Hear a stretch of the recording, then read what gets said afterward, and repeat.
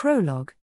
Between successfully making peaceful contact with the multiracial empire of Conquest despite a rocky start and entering into an alliance with another world power, Mynoghra's last turn had netted them results that ran counter to their nature as an evil civilization. But alliances always involve give and take. In return for establishing friendly relations with Conquest, Mynoghra was tasked with defending Dragontan, a Conquest town built close to the accursed lands. Of course, Takuto had turned the negotiations in his favor. He'd succeeded in gaining the right to use the Dragon Vein mine, a strategic resource point, located in Dragontan. Mynoghra was steadily increasing its national power on all fronts, constructing new facilities, strengthening the troops, raising future leaders who were showing rapid growth and reliability, and most of all, with the summoning of a new hero unit, Isla, Queen of Bugs. Mynoghra's foundation as a strong empire was beginning to solidify thanks to several well-planned strategies that had played out in a matter of a few weeks. But it was just when Takuto thought everything was going perfectly according to plan that they'd stumbled across the strange phenomenon of defeated barbarians mysteriously vanishing into thin air, leaving a puzzling gold coin where their corpses should have been. The moment Takuto had shared Atu's vision and confirmed what the design on that coin meant, he was alerted to the sudden appearance of a massive barbarian horde. Forces had appeared from yet another game Takuto had often played during his last life. Mynoghra's king Takuto Ira was about to be forced to make some hard choices by the military forces closing in on Dragontan that functioned under entirely different rules and mechanics from eternal nations. It's like a festival. Takuto concisely evaluated the situation to no one in particular. Bringing a civilization from eternal nations to life in this unknown world was inconceivable enough as it was. Obviously, he had considered the possibility of other civilizations showing up too, but not from an entirely different game. Brave Questers, your run-of-the-mill classic JRPG, Takuto uttered the name of that game to himself. His fading memories vividly came back to him, bringing a wave of nostalgia with them. Brave Questers was a timeless masterpiece full of appealing characters that was beloved by many people and still played to this day. Atu, can you hear me? Takuto stopped thinking to himself and calmly sent a telepathic message to his confidant. A wide grin spread across his face at her immediate response. Okay, listen up, I'm about to explain our winning strategy. He began explaining the game he'd become so addicted to he'd played it enough times to have memorized the strategy guides. Evil forces worlds apart were on the verge of clashing. Chapter 1, Invasion. Just as Conquest's town of Dragontan had identified a horde of barbarians in the distance, some among the barbarians were licking their lips while observing their far-off prey. Flamin, hath the demon lord given his orders? Hill giants, goblins, orcs, and various demons made up the horde. A single block of ice spoke amid the monsters typically categorized as barbarians. Nay, it was a living creature, not an inanimate one. The strange man covered entirely in ice had a huge body twice the size of an adult male and carried a giant axe to match his size. His appearance was too warped to describe as human, it'd be more apt to view him as compressed ice crystals with a will of its own. This man, who was clearly in a league of his own within the horde, had directed his question toward the man standing next to him as he observed Dragontan. Kahia. He sure did, Ice Rock. Go at it the same as always, he said. The man who'd answered was equally strange-looking. Unlike the man of ice, he stood around the same height as a typical human or orc. However, his sickly thin body and the unceasing flames encasing him from head to toe highlighted his abnormality. The man of ice was Frost General Ice Rock. The man of flame was Flame Demon Flamin. Both were generals in the Demon Lord's army and key boss characters in the role-playing game Brave Questers. Frost General Ice Rock's body creaked as he opened his mouth that didn't look like a mouth. Is there any intel on what kind of world we, the Demon Lord's army, have been suddenly summoned to? Yeah, ain't that different from the last one? Kahia. Worlds full of monsters, magic, and endlessly breeding humans, Blazing General Flamin answered with a sadistic smile without looking at Ice Rock. Having already sent his subordinates to scout and investigate, Flamin knew this world better than anyone else in the Demon Lord's army. It was only just the other day that the Demon Lord's army had awoken in this strange new land. In their previous world, they had an arch-nemesis known as the Hero. The Demon Lord had set out to fight the final battle with this hero who was powerful enough to go toe-to-toe with the entire Demon Lord's army alone. On that day, the two generals, who'd been revived by the Demon Lord after being defeated by the hero once before, were confronting the hero who was coming for their lord's head. They had waited in the Demon Lord's castle hall, their last and final stronghold, to intercept and finally bring an end to the hateful hero, hoping they could at last offer victory up to the lord they served. The final battle had begun at long last. Swords clashed in an exchange of blows and spells launched every which way. Angry roars, screams, war cries. Many of their companions were once again slain by the overwhelming power possessed by puny humans. But then what happened next had been obscured from their memories as if a fog rolled in and blocked it out. As they watched their comrades get torn apart like scraps of paper, the remaining demons raised their voices and charged in to retaliate, when they suddenly found themselves standing in the middle of a barren field. It was just their master, the Demon Lord, and a few of the named high-ranking demons who found themselves there, surrounded on all sides by a wasteland. They were left with neither a glorious victory that would let them lead the world into darkness nor a humiliating defeat at the hands of light. All they had were themselves and nothingness. That all transpired just about a week ago. The Demon Lord immediately brought the confused demons under control, and they were quick to act after that. First came surveying this new land. Then came calling their subordinates with a summoning skill and constructing the Demon Lord's castle to be their base of operations. Finally, they turned their sights to building and maintaining an army. Their objectives hadn't changed.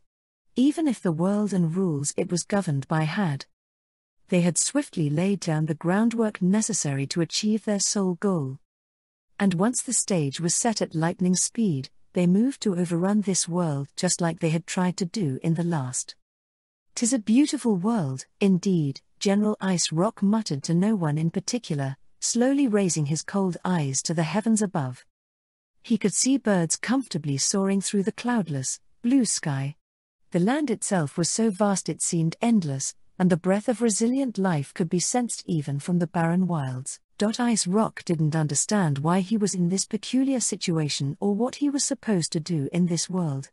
All demons were driven forward by the Demon Lord's orders.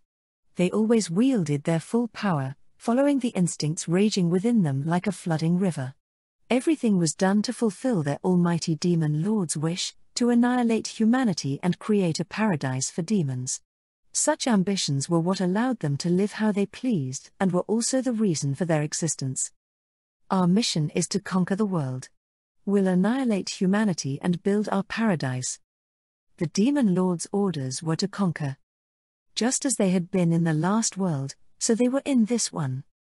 Ice Rock would turn himself into a mighty hunting dog per his lord's wishes. He would once again trample countless cities and extinguish human activity as he had before. The world may be different, but his actions remained unchanged. And so, to fulfill his role as hunter, he set his sights on the town assigned to be his first prey in this world. Is that the first sacrifice? A human town that'll become the cornerstone of our supremacy. He. Apparently, it belongs to a kingdom called Phone. One of the beastie scouts I caught real nice in my snare was awful quick to tell me everything. Humph. Distasteful as always. Unlike his fellow general, Ice Rock had more of an honorable warrior's disposition. That nature of his despised Flamin's brutality and took form in his critical remarks. Beastmen scouts had been sent out from what should have been a human town. Beastmen tend to be closer aligned to demons and monsters. Some races dislike conflict, but they're generally incompatible with humans. What in the glacial fields is one doing scouting for humans? That doubt crossed Ice Rock's mind but dissipated as quickly as it came. He likely didn't have the ability to think for himself. Acting solely according to the Demon Lord's orders was what defined the 4 generals of the Demon Lord's army. Nay, Ice Rock believed that defined every demon and monster alike who served the Demon Lord. At the same time, some vague discomfort he couldn't put his finger on was niggling at the back of his mind. Of course, he didn't have the time to analyze and confirm the feeling in detail. The Demon Lord had ordered him to conquer the world, and taking action took precedence over everything else. Ice Rock shook his hard head to shake off his concerns as indecipherable unease took root in the pit of his stomach. Before long, his inorganic ice eyes shone with his resolve, and he put another question to Flamin to place the mission at the forefront of his mind. It is what it is. Did the Demon Lord say anything about how we should conquer the town? Anything goes. We're free to use whatever monsters and strategies our wicked hearts desire. 'Tis fortunate the orcs and goblins joined our army. World conquest will be much easier with them. There was one reason why their forces had grown this large in such a short span of time. A stroke of good luck befell them when they were still worried their army wasn't strong enough with just their summoned underlings. This luck came in the form of the local monsters offering their allegiance to the Demon Lord and applying to join his army. What they lacked in strength, they made up for in numbers. It was a fortuitous situation indeed. Then again, more than half had been expended during the several reconnaissance missions they'd conducted to get a feel for their prey's strength. In any case, it was a cheap price to pay to obtain information on the humans. These monsters were never a part of their original army, anyway. As the one in charge of scouting out Fonecaven's strength, Flamin was happy with these results that netted them a decent amount of information on the local humans. Kahia. It reminds me of the good old days waging war on the old world. Of those first days when we demons invaded human lands and destroyed an unmemorable kingdom in a single night. Flamin enthused with disturbing glee. Ice Rock also remembered those days of yore. The day everything started. The battle over the world with humans, with the hero. Those days he swung his battle axe to bring all to their knees before the Demon Lord. And he remembered the decisive battle with the hero. An avalanche of information cascaded into Ice Rock's mind with a flood of memories racing through him like a raging river. That disturbing, niggling feeling grew more prominent. Flamin, this is an odd query, but... Huh? What is it? What of our original ambitions? How fare they? How? Why do you care? Ice Rock couldn't forget the concerns he'd tried to shake off and voiced them instead. Those final moments, Ice Rock vividly remembered participating in the battle that would decide the world's champion. He remembered the moment when the hero easily defended against his ultimate attack and shattered his ice core with his return blow. Ice Rock remembered how he fell back and stared through his hazy consciousness at the Demon Lord fighting the hero. Everything that followed was vague. He had assumed he'd perished after that, but that answer didn't check out with the fragments of obscured memories he had pieced back together. In which case, had they been summoned to this world before the battle with the hero was decided? No, that didn't check out either.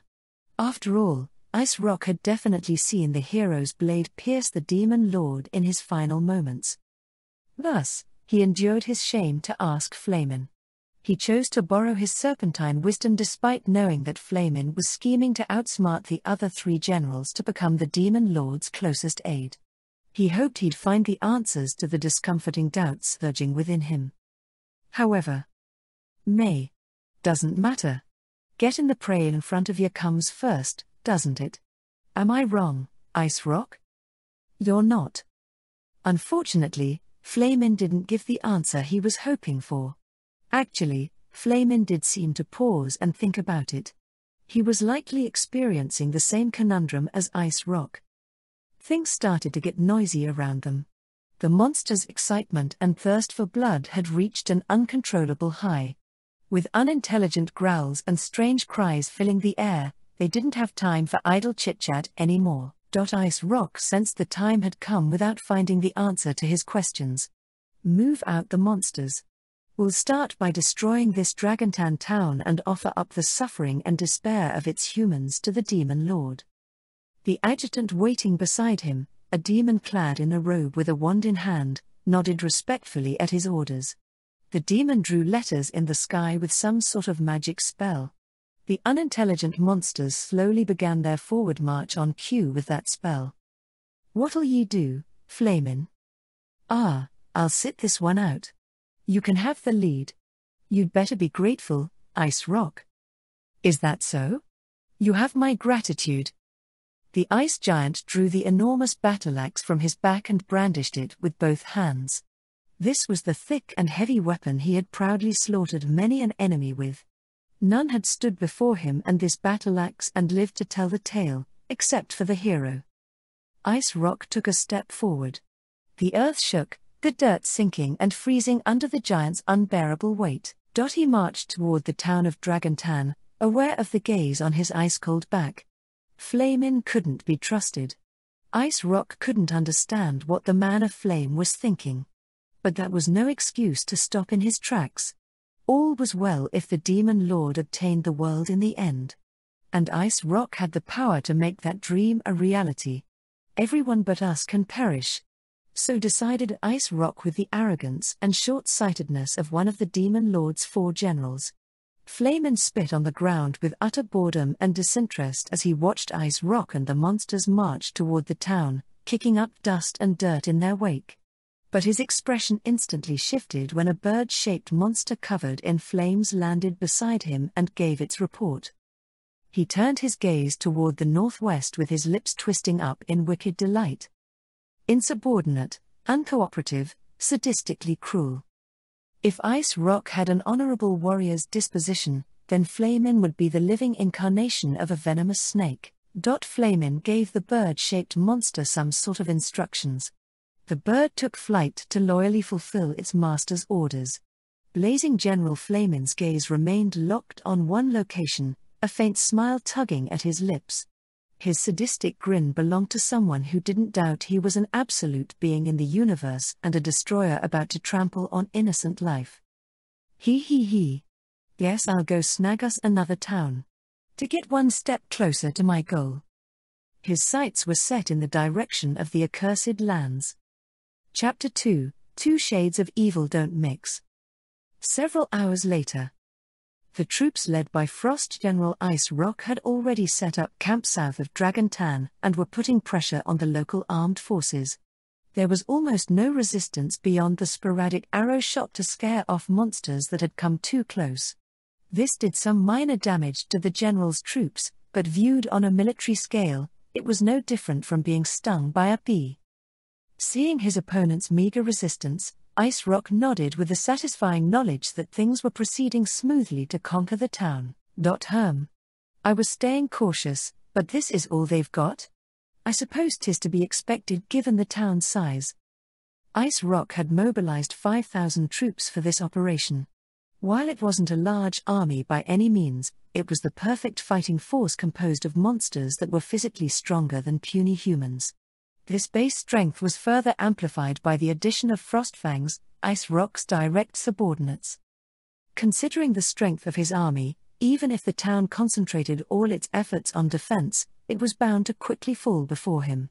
It was only natural for Dragontan, that had chosen an open battlefield and was afraid of losing any soldiers, to go on the defensive despite knowing the consequences of siege warfare. But do ye spineless cowards even intend to engage in battle? Humanity? Ice Rock would be disappointed if they didn't. He couldn't be proud of his military achievements if he unilaterally overran the town without running into any resistance. What was the point of taking the lead then?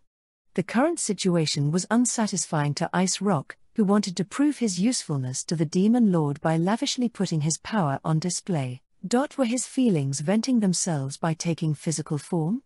White, frigid air enshrouded his entire body, and his limbs of ice creaked under the weight of the power he unleashed. The humanoid monsters with some semblance of intelligence all stepped away from the cold air, except for one demon who deliberately moved closer. General Ice Rock, the platoon is ready to be deployed. What monsters are in it? It consists of hill giant and orc squads, sir. They will break down the gates to let the rest of the troops invade the town. Giant, aggressive monsters stepped to the front of the brigade, growling in response to those words. Everything was ready. Ice Rock gave a big nod to his subordinates awaiting his signal. "Let's teach these humans and the fools who follow them a lesson," he said, raising his voice loud enough to shake the earth as he gave the marching order. If nothing else, he'd at least get his glory by doing a spectacular job razing the town to the ground. Charge! Ooh! The monsters shook the ground with roars that echoed into the distance, informing all life that the great demon lord's first step toward world conquest in this land had commenced. Yes, it had begun. From this moment, their greatest wish would.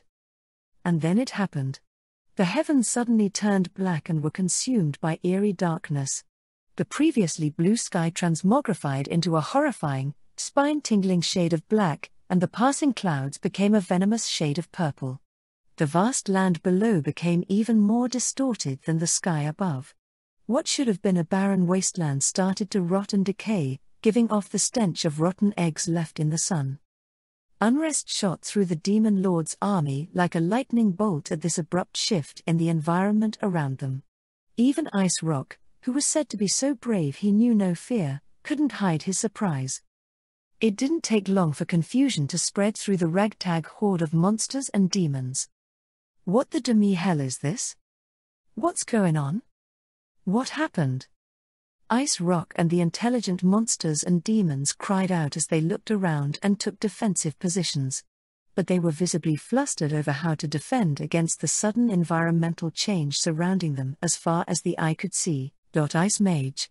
Report. This is likely the work of a spell. But I've never seen a spell with such a wide area of effect.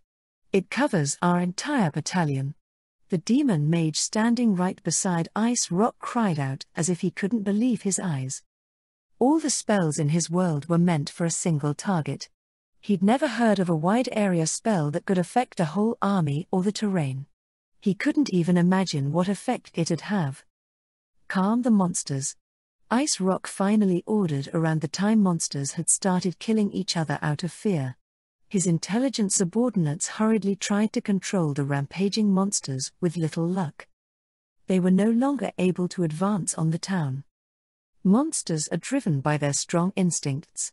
For that reason, they were easy enough to direct toward annihilating humanity, but it came with the disadvantage of them becoming uncontrollable in times of great duress and panic. Because they act based on intense instincts, they can't resist instinctual fear. Internecine strife had already caused considerable damage to their numbers. If this kept up, they might have to call off conquering the town due to the weakening of their forces.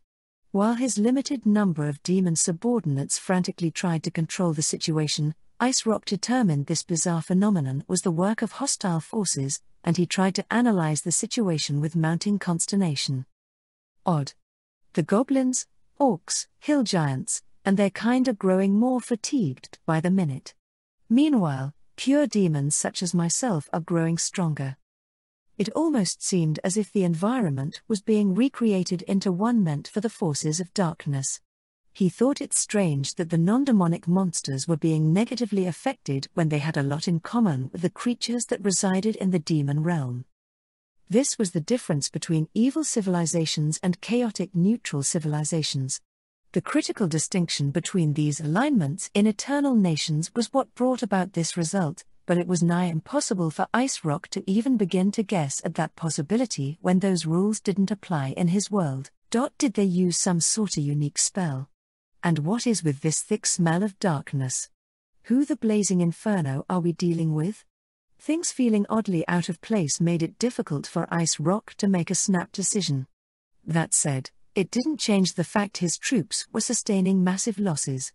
Although Ice Rock and his fellow demon subordinates were growing stronger, there weren't enough of them to make up an army. More than anything else, it took effort to destroy a town and wipe out every single hateful human. Ice Rock gnashed his teeth over the agonizing fact that he'd been robbed of his plan not to let a single pest escape. And then his subordinate had to go and make a remark that further stoked the flames of rage within him. General Ice Rock, see, could it be the hero? Don't utter that name. Ice Rock rebuffed his subordinate in a quiet yet livid voice. Just hearing the hero mentioned brought a flood of detestable memories to the forefront of his mind. That odious creature constantly stood in the way of their road to world domination. The memory of having been felled by his hand steadily ate away at Ice Rock. He gave his head a hard, creaky shake to dispel the ominous suggestion that greatly displeased him. The monsters finally stopped panicking, perhaps because Ice Rock's efforts to hide his own turmoil had paid off. But morale had fallen to an all-time low. Sensing that leaving things this way would negatively affect his town conquest, Ice Rock raised his battle axe and his voice. Ye needn't fear the hero. Nay, any enemy is but an obstacle to be trampled by the Demon Lord's army. No matter who appears, I, one of the Demon Lord's 4 generals, will lay waste to them. His deep, powerful voice drew the monsters' attention to him. Just as the monsters' morale was beginning to rise from the instinctual relief and allegiance they felt toward Ice Rock, who could be so imposing during a crisis. The hero, huh? Sounds like you really did come from an RPG. I assume being one of the Demon Lord's 4 generals makes you a powerful unit. A strange girl was standing in their midst, mousy, ash-colored hair, crimson eyes, and long, pointed ears. Ice Rock stared wide-eyed at this girl whose physical traits clearly marked her as belonging to the darkness. She had appeared before him with absolutely no presence, as if she were nothing more than an illusion or a mirage. What are ye, girl? Ice Rock quietly asked, still surprised by this phenomenon that had bested his powerful detection abilities. No, hero. Are ye a demon? Who are ye? Where did ye come from? Why are ye here? And what's this RPG ye speak of? The waves of darkness billowing from the girl astonished Ice Rock. She obviously didn't belong in this place, and he decided to talk before carelessly attacking someone who was clearly cut from the same evil cloth. If she was a local demon, then there was no reason not to be friendly, and if she were to someday swear allegiance to the Demon Lord, then they may very well become comrades. Plus, this was a good way to obtain more information, so he considered talking the optimal course of action. Oh my gosh. That's a lot of questions. Oh, speaking of questions, is that person there your adjutant or something? The girl pointed to the demon who commanded the monsters beside Ice Rock. This was one of the demons who assisted him with strategic matters. When he noticed Atu's interest in him, the mage, who'd been keeping the monsters under control with his magic, pompously introduced himself. That's right. I am Frost General Ice Rock's adjutant, Frost Mage. A little wench like you should bow before M. Fresh blue blood sprayed everywhere as the Frost Mage right beside Ice Rock was pierced to death. Speared straight through his buttocks into his head by a tentacle that had erupted from the ground at lightning speed, the demon convulsed twice before vanishing into thin air, leaving a gold coin in his place. Wench! What have ye done? General Ice Rock's stone face was marred by surprise.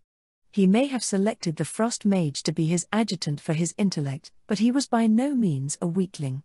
Instantly recognizing his opponent's ability from that attack, he drew the giant battle-axe from his back and wielded it with an infuriated expression.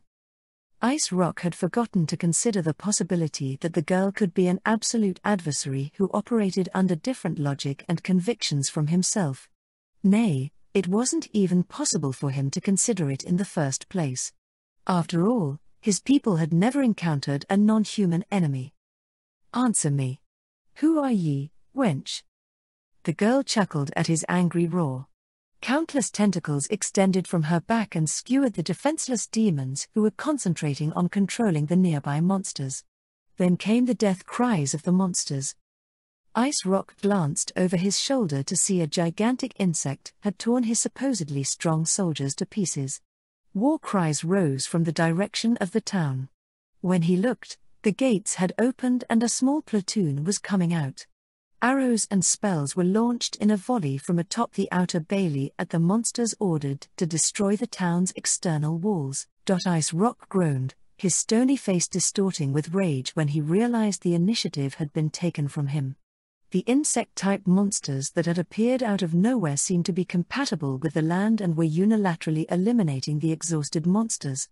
Worse yet, significant damage was being done by the humans' arrows and spells.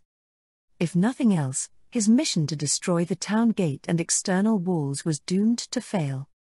Such resistance shouldn't have been possible given his initial estimations, but it appeared they'd intentionally concealed their defensive capabilities. And then there was the girl before him.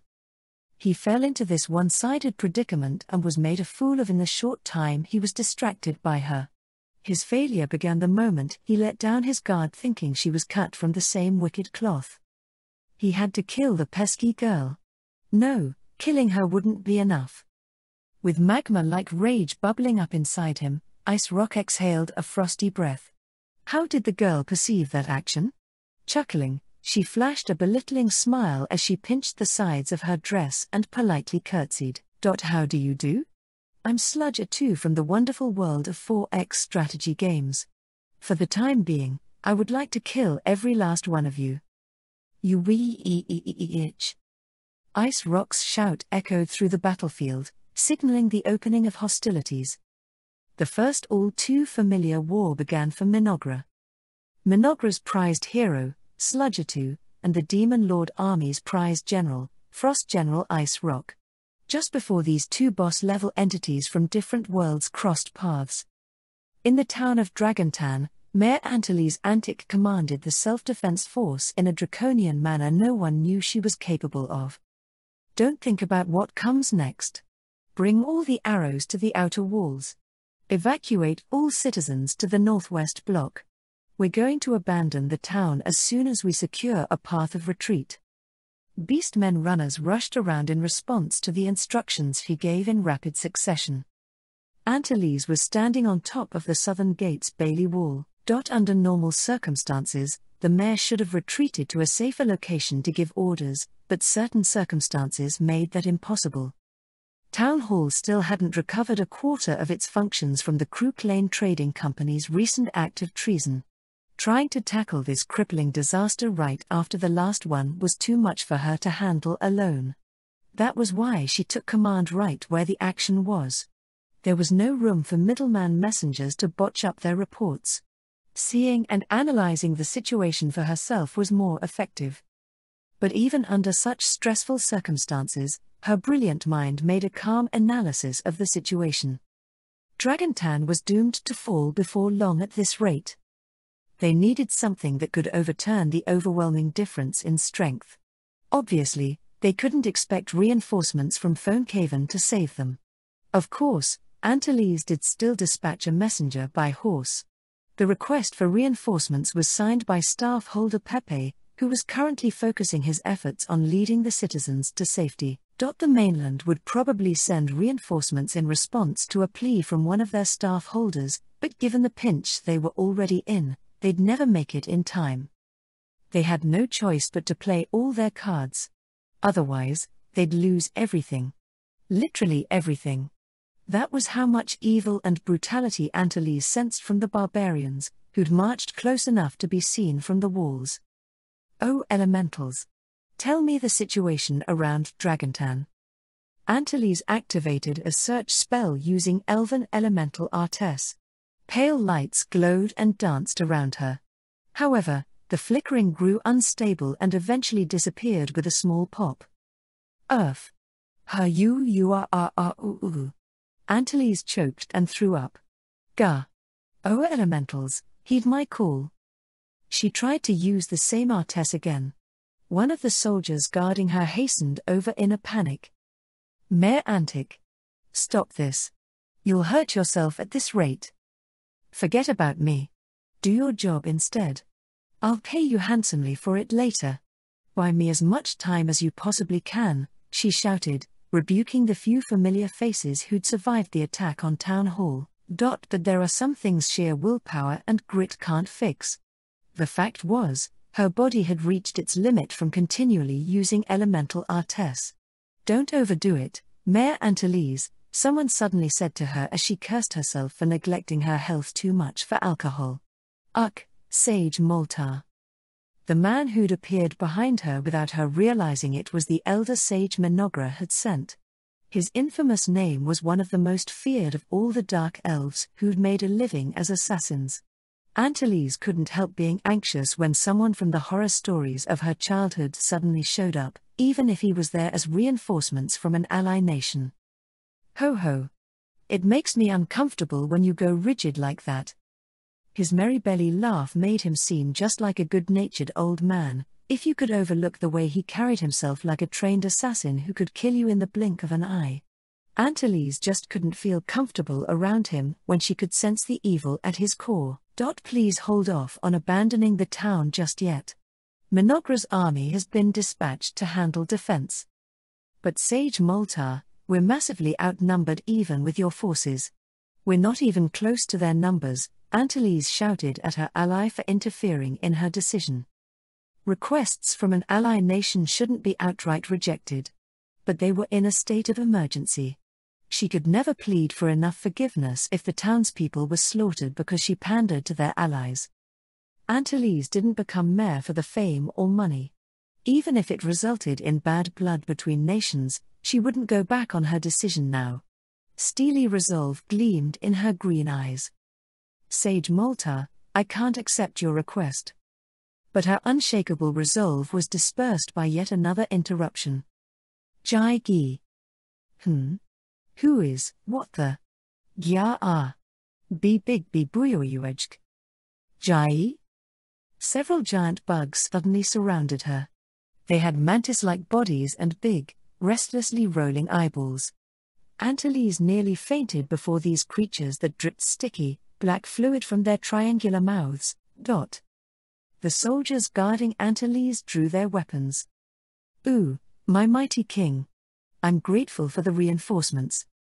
Elder Moltar cried out in delight before they could attack, finally making Antilles and her men realize these giant bugs belonged to Mynoghra. Sage, what are they? Long-legged bugs. They're the handymen of our nation. The long-legged bugs gently rocked back and forth in response. They were originally assigned to patrol the area around Dragontan and the Accursed Lands. Takuto had sent them as reinforcements to defend against the barbarian horde because of their fast movement speed. The long-legged bug's high mobility really shined during emergencies like this. Elder Moltar faced Antilles as he marveled at the magnitude of Takuto's ingenuity in redirecting the long-legged bugs to this new task. They normally serve as scouts, but with Lady Isla's presence, they have sufficient strength to participate in this battle. There were more than a few words she didn't understand in this context, but Antilles was convinced Elder Moltar wasn't lying. The waves of power exuding from the long-legged bugs served as the greatest proof of all. Dragontan's entire town defense force wouldn't be able to take on the few bugs standing before them now. She had no doubt they'd be able to tear her apart as easily as silk with her meager combat abilities. But that horrifying image also attested to their terrifying usefulness in this pinch, which encouraged her. It's my humble opinion that their presence will make it easier to protect the town. Jaigye. Their constantly darting eyeballs were restlessly observing the barbarian horde visible beyond the wall. Apparently, the long-legged bugs were gung-ho about their new mission and ready to jump into action at a moment's notice. Just as Antilles was about to request Elder Moltar's assistance as the town mayor, he suddenly dropped to one knee and began holding a conversation with someone through some sort of magic. Ho ho ho. It's quite encouraging for these old bones to be granted command of the situation here. Sage Moltar, what are you? Pardon me, Mayor. We have just received instructions from our king. We shall now declare war on the barbarians and launch the first strike. Antilles could only dumbly gape at him after hearing that. Everything was happening on an outrageous scale and proceeding at whiplash speeds. And things continued to charge ahead while she was still processing. All right, long-legged bugs, go teach those fools clinging to Dragontan just who they are up against. Gigi. At Elder Moltar's orders, the long-legged bugs ran down the walls and joined the fray. Regaining some semblance of her sanity with those grotesque bugs gone, Antilles turned on Elder Moltar in a flurry. Please wait, Sage. It's too dangerous to take preemptive action against an army that large. Do you have a plan? Her concerns were valid. The normal course of action would be for Mynoghra's expeditionary forces and Dragontan's defense force to hole up within the town and hold their ground until reinforcements arrived. How could he make this rash decision when the addition of the long-legged bugs was the only thing that lent their defense against the siege a modicum of possible success? Declaring war was paramount to asking to be defeated. What was he thinking? Antilles wouldn't be convinced until he explained things to her. Except, worry not, Lady Atu is joining the fray. Elder Moltar explained the whole plan with that single comment. Miss Atu alone? She can't do that.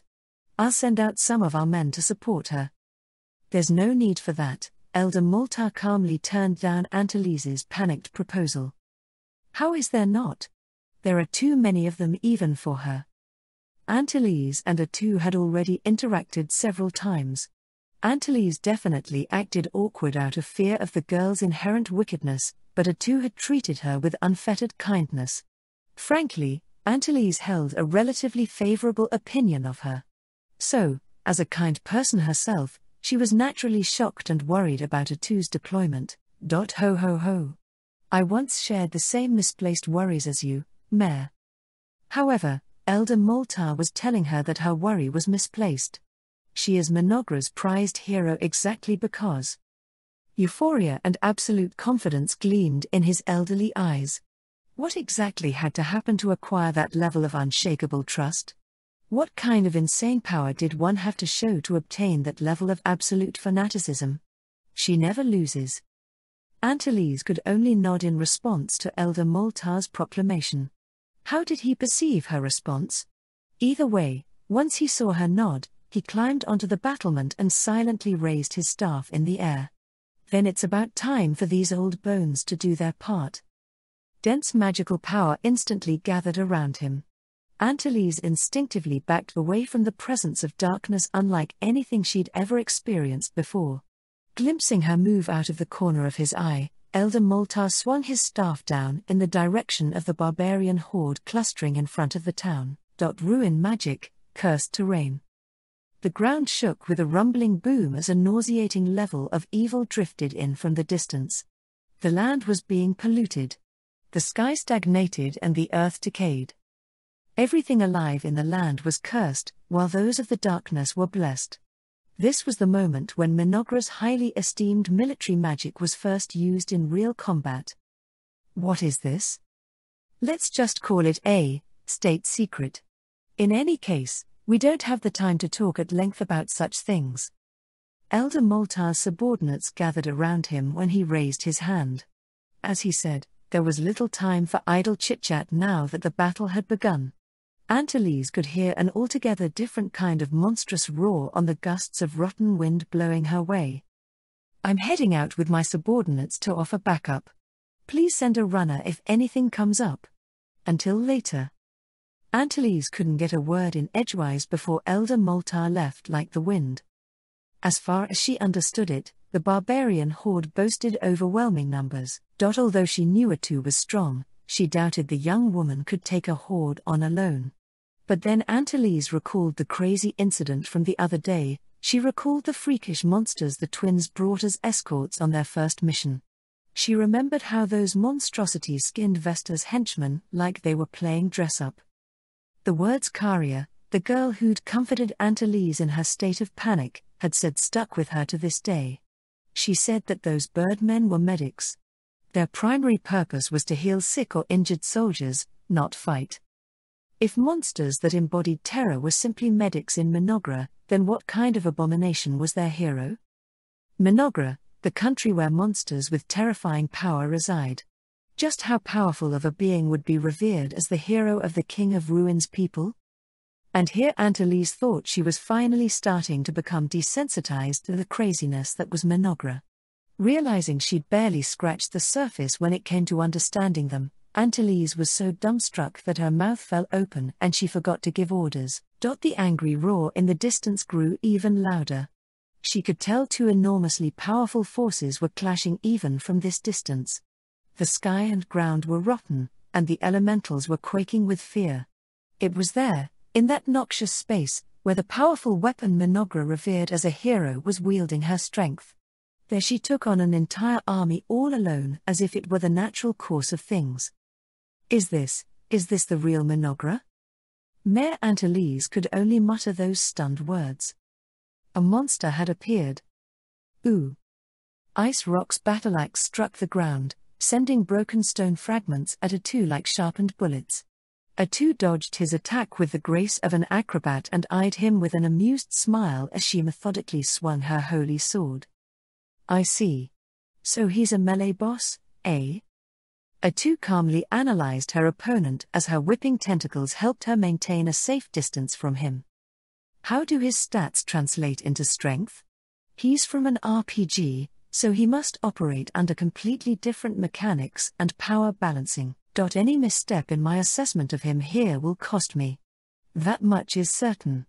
But Atu was up against a character from a game with an emphasis on one-on-one combat. She was on a decidedly different scale from him as a character designed for military-scale combat. In fact, Takuto's explanation before the battle proved to be truer by the minute. The holy sword she spun in a circle effortlessly deflected the battle-axe's cranium-smashing blows. His redirected battle-axe sliced through the air and slammed into the ground as she danced away from his relentless strikes. At first glance, it seemed as if Atu was only defending against Ice Rock's attacks, but reality proved far crueler than that. Ya? Urge. Pia. While Ice Rock was trying to smash the dancing Atu with his axe, countless tentacles sprouted from her back. He prepared for them to attack him, but they instead shot out at lightning speed to take down his subordinates watching at a distance. Clicking his tongue, he sliced off the tentacles to stop her from killing his troops, but Atu took that opening to thrust her sword at him, forcing him to quickly shift his battle-axe back to defend himself. Grr. This wench is keeping me rooted here. Ice Rock groaned internally. He understood exactly what his opponent was doing. Ice Rock was currently the only member of the Conquest Conquest army with overwhelming combat strength. Put another way, aside from him and his few demon subordinates, the army was made up of squishy monsters that would scatter without a leader. Pinning him down here would put his army at an immediate disadvantage. Monsters that act on instinct aren't suited to military action. They don't even possess the basic intelligence to think and act on their own. An army of monsters without a commander is weaker than even a pack of wild beasts. Thus, the best way to take them down is to take out the brains of the operation. However, Ice Rock was confident enough in his own ability to know that that was easier said than done. And that was exactly why he felt threatened by Atu, who was pulling that feat off alone. Gutless coward. Fight me fair and square. Ha ha. Are those really the words of the Demon Lord's General? Please don't make me laugh too much. I would hate to swing and miss. Atu didn't fall for his petty provocation. She was both physically and mentally not a good match for Ice Rock. I don't have many demons here. I must prevent their loss at all costs. Panic started to show on his face of ice. Meanwhile, Atu also understood the nature of the Demon Lord's army and prioritized eliminating the intelligent demons. The battlefield was currently cursed terrain due to wide-scale ruin magic. She just had to eliminate the demons, then all that would be left was cleaning up the weakened neutral monsters, which would be easy work for the strengthened long-legged bugs and Elder Moltar's Dark Elf squad. The only element of concern was the enemy demons, who were strengthened by the cursed terrain, but they were successfully pinned down by Atu per Takuto's orders. Atu snickered to herself as she felt great respect for Takuto's highly effective strategy despite their lack of time to prepare. If things kept going this way, she'd effectively carry out his strategy. But Ice Rock was a high-ranking demon who bore the title and responsibilities of one of the 4 generals of the Demon Lord's army. He wasn't going to let things end this easily. Frostfangs. Come. Werewolves with bodies of ice and silver fur appeared out of nowhere at Ice Rock's call. Unusually long tongues extended from their blood-red maws, and their jagged, sharp teeth and steel-like claws set them apart from the other monsters on the field. Interesting. I take it that's a play on the infinite summon skill bosses tend to have? A2 thought. What an annoyingly RPG-like ability. The summoned Frostfangs leapt at A2 from all directions. She calmly redirected her tentacles from mowing down the nearby demons to intercepting their attack. A considerable amount of time had passed since her battle with Qualia's paladins. In addition to hero units from Eternal Nations leveling up over time, A2 had also plundered various skills from her enemies. It was only after being strengthened by his holy sword Artes that the High Paladin, renowned for his unparalleled strength, was just barely able to chop off one of A2's tentacles. Measly summoned monsters, even those summoned by one of the Demon Lord's generals, stood no chance against multiple tentacles. Raog. Yip. Tentacles stronger than steel pierced right through the Frostfang's tough hide, ending its life in a single strike. A2 sensed something was amiss as she watched the monster vanish into a gold coin. That's weird. Only 2 take part in the same battle? Ice Rock had summoned a total of 5 Frostfangs. She'd just skewered one to death, so there were 4 left. But, strangely enough, only 2 ever stayed within combat range of her. When one was destroyed, the other jumped in to replace it. They fight exactly the way they do in their game. Just as A2 was limited to the parameters of a 4x turn-based strategy game, the enemies before her seemed equally bound to the rules governing the role-playing game they originated from. Game characters are being sent to another world, and from completely different games, at that. Although she was suspicious about what was going on, A2 concentrated on the enemy in front of her as that took precedence. She was in the middle of a fight, after all. Not even she felt confident enough about her fare in this battle to connect telepathically with Takuto for a lengthy talk about what was going on. Why are ye getting in our way? Aren't ye of the darkness as well? Lay down your blade and offer allegiance to our demon lord so that we can conquer the world together. Ice Rock tried to sway A2 even as he brandished his battle-axe at her. He just couldn't understand why she would be their enemy when she was so powerful and so like them. His invitation was also secretly a plea because he was beginning to sense his defeat was nigh. But Sludge A2 of Eternal Nations was indifferent to his overture when she'd already experienced conquering the world and leading it to ruin more times than there were stars in the sky. A blank look fell over her face as if he'd just spoken to her in a foreign language. Ah, you're after world domination? Most unequivocally. We're going to create a world for demons. We'll eradicate humanity and make our name ubiquitous in this land.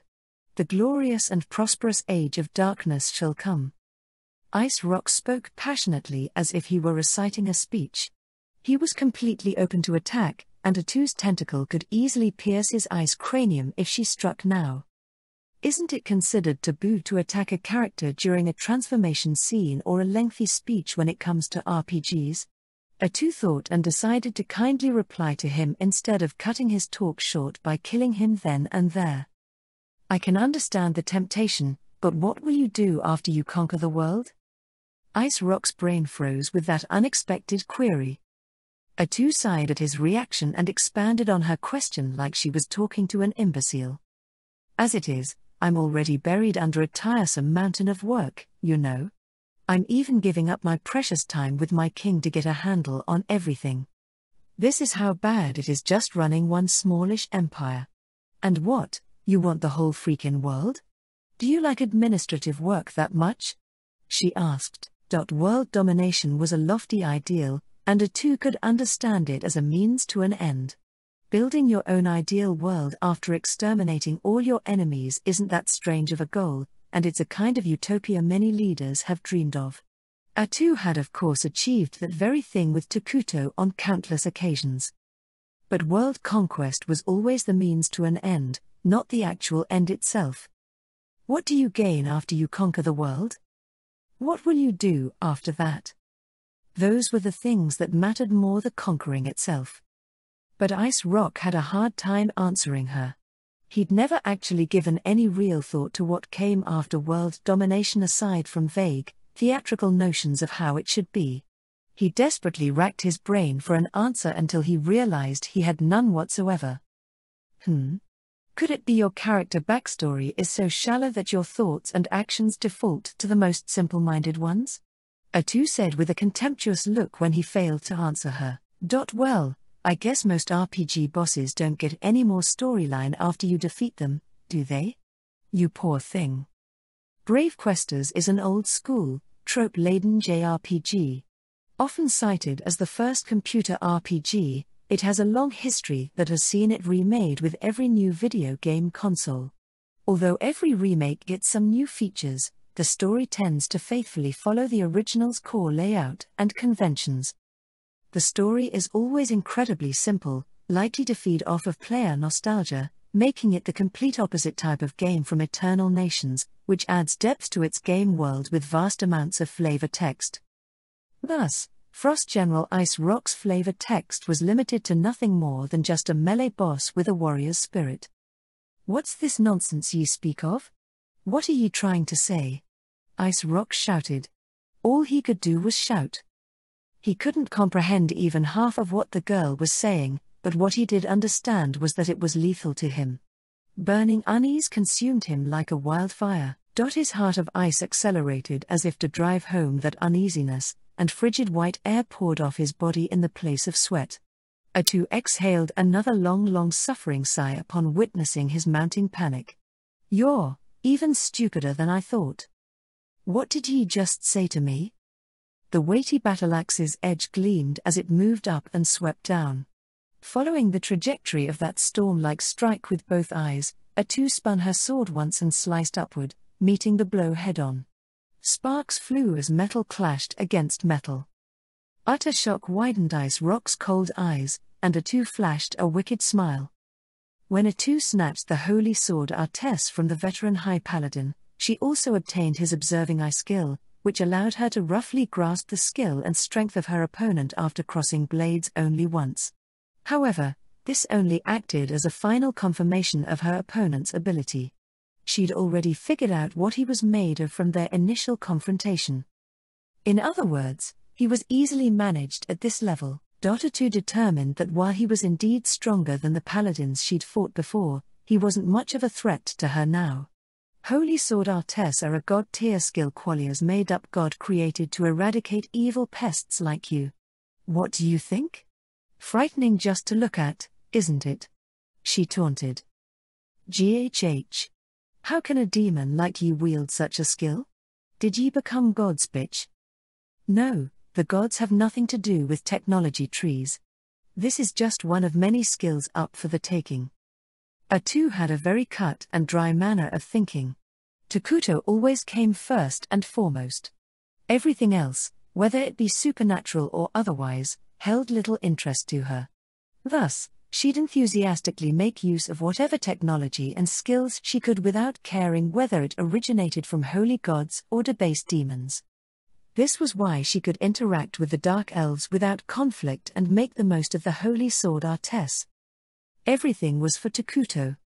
However, her diamond-like conviction and indifference toward everything and everyone rubbed Ice Rock the wrong way. A frigid blizzard sharp enough to tear the skin apart shot out from the Frostfang's maw as if it were trying to cut into their conversation.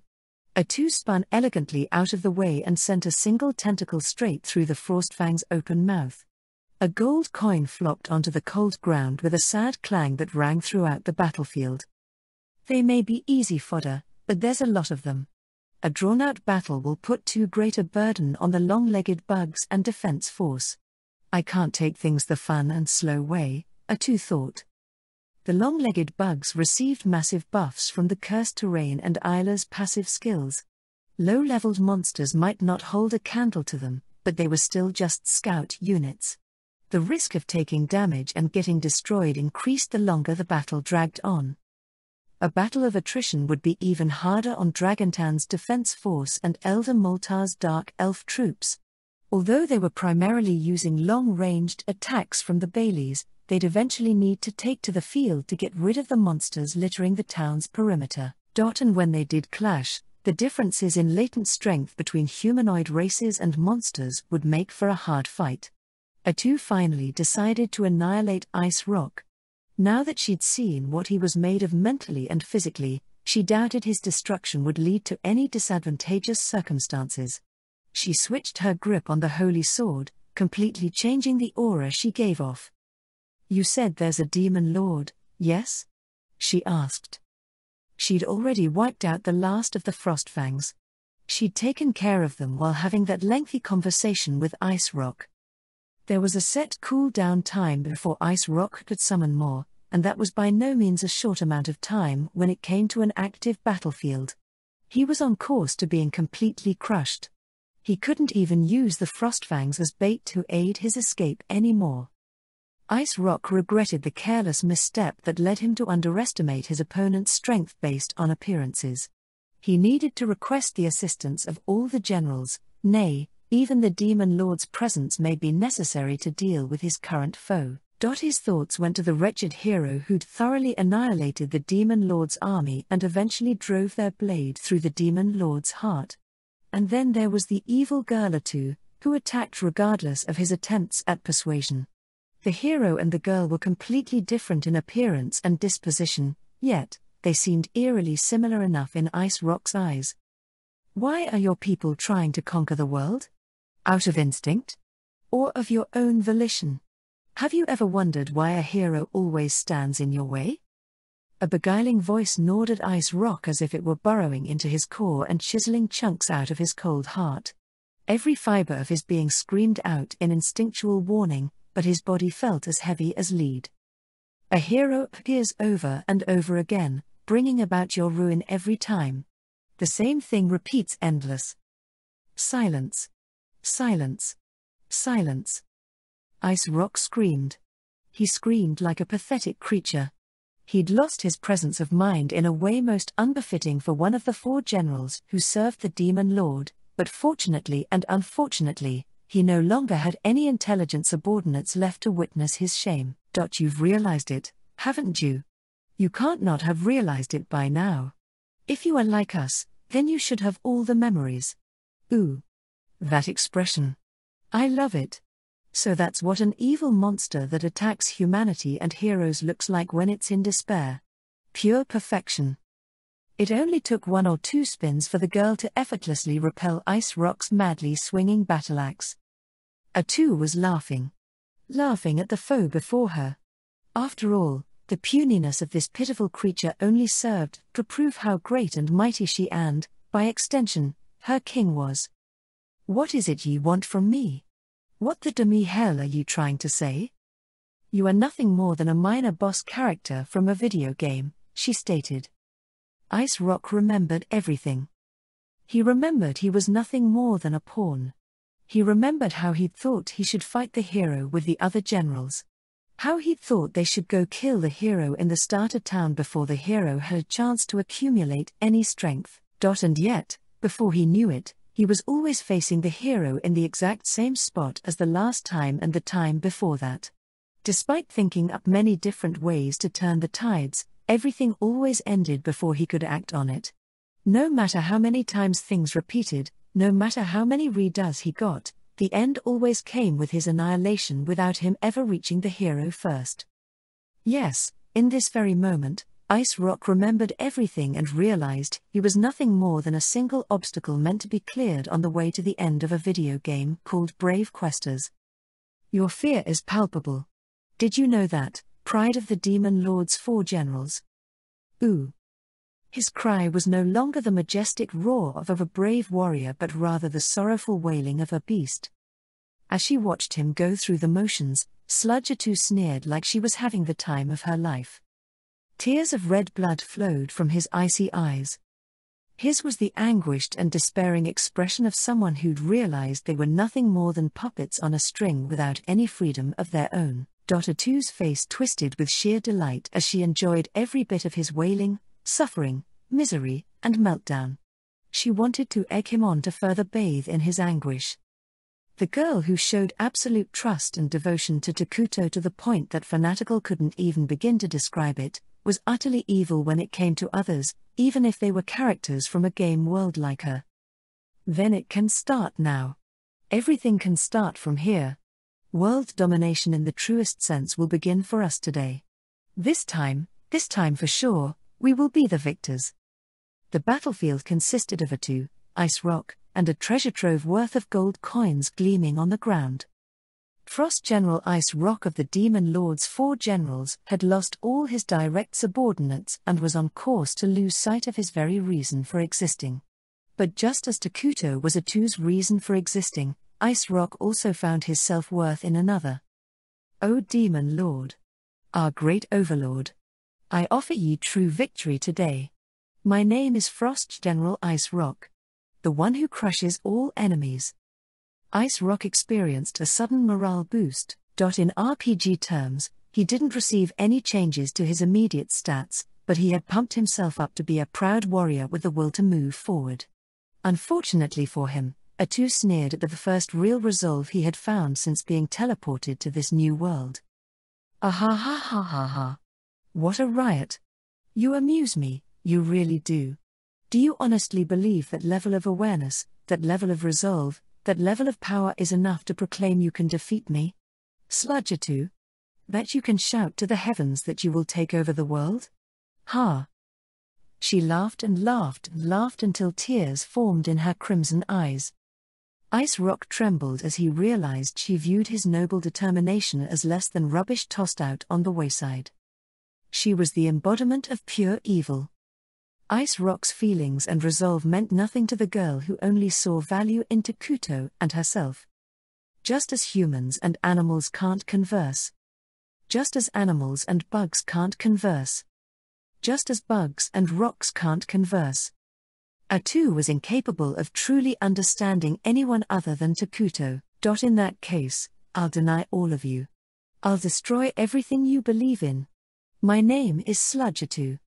There can only be one sovereign in this world, and that is my master, Takuto Ira.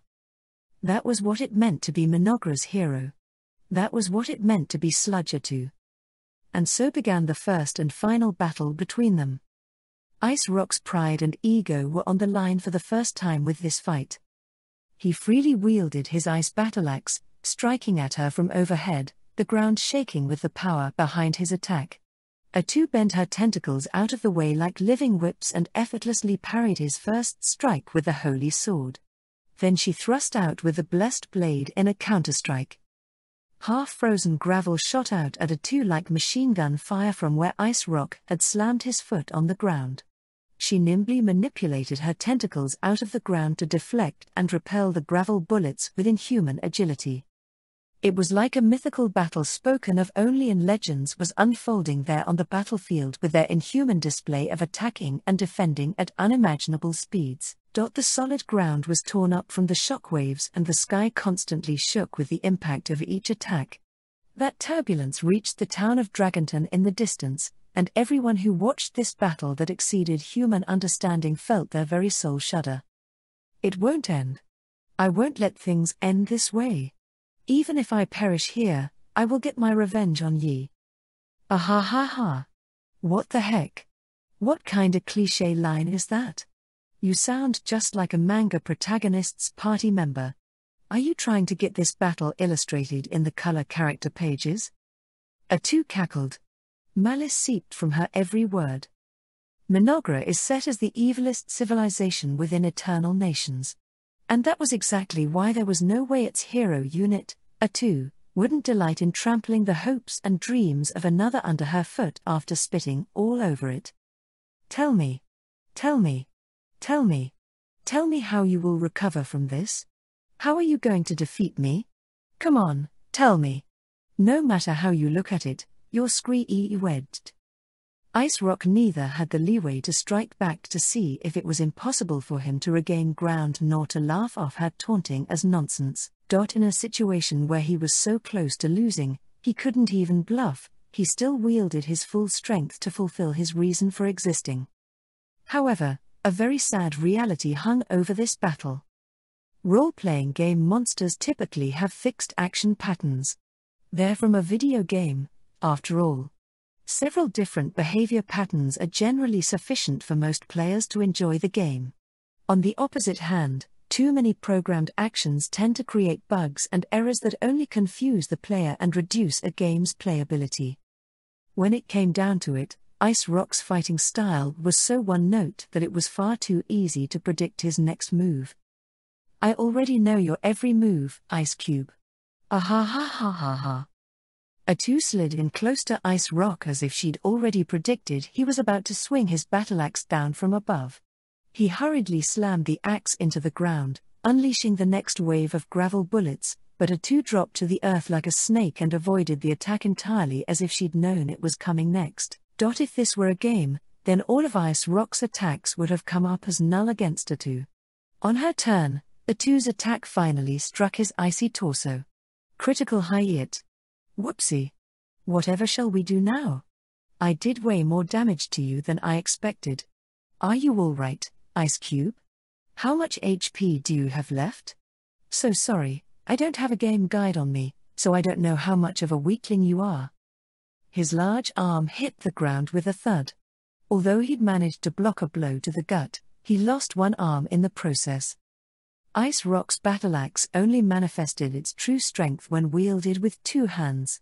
Now that he only had one hand, its attack power was cut in half. He couldn't land a hit even when he had his full strength. Would he be able to deflect her attacks with just one arm now? Ice Rock's face of ice distorted with despair. The scales of battle already leaned heavily in A2's favor. But she refrained from recklessly pursuing him. Cutting him with her words posed no risk to her, but careless attacks could give him the opening he needed to strike back. Even with all her sadistic remarks meant to torment the weak, she was in enough control of her emotions to never underestimate an opponent. Was this calm thinking brought about by her nature as a hero unit or simply because an evil soul allows no mistakes? The one sure thing was that Ice Rock's slim chance of winning was slowly but surely being hacked away. And yet he still put up a fight. He decided, a little too late, to unleash his ultimate attack. Yura-ah-ah. Have a taste of my ultimate attack. Frigid air poured off Ice Rock's body. It spread like an explosion from his core, instantly freezing their surroundings as if they were in sub-zero temperatures. The handle of his battle axe creaked. Ice Rock forced enough power through his crouched body that it threatened to break his weapon as his frame swelled to show off his mounting strength. A faint, sadistic smile spread across A2's lips as she quietly braced herself. All her tentacles instantly gathered around the holy sword and turned into a giant spiral spear. Not come. Challenge me with what you believe to be your greatest skill and taste miserable defeat. Her words and behavior did nothing to conceal her wickedness. Her intent to kill him with the next attack overflowed from every cell of her petite body, and the spirally swirling spear of tentacles increased their hardness to emphasize her words. And then came the cliched final struggle that always surrounds the unleashing of an ultimate attack. Yura-ah-ah. Glacial decapitation. Offense and defense happened in a single instant, but the time included in that instant seemed endless to both sides. Sub-zero air exploded from Ice Rock's body in waves that assailed A2 like a blizzard, encasing her delicate skin in thin ice. Frozen soil crawled over the ground like a living creature and froze her ankles in place. Amid the intense cold that shreds skin and makes all living things close their eyes and die, A2 looked forward, unfazed. Her eyes were fixed on the ice battle axe swinging toward her. Ice Rock's do-or-die ultimate attack was nothing more than a slightly chillier attack than usual to A2. Ah ha ha. Ah ha ha ha. How you underestimate me. You thought you could seal my movements with a little ice. Something strange happened then. Just as A2 readied her specialized weapon to mow down his axe with impeccable timing, in that 1/1,000,000th of a second before their blades would clash, she failed to defend against an attack she never should have failed to counter. What? Her legs wouldn't move. Yes, her feet were undeniably frozen to the ground with ice. But A2 wasn't so weak that a measly layer of ice could immobilize her. It wasn't the ice. Something else, some strange, invisible force kept her feet stuck in place. No, not just her feet, her entire body refused to react to Ice Rock's attack. Gah! Earth! The brief exchange of offensive and defensive blows ended with a 2 on her knees. She should have been on a whole different level from her opponent. The attack she'd unleashed with all her might had several times the strength of her enemy, and the timing was perfect. If things went as usual, she should have dodged his attack and dealt a fatal blow to Ice Rock with her counterattack. Her counter had been blocked and she even allowed him to land a hit on her. Atu's crimson eyes spread wide with astonishment and darted around to quickly grasp and piece together the current situation. It appeared that the recoil from Ice Rock's ultimate attack had temporarily immobilized him. The ice covering Atu's body shattered with a loud crack. She could move. Her mind was sound. She couldn't detect any traces of a mental attack. Something had happened. Something she'd never experienced before. She'd been attacked in some way. Her combat senses as Mynoghra's hero led her to one answer. TCH. Impossible. He just used an unmissable move, didn't he? A bone-shattering impact unlike anything she'd ever experienced before overcame Atu. The temporary lull in the passage of time during her moment of quick thinking ended, and her body suffered from the very blow her mind had just processed. Mynoghra's heroes are a force of nature with the ability to take on whole armies alone. But that didn't mean they never took damage. Moreover, that last attack was entirely unexpected, and the damage done to her was immeasurable. She would have been in a worse state if she hadn't snatched the stone golem's defense-strengthening skill, Stone Skin. After taking a brief moment to be grateful for her luck, Atu started to analyze the situation in a way that let her internally gripe about it too. An unmissable move is an attack that can't miss, be countered, or intercepted. That's what just happened, isn't it?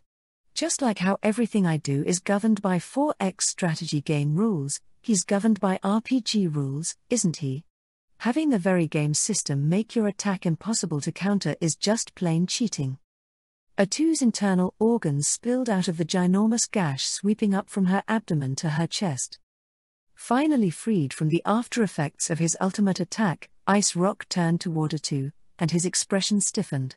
No living creature can spill its gizzards and still be okay. That would be a fatal blow even to a demon like Ice Rock. Ice Rock had found a sliver of hope when he'd landed an actual blow on her, something he thought was impossible. However, something changed in the viscera that streamed out of her.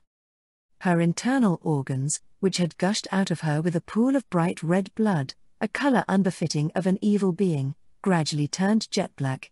It eventually became muddy sludge and absorbed back into Atu from her feet. Before he knew it, Sludge Atu was standing before him as if she'd never been injured. I'd appreciate it if you didn't underestimate me so much. Not even that was enough to defeat ye? It's my turn. Atu pierced Ice Rock with a killer glare. In turn-based RPGs and strategy games, players typically get their turn after their enemy's turn ends. Both sides were operating under different game rules, which were bound to cause various anomalies in the battle mechanics, but Atu figured he'd be incapable of dealing another fatal counterattack immediately after unleashing his ultimate attack. So she poised her tentacles to attack again. The spiral-shaped feelers let out a strange gishigichi noise as they charged up, almost as if they were letting their prey know it was their time to strike back. Then, like a bow being drawn to its absolute limit. Die. Die with an amusing sound just like the corny RPG boss you are. Atu released her fully charged attack. All hail, the Demon L. All that remained was Ice Rock vanishing into glittering particles of light. Then, as if the world remembered it as an afterthought, a treasure trove worth of gold coins rained down in the same spot. Atu glanced at that spot as if looking down on trivial filth and huffed. There is only one true sovereign in this world. Our king, Takuto Ira. Ruin shall come equally to all who oppose him. Be they good or evil, all who refuse to bow before our king aren't allowed to exist. Tentacles burst out in every direction at explosive speeds. A force that should be too powerful for an individual to wield assailed the monsters remaining on the battlefield. With the range of a longbow, the explosive strength of a giant, and ruthlessness with no room for mercy, those tentacles lashed out at every last monster under Ice Rock's command. And that's the end of the monster horde. It only took a few minutes. With the loss of their general, the monsters couldn't fight against their instincts that screamed they were doomed, and they immediately began to scatter in every direction like baby spiders. Dragontan's defense force and Mynoghra's troops had sustained some minor damage but were doing well overall despite Atu's initial concerns. As for Mynoghra's hero herself, she could be trampled by 10,000 monsters and come out the other side unscathed. The same couldn't be said of squishy humanoids. Fortunately, they'd prepared for the worst-case scenario involving personnel and structural damage, so Atu was relieved things weren't worse. The monsters are retreating, eh? It makes sense with the loss of their commander, but it's fortunate their panic didn't send them charging straight into the town, Atu mumbled to herself as she pressed a hand over her abdomen. A dull, stabbing pain aggravated her pride. Pain meant little to a hero born to wage war, but the mere fact the wound was the result of her carelessness was the greatest humiliation she'd ever tasted, and it enraged her to the point her anger became palpable. This is the state I'm left in after I was being so cautious too. What a failure. I'm such a failure. How can I declare myself Mynoghra's hero, King Takuto's hero, when I'm like this? Atu audibly gnashed her teeth and fixed her gaze forward. The RPG's main forces were likely waiting in the direction the monsters ran toward.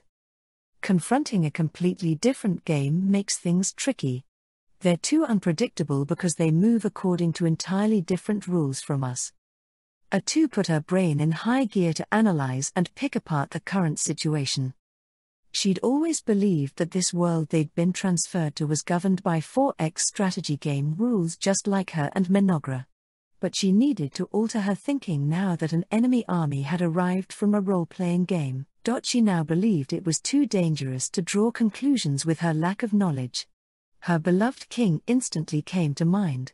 Should she report back what had just happened? Would he be terribly disappointed to learn she'd been injured? Of course, she understood that her king wasn't so narrow-minded to be upset with her over such a thing.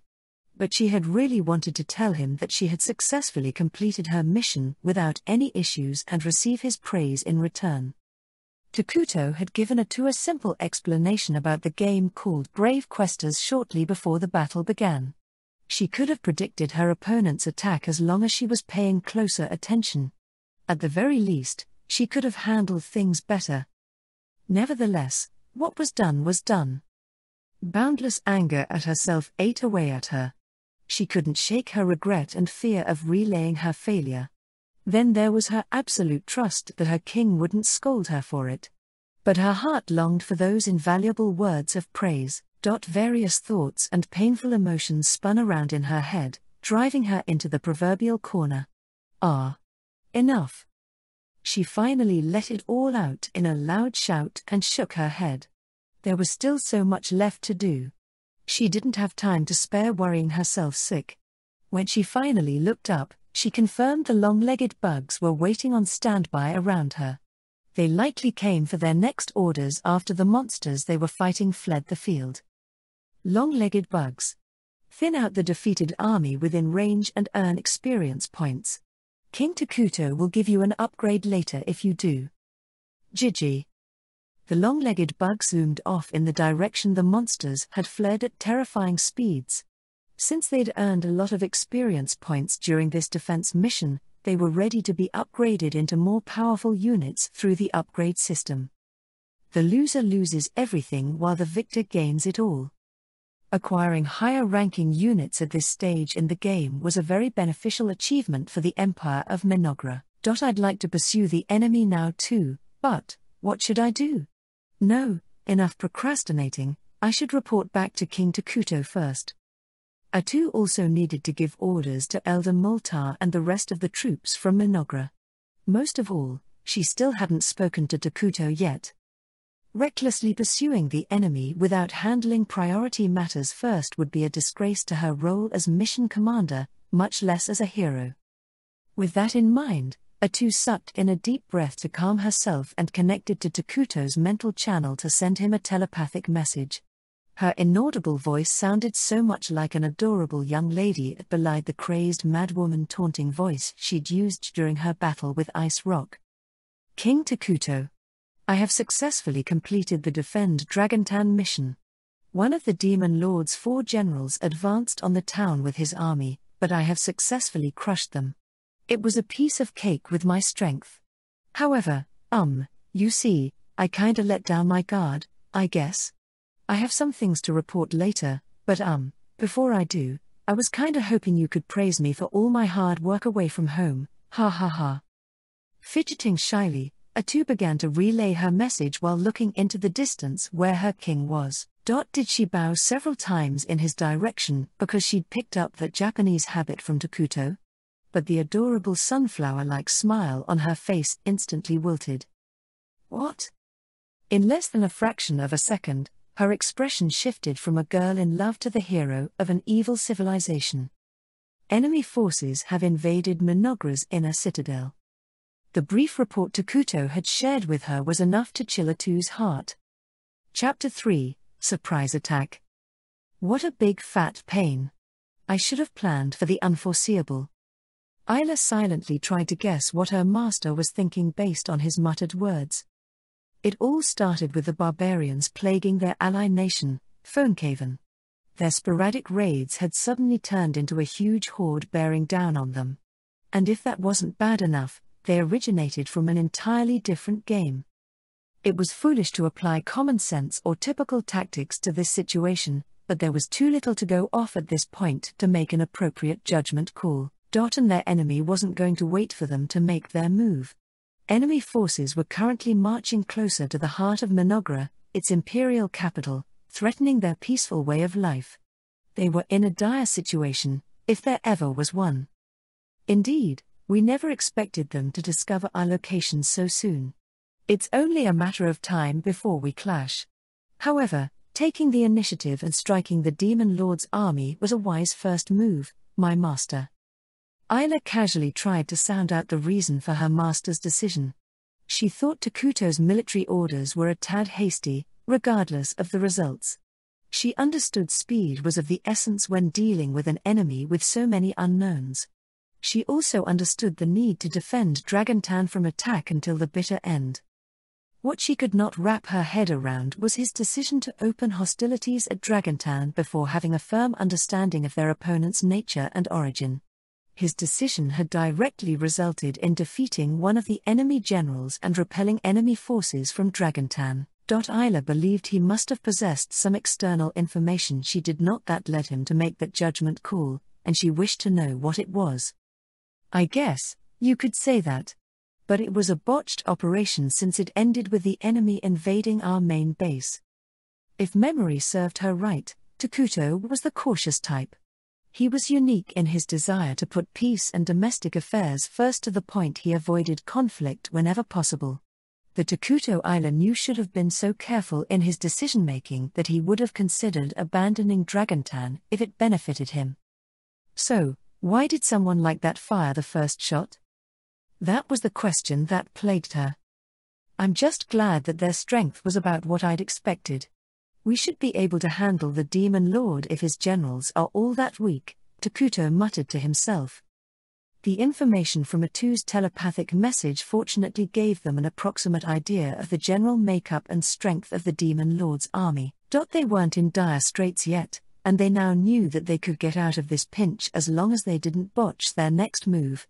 So, Isla locked eyes with Takuto, her concerns still needling away at her. She didn't know what calculations were being made behind those unreadable eyes of his, so she decided to come right out and openly address her suspicions. Forgive me for speaking out of turn, but I can't shake the idea that the leader of our enemy forces, the Demon Lord, might be a player like you. What are your thoughts on that, my master? Isla had one damning concern: were they up against another player like Takuto? If they were, then their foe's strength was incalculable. They might even be a veteran player on par with Takuto. Just because he'd become Mynoghra's commander in this world didn't mean it wouldn't be hard on Takuto to wage war against someone from his homeland. It didn't seem like a bad idea to change directions and call for a temporary truce to gather more information and probe what their opponent was really after, especially if they prepared for the potential fallout. Isla had that in mind when she made her query, but she was completely off the mark. The question you've got to ask yourself is, even if they are another player, another person from the same world, does that make them an automatic ally? It doesn't, right? Isla sucked in a sharp breath at his casual dismissal. His words were punctuated by an invisible pressure that rejected any objections. His lips curved into a soft smile that didn't reach his eyes. What is my master thinking? Not even Isla, a hero who'd conquered many worlds alongside him, could get a read on Takuto. Perhaps he'd be more open with the two, who he trusted more than anyone else, but she was unfortunately away defending Dragontan. And so, Isla showed her willingness to follow the king's policies by wordlessly bowing her head. She didn't really have another option available to her. Even if she did, she had no intention of ever going against her king. Just as the Dark Elves felt a certain kind of dread and alienation toward Isla and Atu, Isla found herself standing in the same position when it came to the being known as Takuto Ira, and there was still much about him she didn't comprehend. Either way, our course of action is clear, Takuto said firmly. Whether we're up against another player or something else entirely, rapprochement isn't an option. We aren't equipped to idly sit by and watch what move they make next, which leaves us with one option, to crush them with everything we have. Yes, indeed. It is exactly as you say, my master.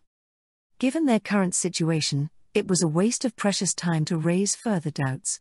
Moreover, Mynoghra's king Takuto had chosen this course of action.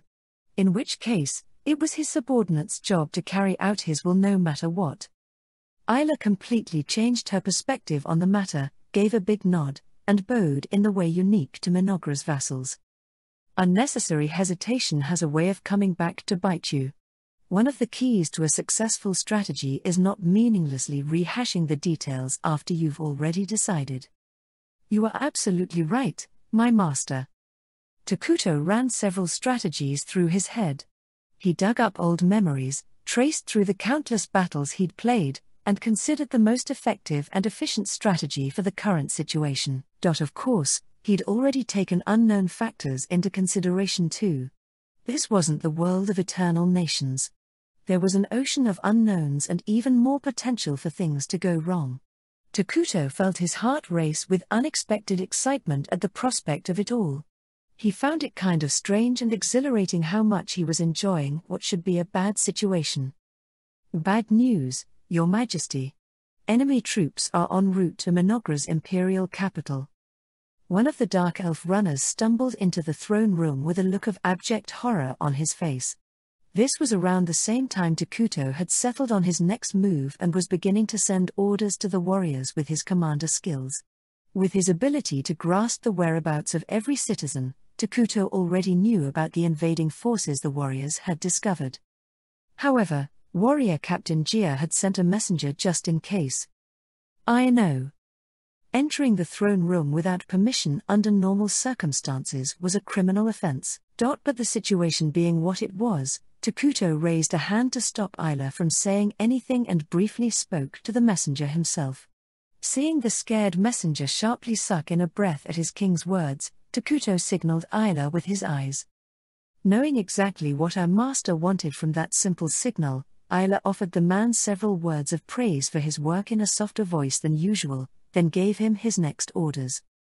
His Majesty knows about the invading army. He has already sent orders to Captain Jia and the others himself. We will now leave the palace and move to City Hall to take command of the situation. Hurry back to your station as well. Yes, ma'am. The telepathic communication system between units out in the field and back at base was operating perfectly. Eternal Nations Commander System, which allowed Takuto to grasp the situation surrounding each unit and give direct orders, made it possible for him to move his army like his own limbs. Warrior Captain Jia's first response was satisfactory. He had gathered the warriors to help the citizens evacuate and took up a basic defensive position before Takuto even gave the order. The Brain Eater's ability to maintain public order was also working to Mynoghra's advantage. It allowed them to quickly squash any chaos that might ensue from citizens panicking over the sudden evacuation. Takuto was actually impressed that he possessed limbs that moved 100 times better than in the game. He didn't know how many units the enemy had, but they couldn't bring a massive army into the accursed lands with its poor footing and low visibility. In addition to that, forests buffed dark elves, and cursed terrain buffed every citizen of Mynoghra. They were in a crisis, but not one they couldn't overcome. Though I hate to admit it. It's a fact that they got the drop on us, Isla finished Takuto's quiet utterance. It's considered the height of folly to let the enemy into your home base. If they were in the audience at an esports tournament, booing would shake the stands. If someone were playing the game, they would chuck their controller around this point. Unfortunately, this was their reality, and that was precisely why Takuto was prepared to make the hard decisions. All right, why don't we turn a disadvantageous situation to our advantage, eh? Their opponent likely didn't know a thing about Takuto Ira, about the young man who'd commanded Mynoghra and conquered nightmare difficulty in Eternal Nations. He sneered. It was time to educate these fools about what it meant to go up against the man who broke records and set a precedent for the impossible. Takuto quietly rose from his throne with an expression that lacked humanity. Mynoghra's palace was built a slight distance from the city area where the Dark Elves resided. Takuto formed a strategy in his head as he walked down the simple paved road carved through the trees with Isla as his guard and escort. Let's run through what we have to work with. First, we have 100 warriors under Jia's command. Their strength doesn't even compare to one of Mynoghra's units, but their morale is top-notch. And then we have 3 Brain Eaters, who are critically important for both offense and defense with their ability to heal and buff others. Don't forget about the lava I've spawned, Isla added. They're more meant for manual labor, but they should put up a decent fight with my buffs. How many total? About 200. They can be split into 4 stacks. Now that's a reliable force. I can see why you're called Mynoghra's strongest hero, Isla. Labor lava generally have a strength of 0. But your buffs boost them to 2 strength, making them capable of defending our home base. Takuto glanced down at the level path beneath his feet. A good amount of time had passed since he'd summoned Isla. The labor lava units she'd produced with her breeder skill had already demonstrated their usefulness in construction and cultivating new land. While 2 strength was on the weaker side, they could still be counted as a part of Mynoghra's military forces.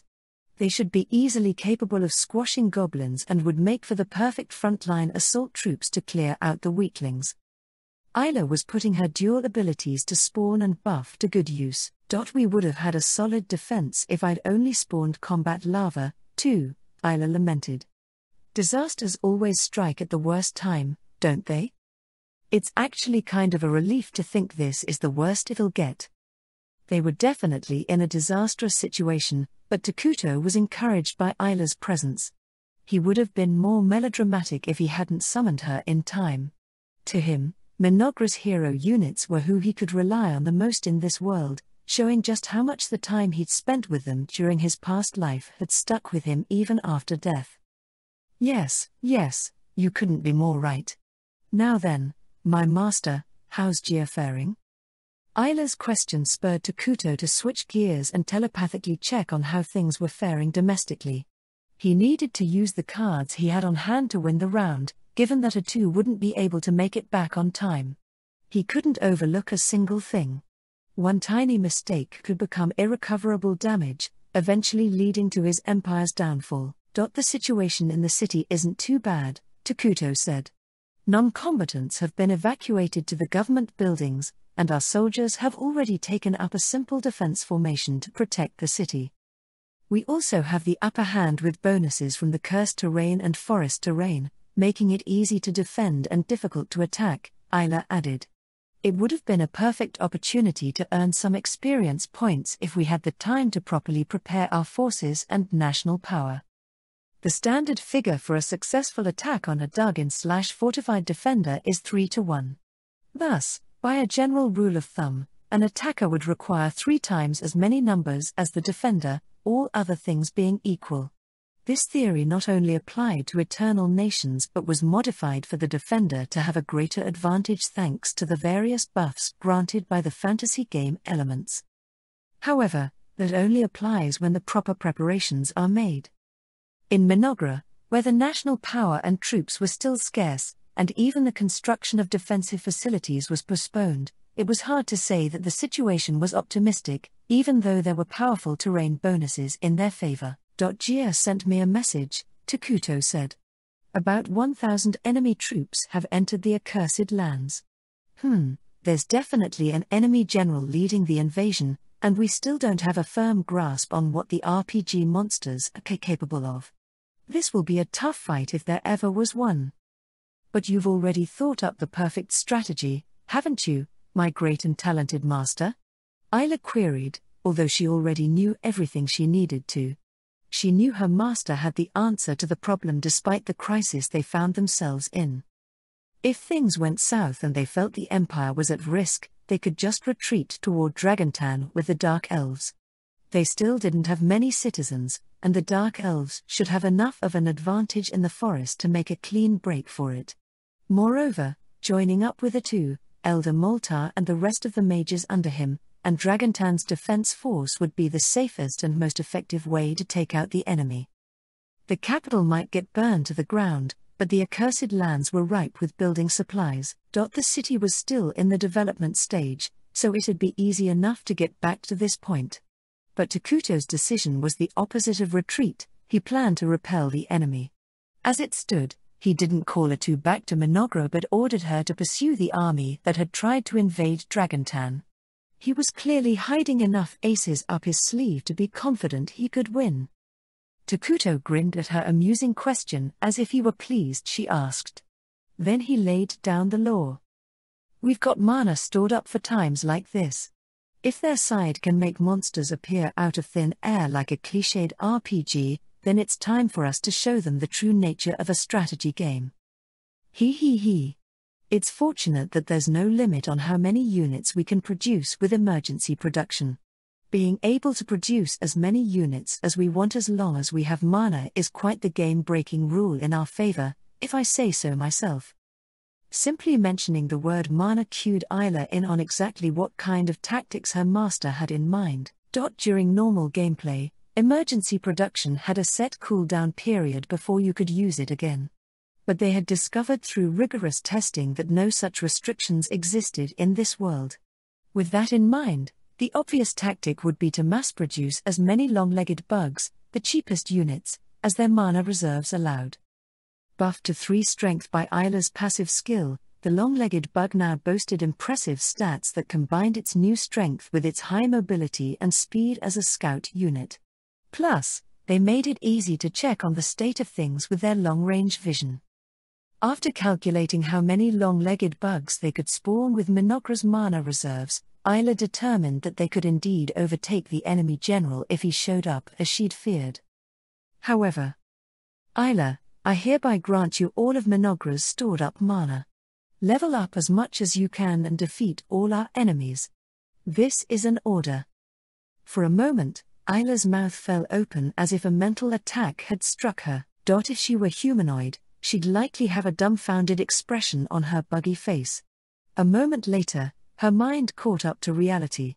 What came next was a rush of sheer delight. Ha! Ha ha ha! Ah ha ha ha ha! My, oh my! What a mean and spiteful person you are, Master. I never imagined you would give me such an order. Isla figured it all out from that. Takuto was essentially saying he'd leave this entire nightmare situation that involved wiping out the threat to Mynoghra's imperial capital, to Isla. There had to have been a dozen other tactics he could have picked from, including mass-producing the long-legged bugs like Isla had considered. And yet he pushed those countless options aside. King Takuto Ira had given her the order to do it. What faith he had in her. What an honor it was. She could feel the tremendous trust he placed in her from every angle she viewed his order. Takuto showed no signs of having made this decision out of the heat of the moment, a grim resolve, a philosophical stance, or some weird resolution. When you get right down to it, he made the decision because it was the obvious thing to do. That was all there was to it, and that fact filled Isla with great joy. You know that A2 has already defeated one of the enemy generals, right? He asked. I haven't confirmed how it works yet, but be cautious of any attacks based on RPG mechanics. He. Oh yeah, little A2 had the wool pulled over her eyes at the end there, didn't she? Let me assure you that I, at least, won't let your concerns become a reality, my master. Ooh. That's some big talk right there. I'm only stating a fact. Yes, you can bet your bottom dollar that this is a pure, unadulterated fact and not arrogance or pride speaking. I'm just saying how it is, pure and simple. Takuto silently nodded in response. No sane player would dump all their mana into leveling up a single unit during a normal game session. Doing so is incredibly inefficient, especially since mana is needed for many things the same way currency and resources are, such as upkeep, unit production, and research. That's why every player in Eternal Nations carefully allocates their mana while constantly monitoring it. Takuto's tactic ignored the usual way of doing things by investing everything in one go. It was even crazier to invest it all in leveling up a single hero unit instead of using it for emergency production. The outcome would be an oddity, to say the least. Whether it would have the same success as an early game unit rush or would end in utter failure was yet to be seen. If Takuto was going to put his absolute trust in the Queen of Bugs, then she was the only one with the right to honorably live up to that trust. And it goes without saying that Isla was a hero with the ability to meet his expectations. Isla. Yes, my master. I can gain 2 distinct features with this level up. What abilities will you bequeath upon your humble servant? Predation and parasitic eggs. Isla let out a high-pitched gishigichi laugh. It all made sense now. She knew exactly where Takuto was taking this battle and how he intended to show their enemies hell. Hero units can gain more distinct features as they level up. Each distinct feature grants unique skills and status effects, strengthening already powerful units. Players can showcase their skills by skillfully selecting and managing the distinct features only heroes can have. Takuto's choice was the most effective and vicious set Isla knew of. Did you know that tactic was once dubbed by the players of Eternal Nations as the Bug Rush and was despised and feared by all? Isla asked. A gishigichi creaking hiss came from Isla's insect body as it rattled. Her muscles bulged from the sudden level ups and the new powers accompanying them. Her old exoskeleton began to split down her back, and she slowly slid out of the unneeded skin. Her new exoskeleton looked twice as deadly with unique patterning, visually showing that the power hidden within her had increased. Takuto looked up at Isla with a hint of awe. Maybe he was moved by getting to witness one of his heroes leveling up. Glee seemed to tinge his otherwise nebulous expression. Yeah, I know it well, he answered. I was one of the players who was despised for using it often, after all. Every drop of Mynoghra's mana was poured into Isla. Isla, who'd grown into an entity worthy of having the nickname of Queen of the Unending Swarm, spread her wings wide and let out a mighty roar. Her bizarre cry echoed to every end of the accursed lands, inciting dread in all who heard it. Mynoghra was ready to go. Why are heroes considered units that can turn the tides of battle and are the most trusted and hated by every player in Eternal Nations? Then please accept this power that is the ultimate annihilation tactic belonging to Mynoghra and is where the name Queen of Bugs hails from. The time had come to make that reason clear. Chapter 4, Hidden Things. Monsters swarmed the forest on their way to destroy Mynoghra's capital. Their advance was anything but fast. As an army composed of creatures that didn't normally work together, their movements were incohesive, and the complicated, bumpy terrain further impeded their speed. They looked nothing like a marching army, to say the least. Only the demons serving flame incorrectly understood their task and, although they weren't accustomed to it, they endeavored to take command of the monsters. The big boss sure gave us a tall order saying we can't burn down the forest, grumbled a broad sword-wielding demon called Flame Knight, his flaming red hair fluttering in the wind over his equally fiery red robe. A man with the exact same appearance nodded along with his side complaints. This man wielded a staff inlaid with jewels and was a magic-type demon known as Flame Mage. The two demons gave orders to the meandering monsters as they complained about the slow pace and grew frustrated with the densely overgrown forestland. It'd be a walk in the flaming park if we just burnt it down. That's how we've always done it, so why is he making things more complicated than they need to be this time?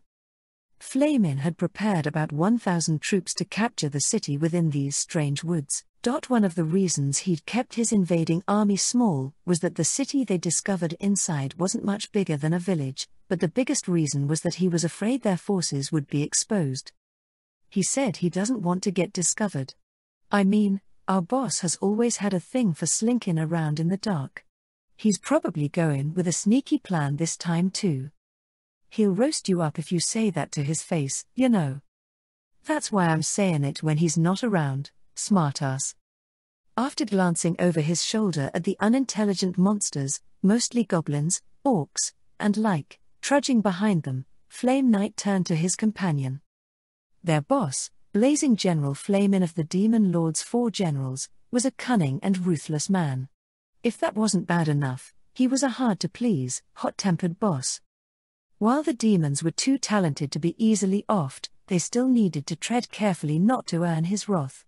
They put up with a lot of stress treading on thin ice around him daily.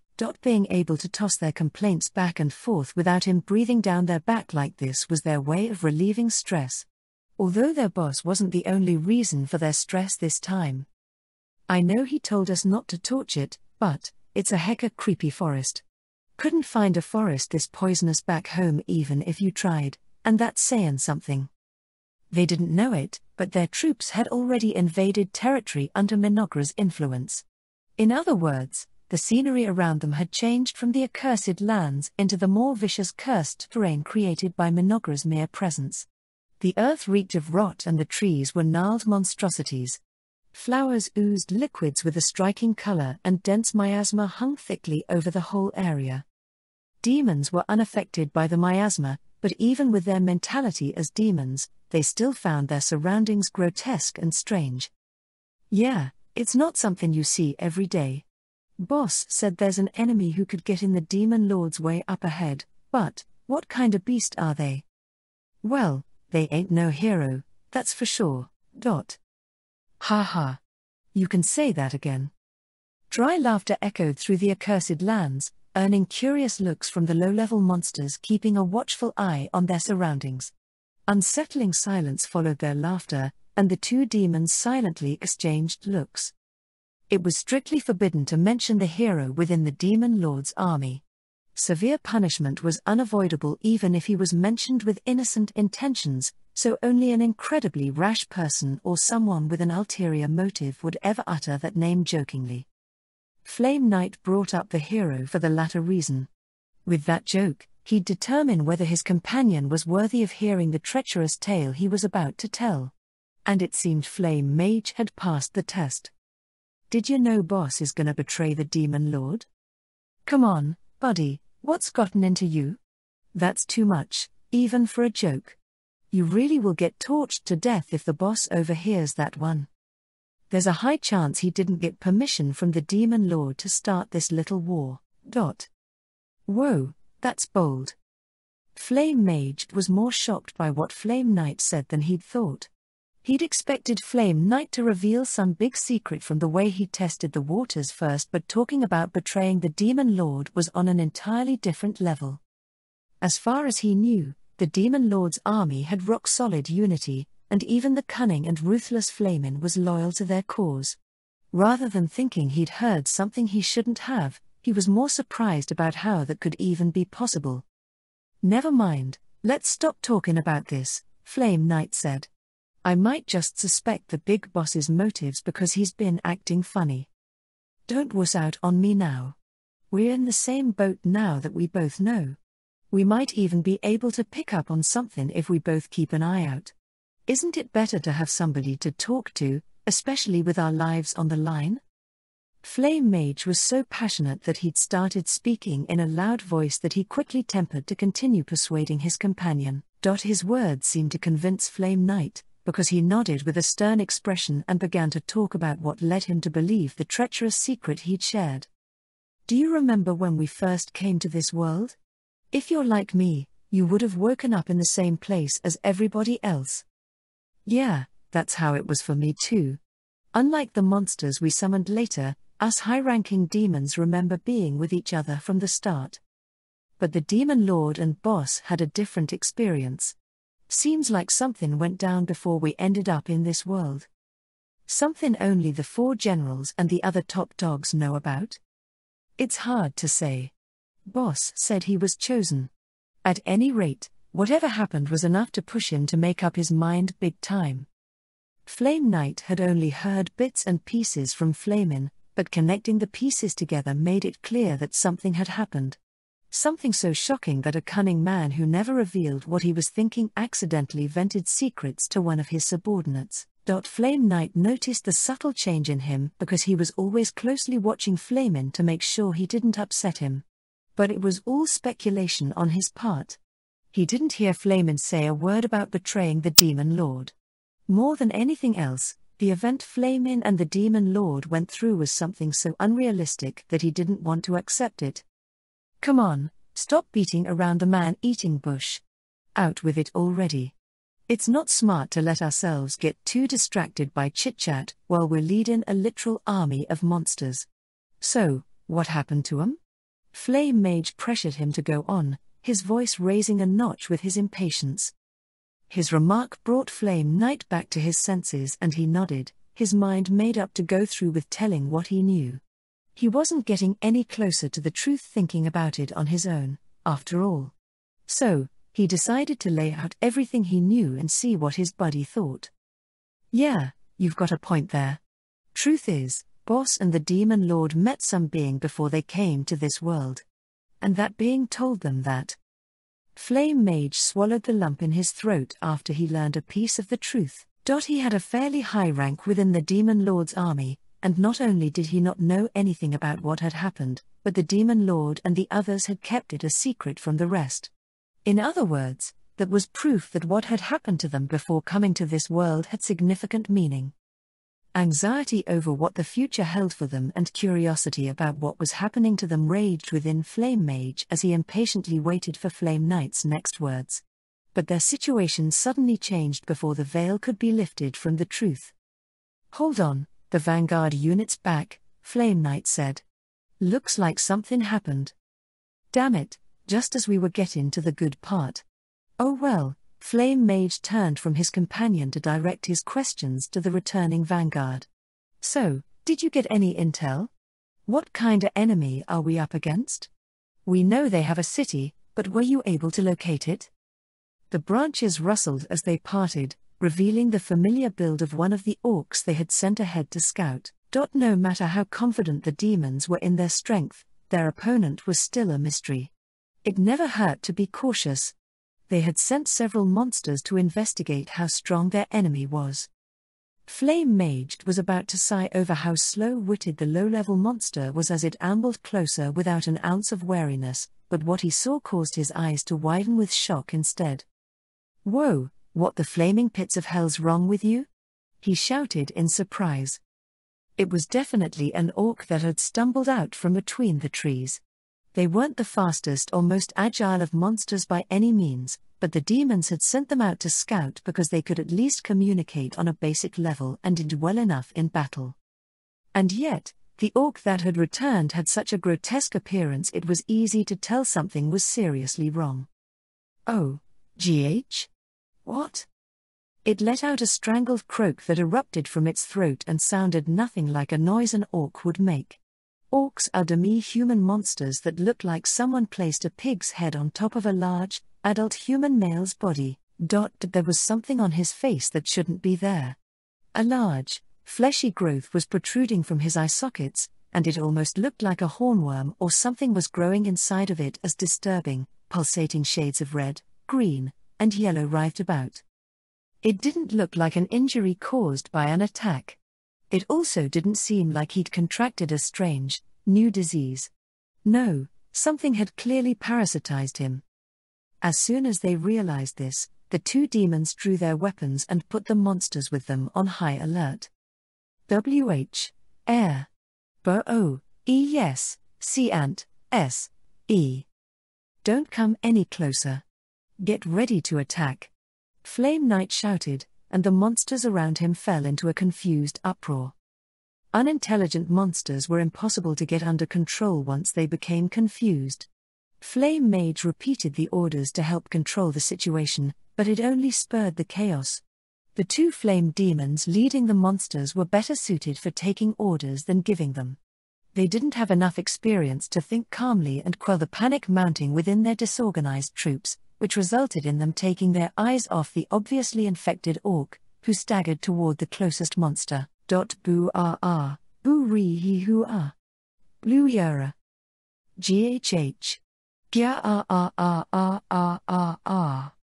What the? There was a loud curse-splush as flesh ruptured and an insect that looked like a giant, mutated ant burst out of the malignant growth. The bug lunged at the monster, who'd fallen backward out of terror, latched onto its neck with its distorted mandibles with horrifying accuracy, and bit its head right off. Gold coins spilled onto the forest floor with a metallic clang and the lingering echo of the monster's death cry. The two demons finally got their wits about them when they heard that all too familiar sound and saw the coins glittering under the shafts of sunlight filtering through the trees, and started shouting harried orders. It's the enemy. The enemy's attacking. Prepare to fight. More of the same deranged insects swooped in from the skies above. The rest of the vanguard unit lumbered out of the dark woody depths with slow, arduous steps. Flame Knight cut down the bugs lunging for his throat as he watched the low-level monsters under his command fall to the same attack out of the corner of his eye. Damn it all, he shouted, enraged. We're in the worst location for this. We're paying for not torching the place to hell. Screaming about it did nothing to help him make up for the difference in strength. They weren't leading an army of puny monsters by any means. If you just looked at their strength as individuals, they were actually strong. But the place and time were not in their favor, no, they were strongly in their opponent's favor. They were on a battlefield with poor visibility, in a situation where their troops were in disarray. Then there was the additional inconvenience of the miasma weakening a good number of the monsters. If that wasn't bad enough on its own, they were up against a small enemy that was difficult to attack. And then there was the fact their own boss had forbidden them from using fire, their ultimate attack. Everything about the situation worked against them. The already difficult situation was just about to get a whole lot worse. Ooh! How dare you burn the forest? How could you attempt the destruction of the all-loving accursed lands? As humans, we can't allow such treachery to pass. What the? Who goes there? Three shadowy figures caroused out of the forest depths at Flame Knight's question. These monsters, with human skin tied to their gnarled bodies, began animatedly blathering incomprehensible nonsense as they brandished blades that had rusted and dulled from all the blood they'd soaked up. WHO goes there? Now that's an old-fashioned line. How human of you. Oh, it is quite human, ISNTIT. And look at that, Ichiro. Look at the state of their skin. Why, won't IT bring us one step closer to being all the more human if we study new skin types? Ooh. Jiro. What a brilliant idea. We must thank His Majesty for preparing such a marvelous stage for us to obtain new skin. All hail the king. Mynoghra's ultimate medic unit, the Brain Eaters, had joined the fray. Did they intend to take this battle seriously from the start? Or did they simply deem it unnecessary to play around? After removing their trademark plague mask and robes, they tore the nearest monsters apart with their grotesque bodies on full display. What hell did these things crawl out of? They're wearing human skin. Are they insane? Even by our standards? Watch your back, buddy. Were Flame Knight and Flame Mage so perturbed by their uncanny appearance and deranged behavior because they were from different games? Even though both sides should be cut from the same evil cloth? Why, it's utterly ridiculous for demons to be appalled at a lil skinning. Denying another human's hobbies is outrageous. We are brain eaters. We shall lead you to your grave per His Majesty's orders. Both sides received the same buffs from the cursed terrain because they were evil aligned. Flame Knight and Flame Mage were superior when it came to normal combat. However, the scales of battle remained balanced. Xar. One of the Brain Eater's arms was lopped off. He nimbly snatched it out of the air, purple blood spraying everywhere, and leapt back to put some distance between him and Flame Knight. Then he handed the severed arm to his companion. "Oh dear, this looks bad. Can you handle it for me, Saburo?" Now that's an injury you can be proud of. Let's show it to the little ladies later." "What a marvelous idea, Saburo." The next moment, another Brain Eater took out a distorted instrument and something like thread, and in a blink of an eye, he sutured the amputated arm. Shit. Healing magic. They have skills, too. What a pain. They aren't undefeatable, but it'll be a drain on our forces. Healing magic was where the true value of the Brain Eaters came in. The ability was originally designed to heal troops on a military scale, so this level of treatment could be done in an instant, but it wasn't normal surgery. Sensing some skill had been used, Flame Knight and Flame Mage gritted their teeth, realizing the situation was even worse than they first thought. "What do you want to do, buddy? Things are only gonna get worse at this rate. Let's retreat for now. It's too much for us to handle. Let's tell the boss. Then we'll slow them down with the monsters. There's an endless supply of them. Damn it, we're in for an earful from the big boss. It's better than getting our skin peeled off here." Did they take after their master? The two demons instantly agreed upon that cunning and ruthless plan and ordered the monsters to guard their backs as they retreated. "We have but one thing to say in response to that: we won't let you go." Ha! Flame Knight exchanged blows with the Brain Eater that had lunged at him and spun around to hot-foot it out of there as soon as he saw an opening. The demons serving Flame were even better at fleeing than fighting. As nothing more than medics, the Brain Eaters couldn't prevent them from fleeing. They had allowed the enemy to retreat. Phew, we got away somehow. Those were some flamin' creepy abominations. You can say that again. The usual won't work on 'em. It ain't gonna be pretty, but we'd better advise the boss to rebuild his attack force. The two demons discussed their next plan of action as they raced through the distorted trees. Rugged terrain pervaded the accursed lands, but anyone skilled in the art of escaping could navigate through them at a decent speed. As long as the monsters continued to serve as bait, they should be able to run away without an issue, even with the unknown threat hot on their tail. Most of all, Flame Knight and Flame Mage were considered elites within the Demon Lord's army. They stood a cut above the rest, and they even remembered crossing blades with the hero's party more than a few times. Whoever, whatever, their enemy may be, they weren't likely to lose. Sure, they'd suffered a hard blow getting hit by a surprise attack in unfamiliar terrain, but they were ready for next time. They were that confident in themselves. And it was because of their arrogance that they were blinded to the real threat. "Oh dearie me, whatever do we have here?" The voice of a pure and chaste, closeted maiden echoed through the accursed lands that embodied all that was preternatural. "Who goes there?" Both demons readied their weapons. What appeared before the cocky elites without them even noticing was a threat that far surpassed the humanoid abominations they were on the run from. The eerie amount of pressure that was so great it could be seen pressing down on their surroundings set off more alarm bells within them than anything else. "I presume you are esteemed members of the glorious Demon Lord's army, yes? So-called dark beings that stand against the light and threaten world peace? Show yourself." Flame Mage launched a fire spell without a lock on his target. That was completely against orders, but they were no longer in a position to leisurely follow orders. Luckily, the miasma and humidity permeating the accursed lands didn't let the trees burst into flames, but the two demons didn't even have the time to care. Tch, tch, tch. You naughty boys. That's not how we should do this. The sound of something massive moving was growing louder. Something was approaching. Their survival instincts were blaring at them to get out of there, but their demon pride made them reluctant to flee for the second time. Besides, they didn't know what direction their enemy was coming from. The dense and overgrown cursed trees had distorted their sense of direction. You must carry yourselves with the absolute, terrifying brilliance befitting those born of the darkness.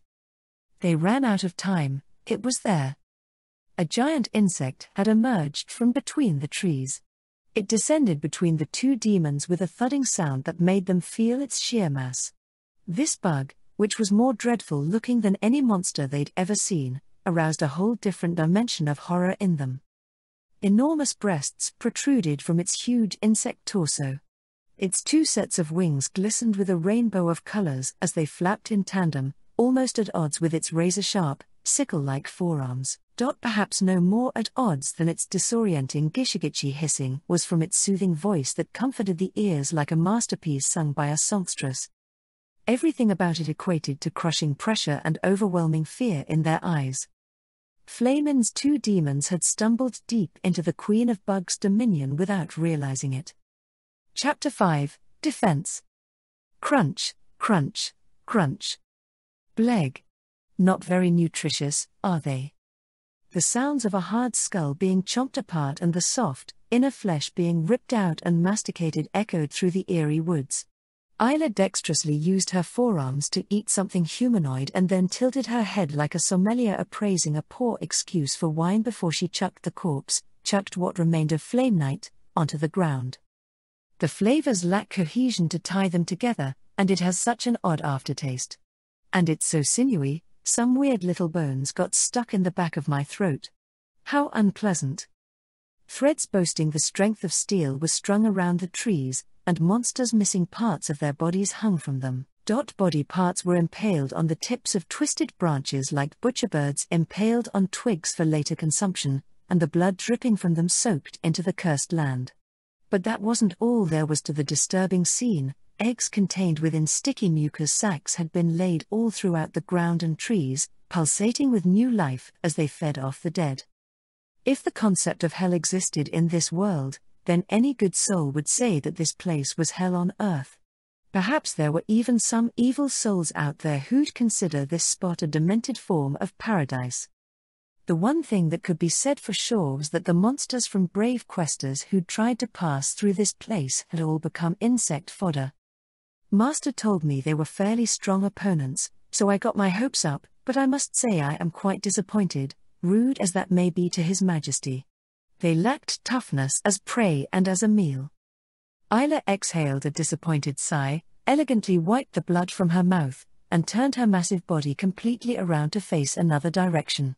In this place where all of Isla's foolish enemies had lost their lives and had their lofty ambitions squashed, the sole survivor of their forces showed up and clicked his tongue with visible irritation. It figures that monsters who've only ever fought humans are pathetically weak when it comes to a battle like this. As a menu item, I'd give them, a 3 out of 10. Isla's 6 crimson bug eyes coldly fixed on the man. Judging by his appearance, he looked like a character from Brave Questers, and he seemed completely unfazed by the hellscape before him. All he seemed to feel in spades was intense frustration. I'm talking about your underlings, if you didn't get the hint? The man was called Flame Demon Flamin. Well, ain't you in a damn good mood, vermin? Though it seems like my men weren't up to your tastes. Ki-hey. The man cackled. He looked like a stringy human male that would make for a fine toothpick after her previously sinewy meal. Sadly, his flesh and bones looked less healthy than a week-old corpse and emitted an unceasing burning hot flame like an eternally lit torch. His vertically torn, red irises glared at Isla with a burning desire to kill her. These two boss-level creatures maintained a strange silence with a jarring chorus of trilling lava, watching from between the trees, serving as their background music. The reason for their silence was obvious: they were assessing each other's abilities. Flamin was analyzing his opponent's strength from her intense level of darkness and the overwhelming pressure her presence put on the area, and what the strung-up corpses of his army entailed. Isla determined from his appearance that she was up against some kind of boss character and guessed his strength from the overwhelming loss of her lava. This encounter was a mystery to the two powerful entities who'd spent a long time in a world where they knew all the rules. They could tell their opponent's power level by feeling, even if they couldn't see it. They both decided that they shouldn't underestimate the other. "Name yourself," Flamin demanded warily, using some skill to make his flames cover his whole body. All his underlings had been annihilated. Since he'd entrusted most of his troops to Flame Knight and Flame Mage, the most powerful demons serving him, he had no guards or attendants. He remained vigilant, thinking he wouldn't stand a chance if she got the jump on him, but Isla cheerfully offered her name as if she didn't think she needed such trickery to defeat him. "I am one of the heroes belonging to the Empire of Mynoghra, ruled by the great and mighty King of Ruin, Takuto Ira. They call me Isla, Queen of Bugs. I'm Flame Demon Flamin, one of the Demon Lord's 4 generals." Neither was familiar with the other. They were both from a world the other didn't know. They were both up against someone who'd come from a different game. In other words, both Isla, who understood that Flamin existed under a similar set of circumstances as she did, and Flamin, who didn't know a thing about this world yet, were convinced that they were utterly incompatible with each other. "You're one of the Demon Lord's 4 generals, eh? I remember hearing about another one of you from a 2. What was he called again? Ice Rock, was it?" "Yeah. Guess he died. Not that I'd expect more from someone who had ice for brains."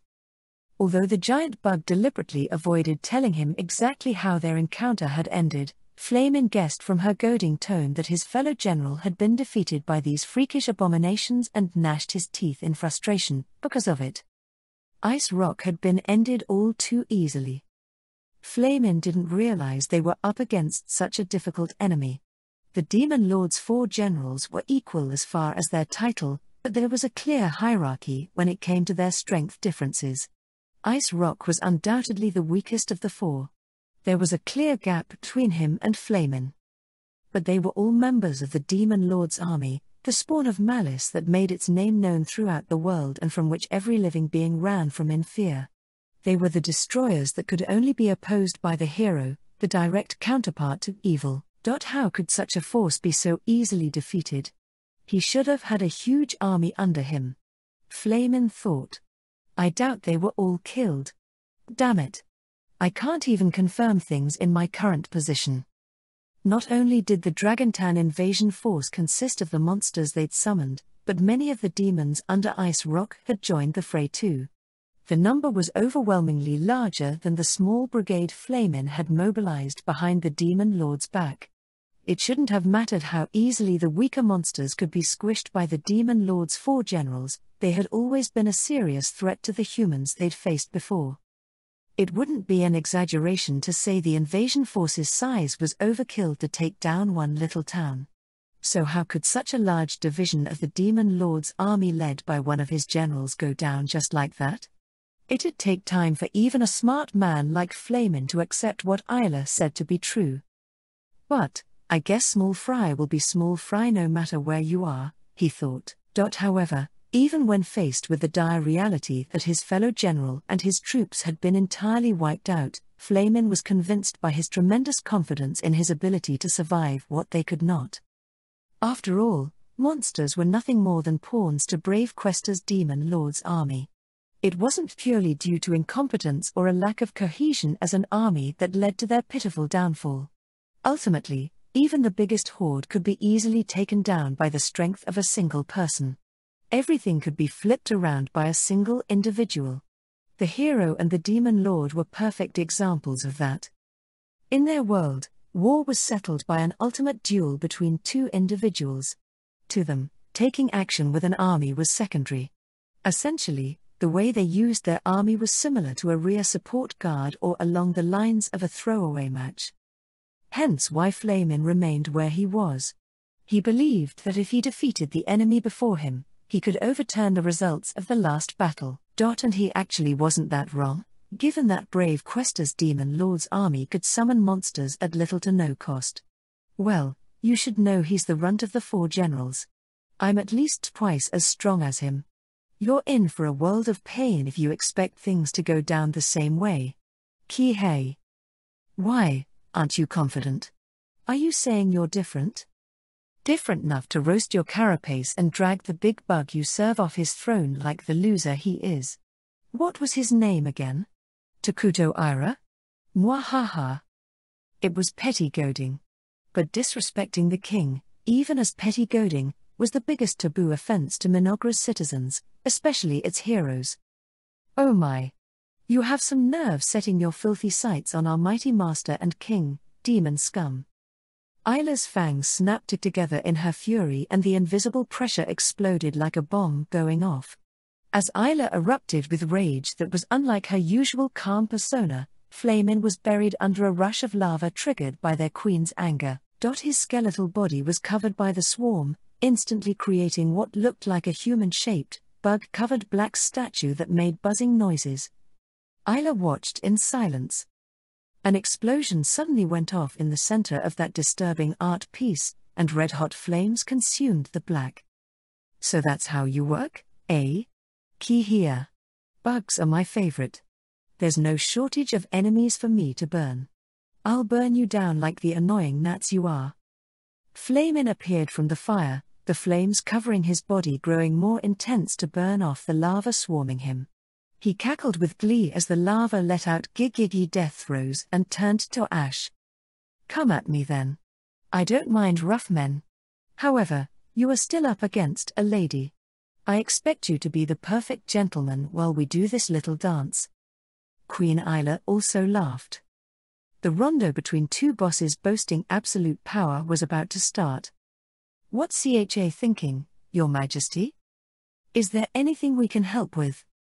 Nah, just got a lot on my mind. Back at Mynoghra's imperial capital, in a plaza located in a corner of the complex city built in the trees, Takuto was telepathically confirming the state of his units when he noticed 2 girls were peering into his face.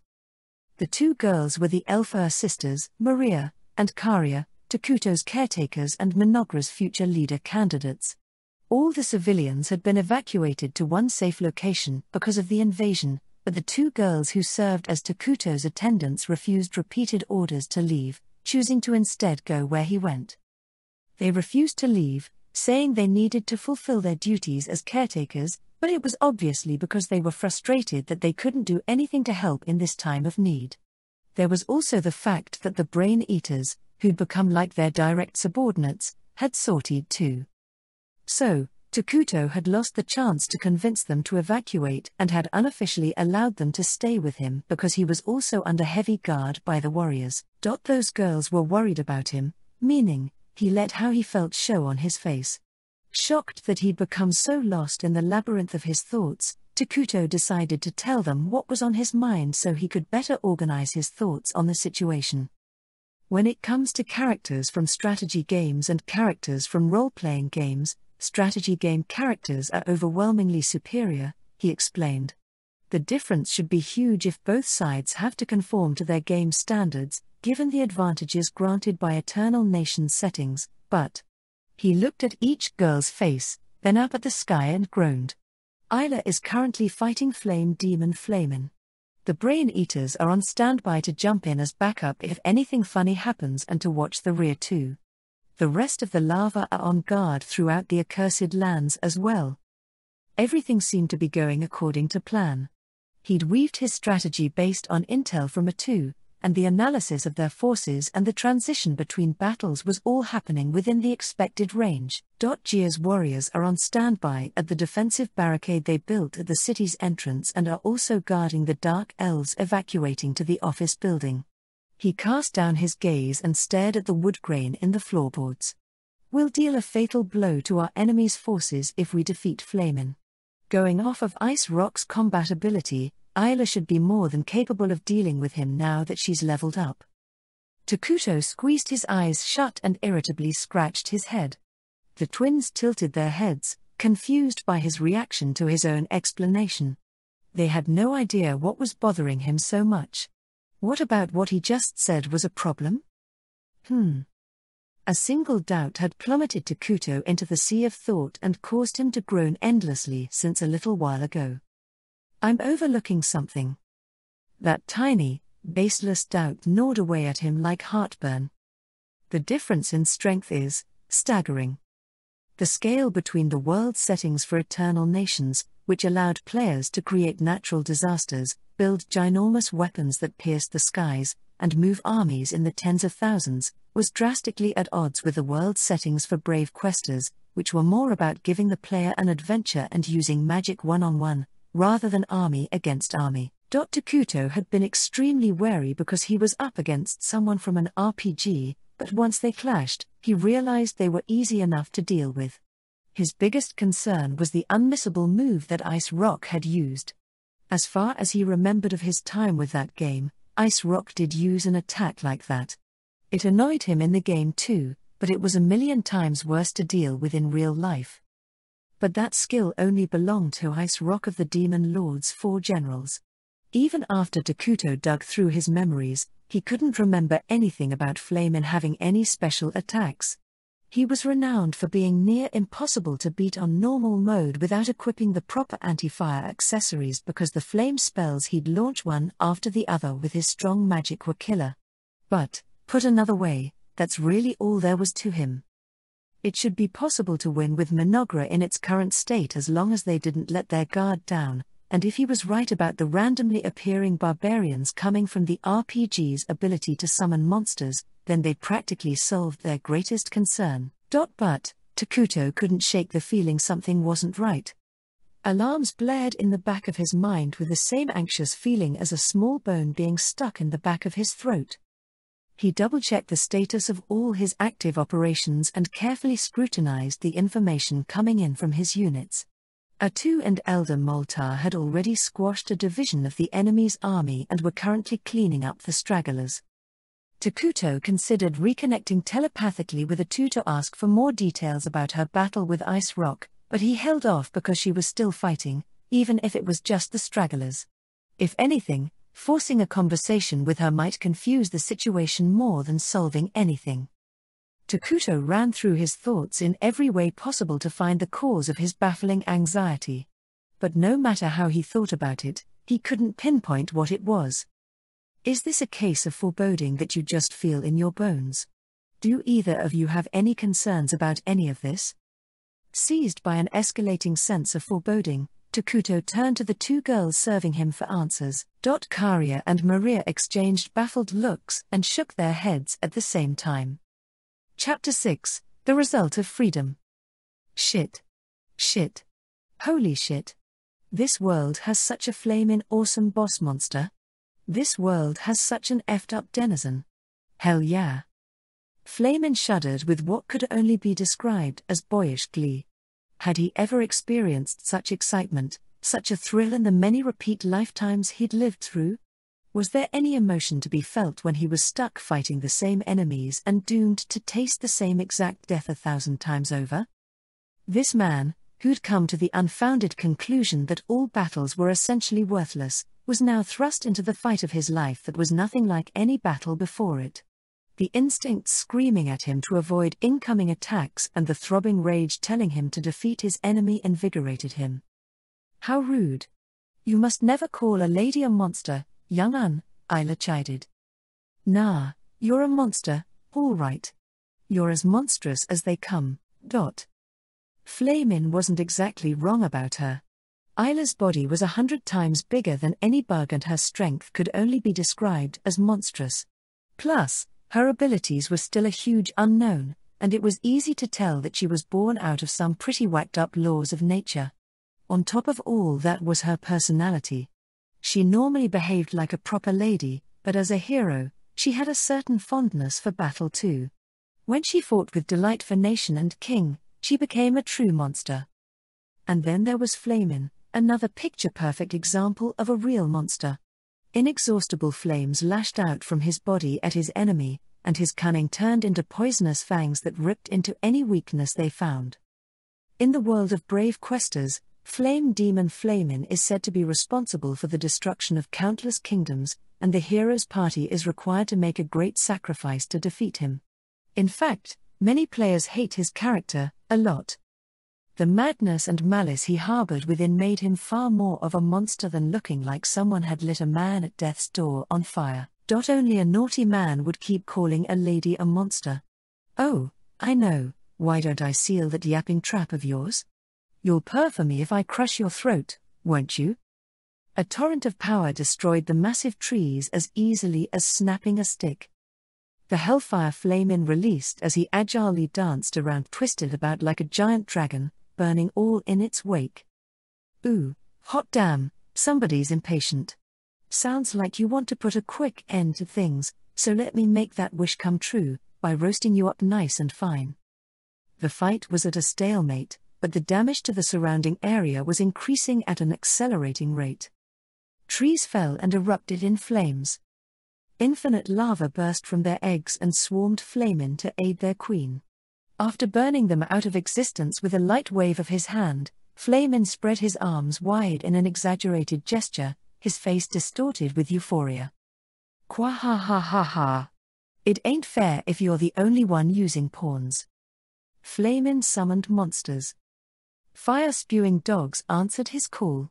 Burning straw dolls dancing a strange little jig answered his call. Red-skinned orcs with flame-tipped spears answered his call. Various monsters appeared from the void and took formation to protect him. But a second later, they left his side as if they were repelled. Damn it. I'm playing with the giant mantis. Y'all can torch those pesky gnats.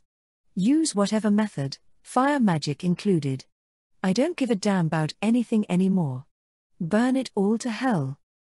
My precious children, please play with those monsters. Make Mama proud by taking the lot of them down. The opposing monsters began their own battles, accelerating the destruction of the accursed lands.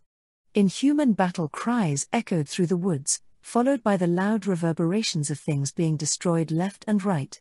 The area had been so desolated that it went beyond simple deforestation, making it a tragic sight to behold. Trees were completely knocked over or burned until they toppled and spread the conflagration, and the ground had cratered as if a bomb had gone off. The whole area was covered in charbroiled lava corpses and permeated by the stench monsters gave off in their final moments as they spilled their innards before turning into glittering gold coins. I must say, being able to summon without any cost is cheating, Isla said. Don't blame me. It's your fault for not being able to do it. Weaklings die. The incapable die.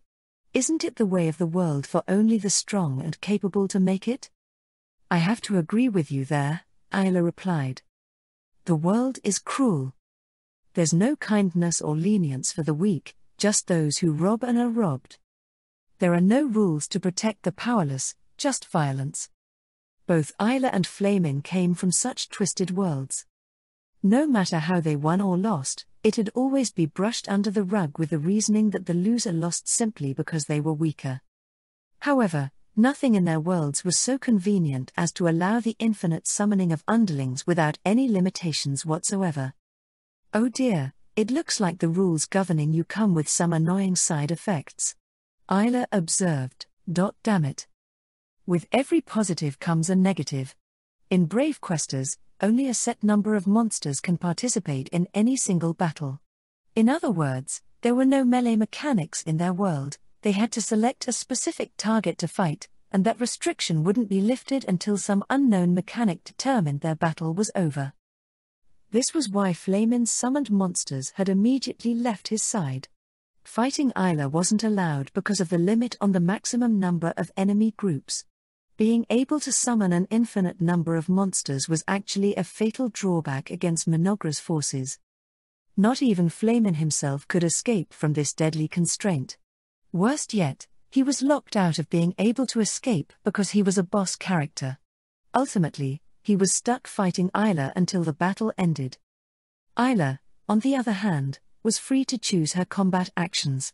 Since the characters of Eternal Nations typically fight alongside armies against other armies, the descriptions of their individual battles are vaguer, placing fewer combat constraints on them compared to the characters from Brave Questers. That's why they keep getting in your way like this. Damn it. You little pieces of shit. Even now, endless batches of newly born lava swarmed Flamin, stealing his ability to see anything but black. Isla took that momentary lapse in his defenses to join her lava in battle and grab one of the monsters rendered defenseless by their game constraints with her raptorial foreleg in a lightning-fast pounce. Then she drove her stinger into her prey. The monster convulsed, its eyeballs swelling like balloons as they began to flash in warning, like a countdown. Ha ha ha. Come on, what the hell was that? You'll deposit your eggs on the nearest warm body. Anyone will do for you? How slutty can you get, you giant botfly? Flamin's face betrayed his lack of calm as he ridiculed her. His quick mind instantly realized that her ability allowed her to create an endless army of her own, using his monsters. If he continued to summon his forces, she'd pick off the ones rendered defenseless by their game mechanics, parasitize them, and give birth to new infested soldiers. Flamin was essentially building his enemy's army for her. It didn't matter that he could summon an infinite number of monsters from Brave Questers when he had his own limitations. The fire spells he used to attack also cost MP. As a boss character, he normally wouldn't ever deplete his MP in battle, but that rule went out the window when the fight was lasting longer than anything against the hero. On the other hand, it'd be just as difficult to entirely stop summoning his minions. They may have just been squishy bugs that took a moment to squish, but the constant flood of lava swarming Flamin definitely made the battle lean in Isla's favor. Hence why he found his hands tied, and emotion akin to panic began to dominate his thoughts. Whether or not his enemy knew his mental turmoil, a torrent of power on par with a storm knocked down all the trees as it assailed him. But then the relentless gusts of power coming from all directions eased a little. May I ask you a question? Isla suddenly said. Huh? Don't put out the flames of adrenaline pumping through this fight. You and I are destined to kill each other. There's no need for excess chit-chat. Now. Don't shut it down before you hear me out. My king is telling me to ask you this no matter what. At that remark, Flamin jumped back to put distance between them, his flame still burning strong to repel any surprise attacks. This gives me a second to come up with another plan. He thought, internally relieved. He'd come off as opposed to talking, but the situation was gradually deteriorating, for him. He was grateful for the chance to take a breather and recover. Not to mention, he was deeply curious about the people he was up against. They're clearly from similar origins as us, he thought. So what world did they come from? What were they fighting and with what motive did they come to this world? Flamin had the curiosity and the intelligence necessary to want to gather more information on his opponents. Why are you attacking us and the town of Dragontan? Isla asked. You may be the Demon Lord's army that brings darkness to the world, but we still can't find any rational meaning behind your sudden and illogical attack. At that question, Flamin felt something other than the desire to be cunning and ruthless. The first new emotion he experienced was surprise. The other was contempt of the highest level. Oh. Ha ha ha. I see. You don't know a thing, do ya? Or is that puny king of yours hiding it from you? I see. I see now. You poor puppet. This was the instant Flamin realized he had an overwhelming advantage on the information front. Although the sad fact was that such information wouldn't aid him one bit in this battle. Thanks for your generous warning, Isla said with feigned gratitude. However, my loyalty won't be swayed by such pitiful baiting. As if I didn't know that. Isla spoke the truth. Her loyalty was unwavering, and her trust in the king would never stay her actions. She'd never once doubted Takuto, and she'd gladly offer her life even on the off chance he was deceiving her. Isla harbored but one concern, that their opponent knew something important that Mynoghra did not. Does this mean they know something not even Master Takuto does? She wondered. What caused us to come to this world is still unknown, and the underlying phenomenon behind it is an even greater mystery. I don't know how they caught a glimpse of the elusive truth, and it's even more frustrating that he's not the type to easily spill his guts. Ayla felt ashamed of herself. She obviously couldn't seek Takuto's opinion while in combat. Just because she had the upper hand didn't mean she could underestimate her opponent. Letting her guard down for even a fraction of a second to overthink things could very well be the moment he took her life. What do you people think of yourselves? Flamin almost seemed to be imploring her with that question. Ayla also found herself puzzled by his sudden query, but she still gave a clear answer in response. Are you having doubts about your existence? I am Mynoghra's hero, Ayla, King Takuto Ira's loyal servant. I am nothing more and nothing less than that. Ha. Ha ha. You're a damn puppet. You're arrogant, excessively proud, and stick to your convictions. You're an effing yes-man puppet who can only do as they're told. Ayla gave a big nod in response to his observations, almost as if his words summed up the one truth that defined who she was and that she actually took pride in that fact. You disgust me, he hissed. But her answer ran contrary to what Flamin wanted to hear. Ah, now I get it. I get why you piss me off so much, he quietly began to say, his measured words seething with palpable anger. When it comes down to it, you guys are free. You serve your king of your own volition, and you're standing here fighting out of your own damn free will. You can betray your king, yet you still choose to support him. Because you want to. Ayla had a vague idea of what had incited his rage. Takuto had summarized what the game of Brave Questers was all about for her, and from that summary, she discovered the fatal and terrifying flaw built into the genre of games called role-playing games. No, perhaps it was going too far to call it a flaw. After all, the point of role-playing games is to play a certain role. So? How's it feel, puppet? Flamin asked with a sneer. How do you like serving someone of your own will? And so, Ayla looked down on her opponent with a derisive gaze for the first time. I'm swathed in supreme bliss daily.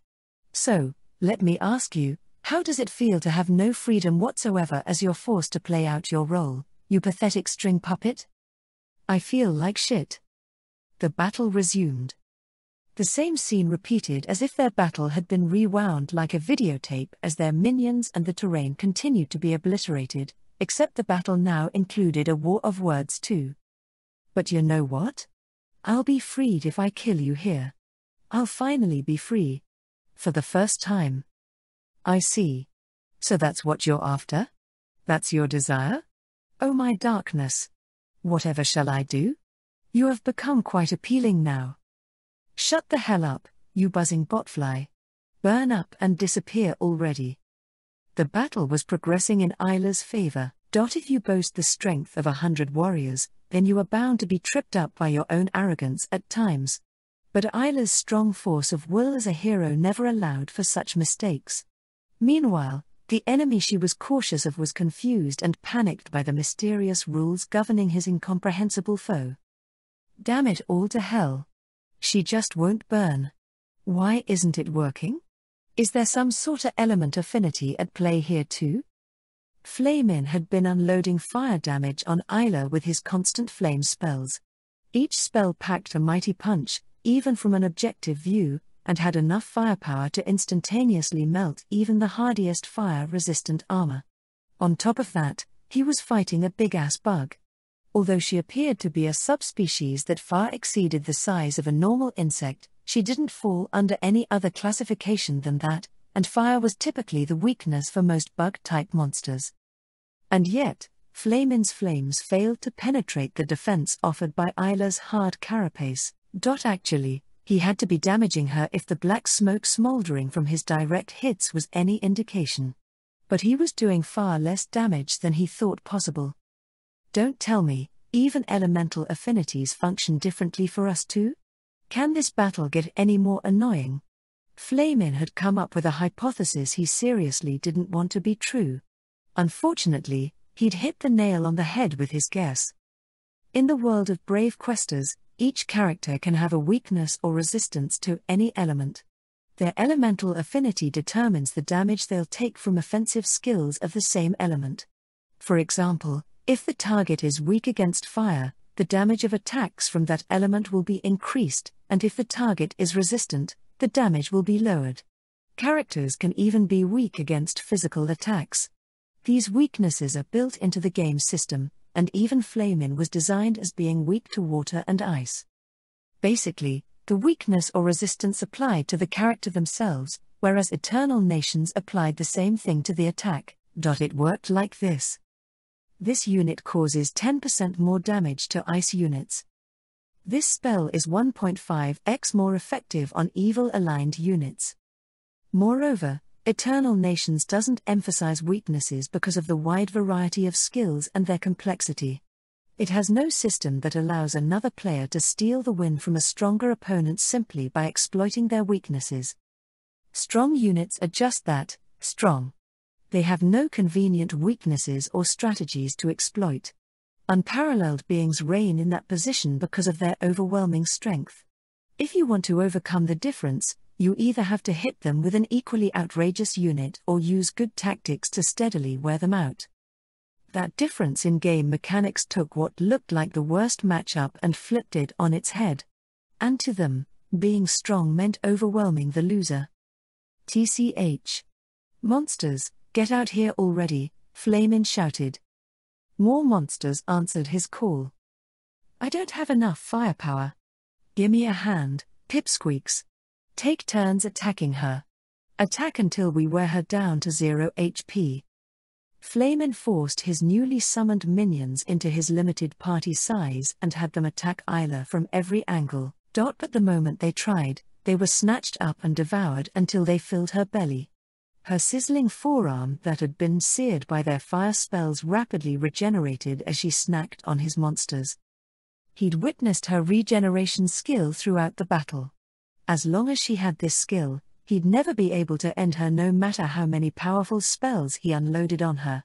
He'd hoped that it'd stop if he filled her up with a buffet of monsters, but regenerating by eating was caused by a skill. No way was there an upper limit to what she could eat. Flamin was out of cards to play. In every battle until now, he had consigned his enemies to oblivion with his overwhelming firepower. He had no ultimate attack he could whip out at the last second like Frost General Ice Rock. His greatest skill was using cunning strategies to ensnare his enemy before the battle began. Of course, as one of the 4 generals, he had high-level stats, and his abilities weren't inferior in any way. Things might have been different if he was up against a 2. She had no regeneration skills and was prone to provocation when it came to Takuto, which would have given him more opportunities to damage her and bring the battle to a draw, at least.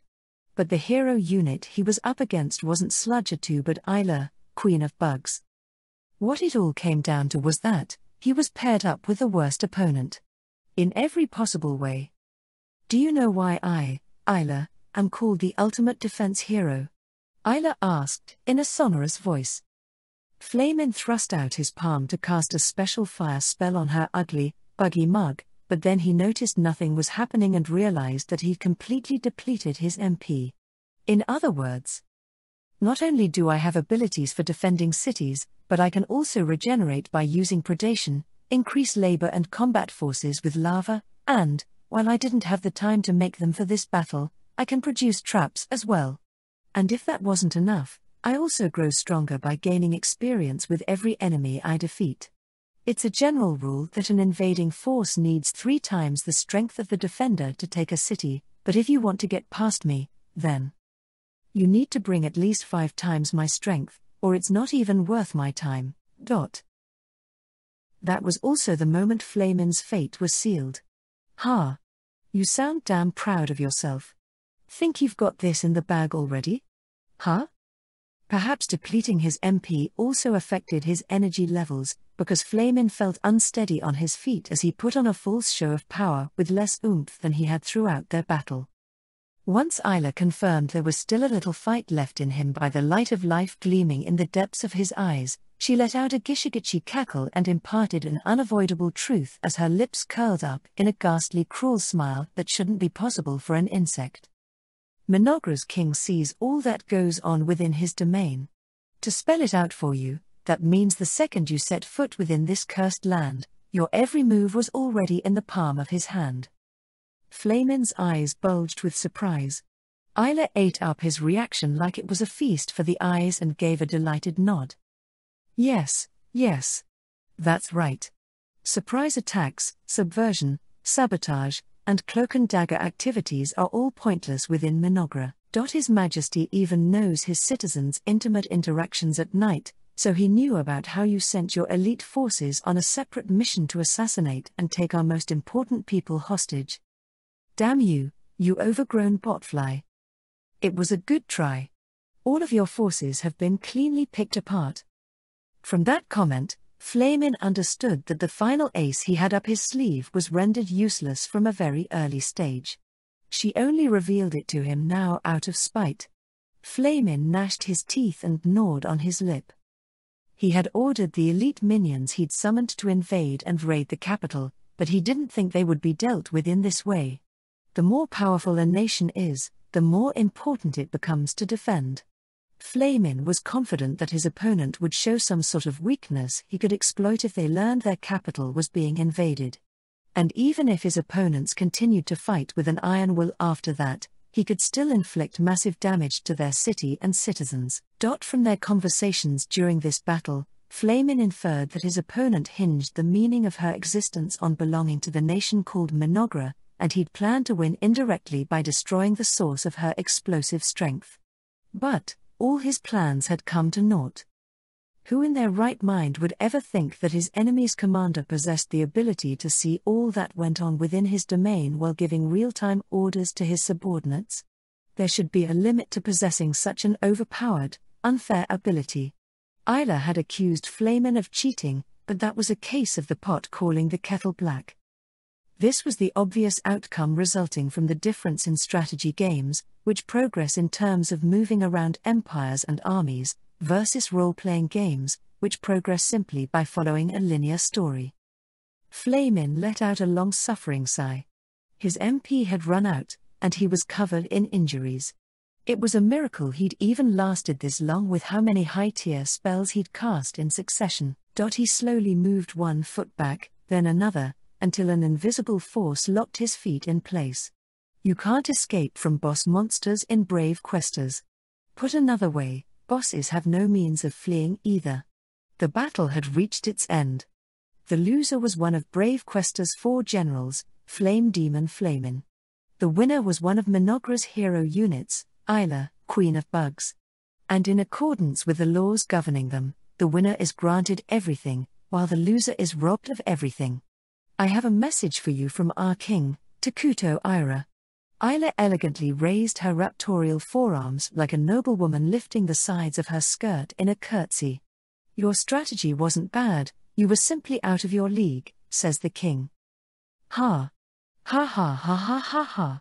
Is that so? Is it? Ha ha ha. I wanted freedom. Flamin knew all too well that he'd been tossed out on a dinghy in the middle of a stormy sea. He finally had a reason for everything that had happened in his life after he was told the truth about the world in that mysterious space just before arriving in this new land. He also knew about the fate he was destined never to escape. I wanted freedom. He wanted to be free of following someone else's orders, someone else's will, even free of his own will. He wanted the freedom that would allow him to break the shackles that bound him to what it meant to be Flamin. He believed that was possible if he could only conquer this new world. If he could only topple the empire of Mynoghra, if he could annihilate those strange and mysterious people. He was promised his wish would come true if he destroyed this one world. But his wish didn't come true. He'd forever lost the chance to make it happen. Ah, now I see. In the end, I'm... Flamin smirked. It was somehow refreshing. As soon as he accepted the fact that he was a puppet, he felt like a fool for stubbornly seeking freedom. No matter where he went in the universe, he was still the cunning and ruthless flame demon Flamin, one of the Demon Lord's 4 generals who opposed the hero. He was nothing more and nothing less than that. Then I'll play that role perfectly, he thought. I'll play it out to the very end. I'll show them what it really means to be me. Then deliver a message to that Takuto Ira of yours for me. What do you wish to say? A ginormous sickle-shaped claw loomed over his head. He was already so covered in fatal wounds that he could barely make out that incoming attack, much less dodge it. But Flamin hurled those words at her with the last vestiges of heat within him, as if making it known to all the world. Go to hell. The scythe swept in from the left and right, splitting Flamin's torso in half. Flame Demon Flamin was defeated. Phew. No one was left to respond to Isla's lengthy sigh. The surrounding area was so deathly still, it'd be hard to believe a battle just took place there if not for the scarred landscape and the mountain of corpses silently attesting to the horrors that had taken place. Good. Defending the capital was a success, Isla muttered to herself after taking in the scenery and confirming everything had come to an end without a hitch. Losing so many lava is a setback, but my level did go up as a result. I'll be able to use more powerful abilities from now on, so I'd say we broke even with our gains and losses on this one. I do feel sorry for my precious little ones, though.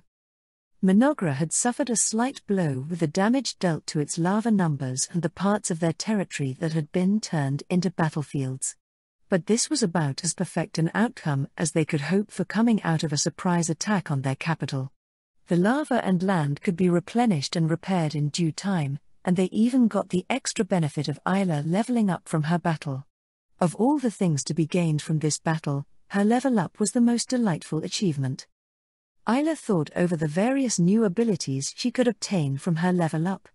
Most hero units like Isla acquired new abilities by leveling up, unlike Atu, who mainly acquired new abilities by stealing them from her enemies. I can contribute even more to Mynoghra's overall strength if I acquire the skills Gregarious Phase, Traps, and Demise of the Crown. With that in mind, Isla focused her mind to immediately send Takuto a telepathic message. Consulting her master came before making any decisions. The battle was long over, there was nothing left to stay on high alert for. She didn't sense any enemies in the area, so it should be fine to let her guard down. She did just accept a telepathic message from Takuto to pass his final remark onto Flamin, so there shouldn't be anything on his end that would make it problematic for her to connect with him. Or so she thought. But she had failed to remember something important. It wasn't just her either, even Takuto had forgotten that key factor. They had forgotten what game event had made everyone hate Flamin so much. Forgotten the nature of what makes a role-playing game different. Master Takuto, can you hear me? Isla sent Takuto a telepathic message. I disposed of the problem without an issue and would like to discuss something with you. I leveled up during this battle and was debating which skill to acquire first. As she relayed her message, she was filled with pride and joy to present victory to her master and was brimming with the hope that he would lavish her with praise for a job well done. Master? Did you hear me? Master Takuto? Is something the matter? Communication error. An event is currently in progress. Chat commands cannot be executed. What? Flame Demon Flamin is a boss character that is extremely infamous among the players of Brave Questers, and many of them mention his name first when asked about the game. Not only that, but he has scored first place as the most hated enemy in every questionnaire given out by the game developer. The reason for this is simple. He's directly responsible for taking the life of someone important to the hero. Takuto's fatal mistake was about to rear its ugly head. The time had come for him to pay for his optimism and take responsibility for his arrogance. The bill was going to be collected for him turning a blind eye to a rule, an event he actually knew about. The wheels of fate spun at an accelerated speed. Unbearable despair had crept up on him from behind. Chapter 7, Crime and Punishment. Something strange and indescribable hung in the air. It was an abnormal presence that Isla struggled to define, But if she had to put it into words, it was like all organic matter throughout the world had been stirred together and left to rot. This disgusting presence wafted in from every direction. Something bad is happening. That deadly premonition screamed non-stop from the depths of her very being, but she couldn't do anything about it without knowing what that something was. What in the world is going on? Silence reigned. There was nothing strange near her. But the warning bells blaring in Isla's head since she'd defeated Flamin and lost the ability to contact Takuto had submerged her in a sea of panic, unlike anything she'd experienced before. Huh? Where are we? Two sweet voices that didn't belong suddenly broke the silence. You girls. Why did you come here? Isla cried. Dunno. We were with His Majesty until a second ago. How did we get here? The Elf sisters were standing where they shouldn't be. They were the Dark Elf twins who looked after Takuto and the young girls with a tragic past who Isla deeply cared for. They should have been evacuating with the other civilians. This was the last place they should be. Isla suspected they were an illusion or fakes for a moment, but the information she received from her inhuman senses told her they were the real Elf sisters. They had been forcefully summoned to this spot by some game mechanic. Isla had no doubt they were in the middle of a fatal, ongoing event. As soon as she came to that conclusion, she was quick to make her next move. All my little children, protect the twins. Isla called for all the larvae and reserve long-legged bugs in the area. She also forced the unhatched eggs that had escaped being destroyed in the last battle to awaken. But nothing happened. Brain eaters. If you hear me, come to me now. Isla tilted her head back to roar toward the skies for the medics to come. She was trying to call them back from where they were dealing with other enemy forces within the forest. But nothing happened. Great and mighty king. O wise commander of our forces, Takuto Ira. Please answer me. Please respond to my call.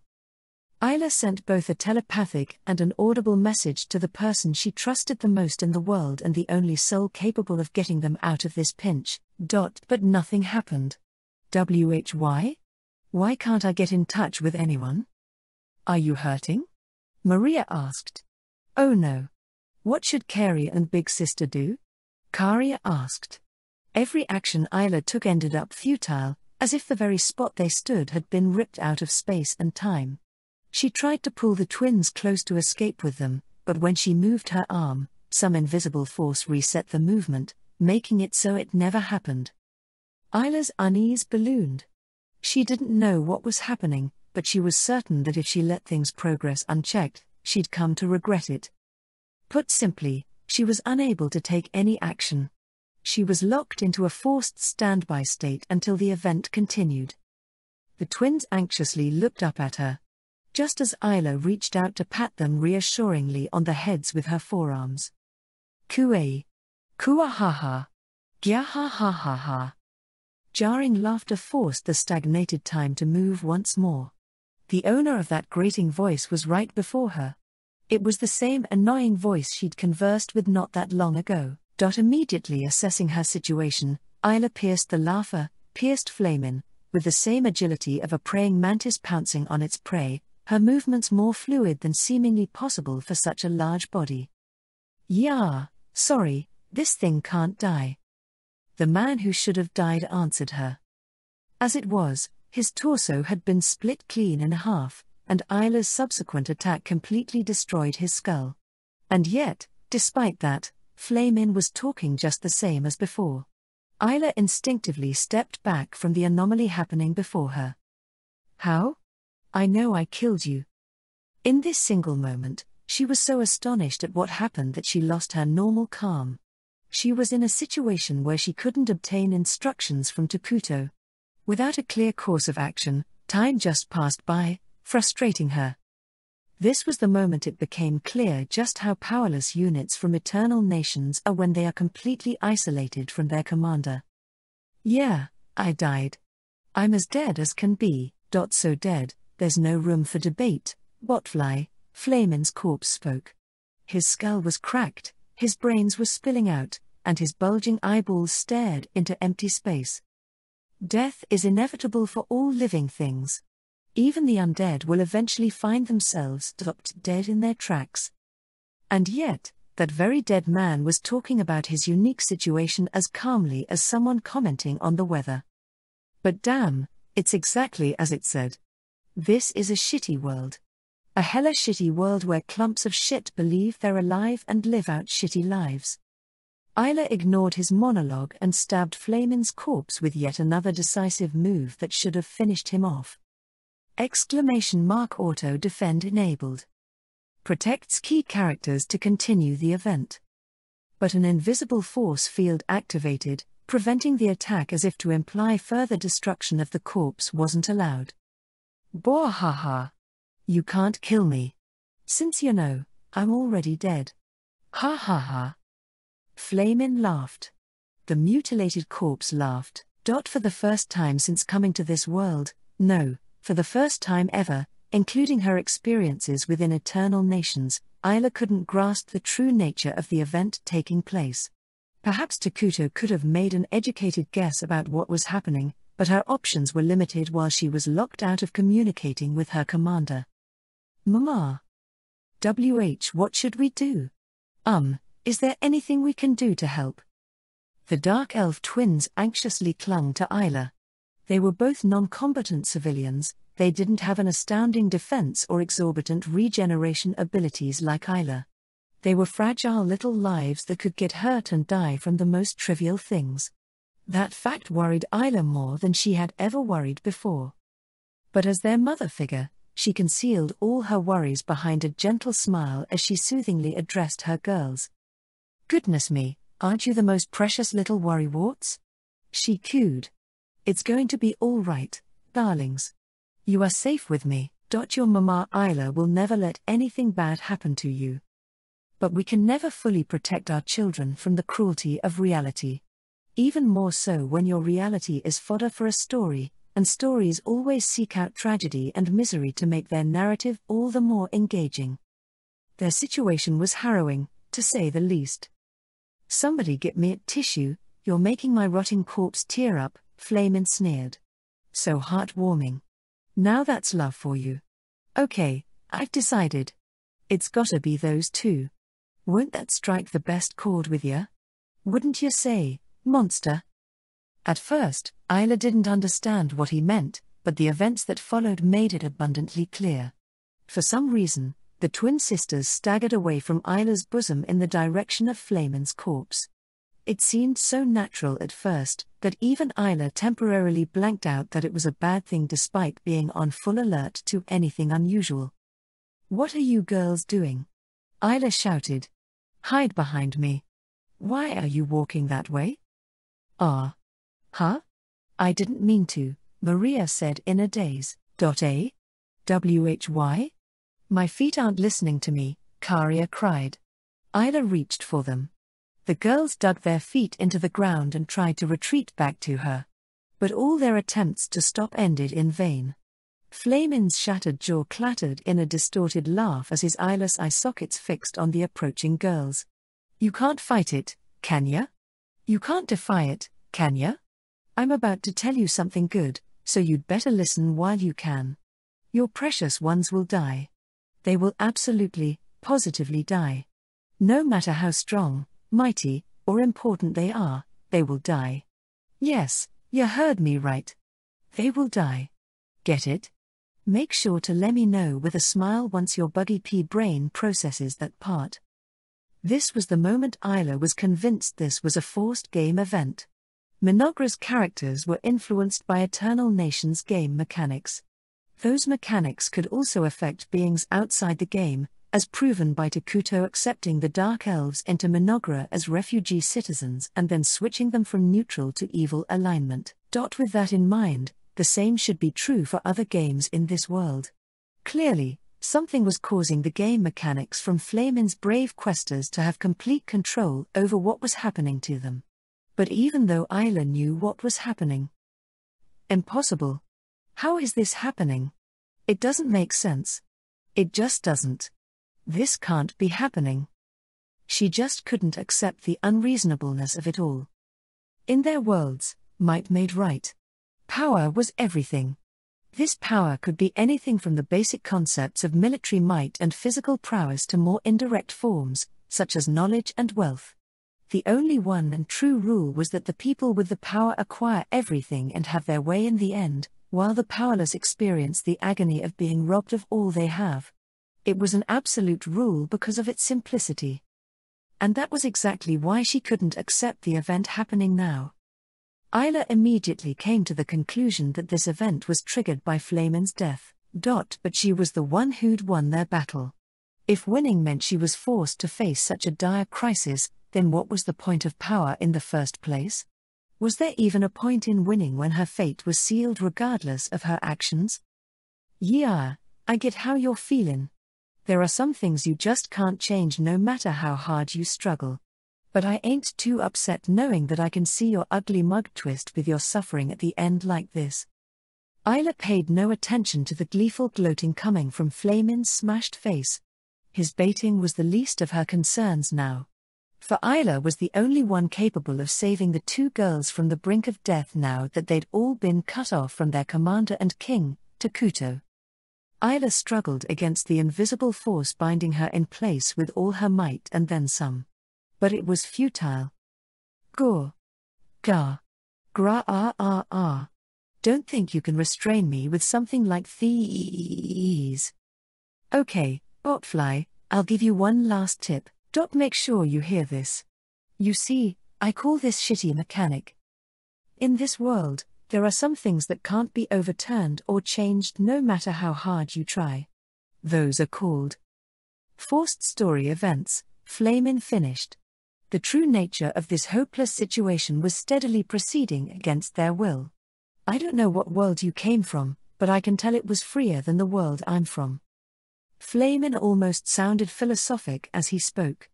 Isla found herself intuitively listening to him despite her intense impatience and explosive emotions because there was an echo of sympathy within his voice that resounded clearly in her ears. But did you know? There are these events that are scripted to be unavoidable no matter how hard you try to get around them. Puppets like us can never escape from that destiny. There's but one thing we can do: give up. Isla didn't know what he had seen and lived through before now. She didn't know how he'd struggled and eventually came to give up on resisting at all. But she could never accept having that same fate forced upon her. She could never just nod and give up because someone said she was destined to. Mama. What do we do? Mama Isla. Help us. There was no way in hell she was going to give up in front of her girls. Because Isla was a mother, and her beloved daughters needed her help. Her muscles rumbled like beating drums. Massive amounts of power rampaged within her body with no way to be released, her carapace that was stronger than steel cracked, and green blood poured out. And still, Isla didn't stop fighting the invisible force. Yeah. That's right. They're important to you, aren't they? You want to protect them, don't you? You can't let this happen, can you? Good luck. Fight back. Maybe a miracle will happen. Though it's never happened before. The distance between Flamin's corpse and the twins was like grains of sand falling in an hourglass counting down to the guillotine, and with each step the girls took, the greater the sense of doom became. It's impossible. It's damn impossible to stop. Once you get this far, it's game over. Bang, you're done. I typically get the hero when he lets down his guard thinking I'm dead, but it seems like this world doesn't care about the small details. The girls turned just their heads toward Isla and exchanged looks with her. Was that something enforced by the game event? Or did they realize they could move their upper bodies and did so as a last means of resistance? Isla offered the terrified girls the sweetest, most motherly smile in the world. It's all right, sweeties. I will save you. No matter what it takes. I will. Isla strained power through her immobilized body and tried every skill at her disposal. She frantically racked her brain for a way out but only became further frustrated by the lack of ideas. Every last one of them's a friggin' idiot. Flamin raved. They're all functioning under the false assumption that they've got a will of their own, a conviction to fight for, that they're acting based on what they want. The girls took one step closer. The hero, the demon lord, and everyone and everything else think that way, never realizing that they're being deceived. They haven't the damnedest clue that they're pawns on a game board that'll be tossed into the trash the moment they don't work how they're supposed to. Another step closer. Haven't I done enough?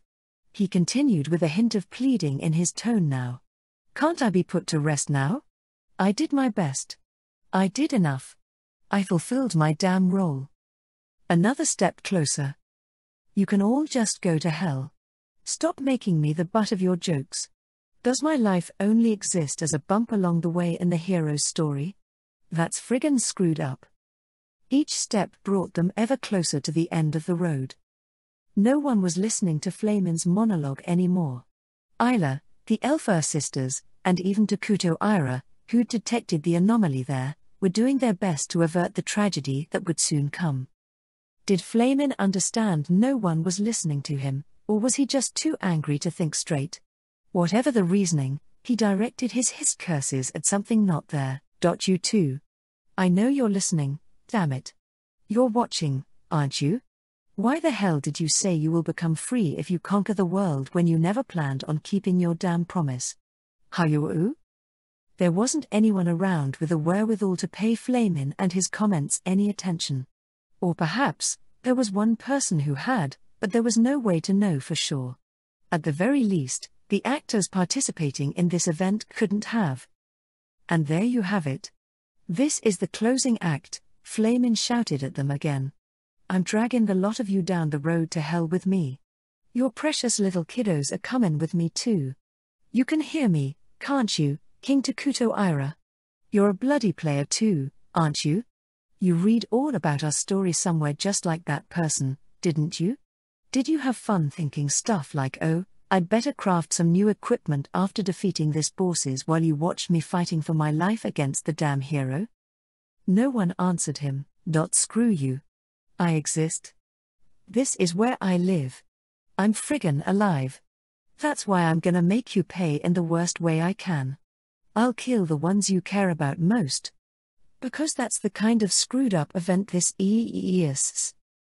Flamin was laughing. He roared with laughter like a madman. There wasn't even a shell of the man known for his cunning ruthlessness, only the grief of a pitiful creature who cursed his fate and despised his life was left.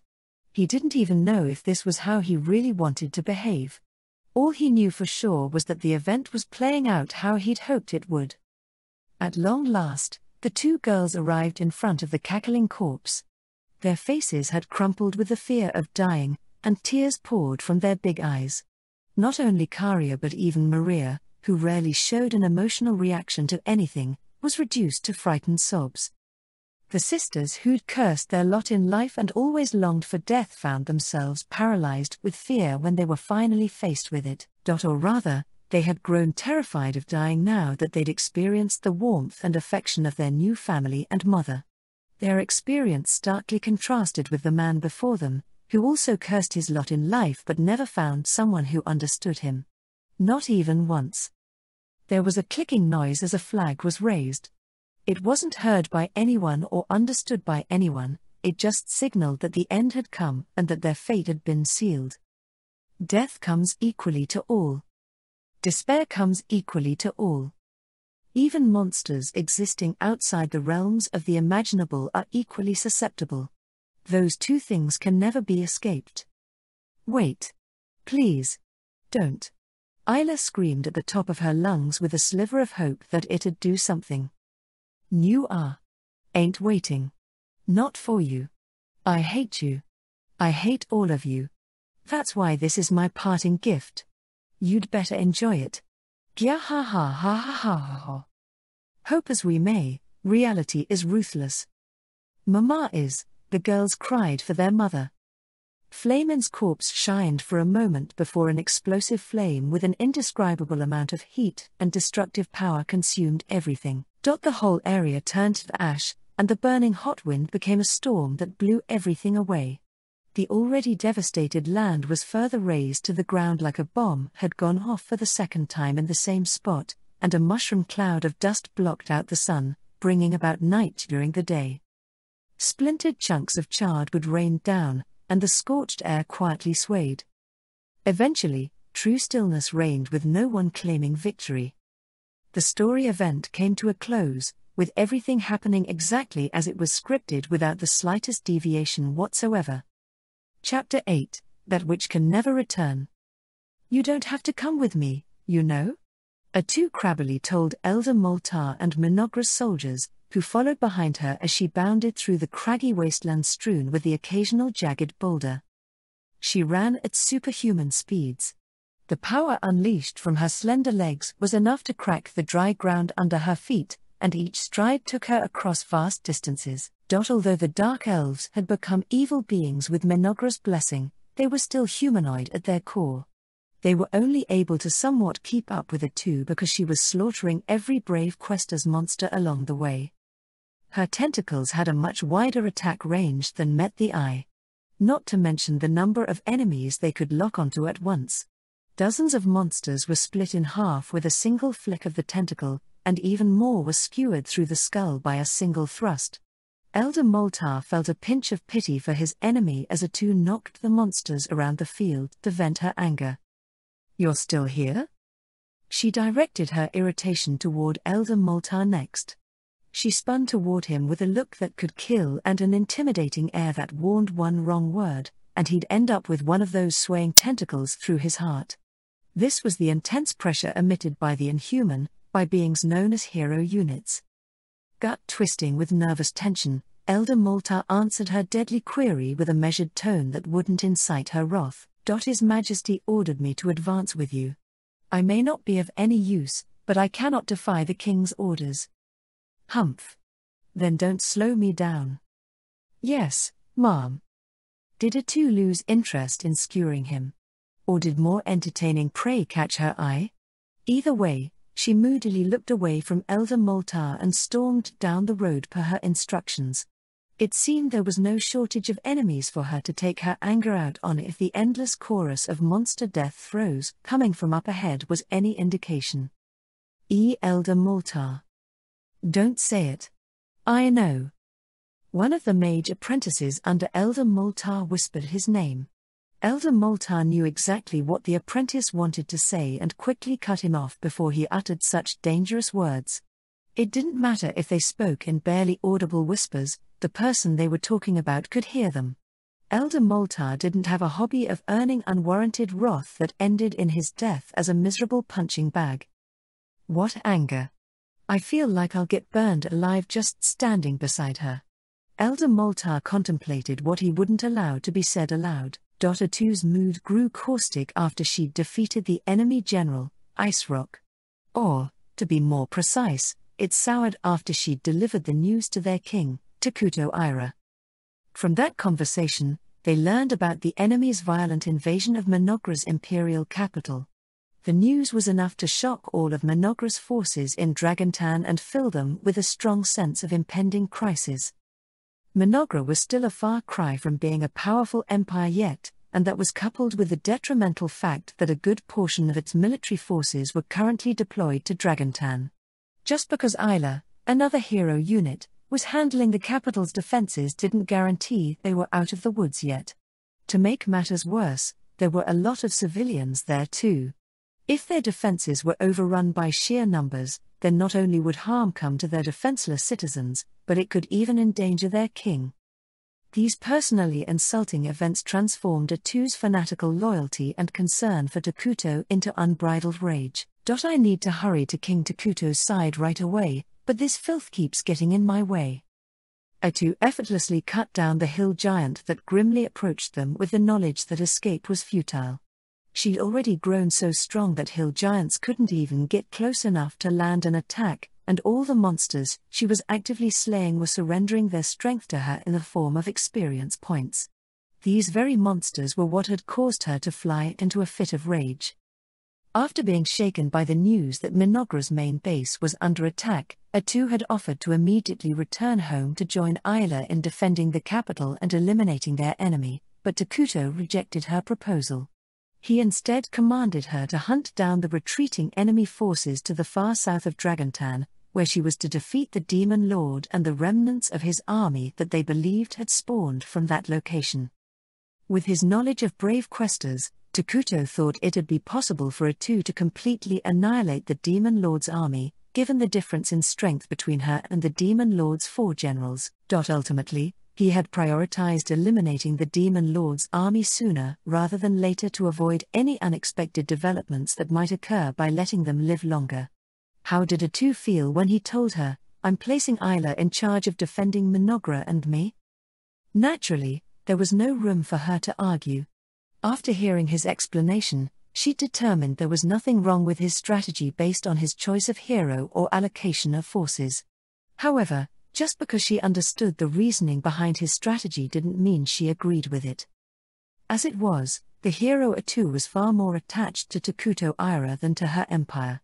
She was strongly against operating separately when her master was in danger because Takuto mattered more to her than anything else, even if it was he himself who had ordered her away.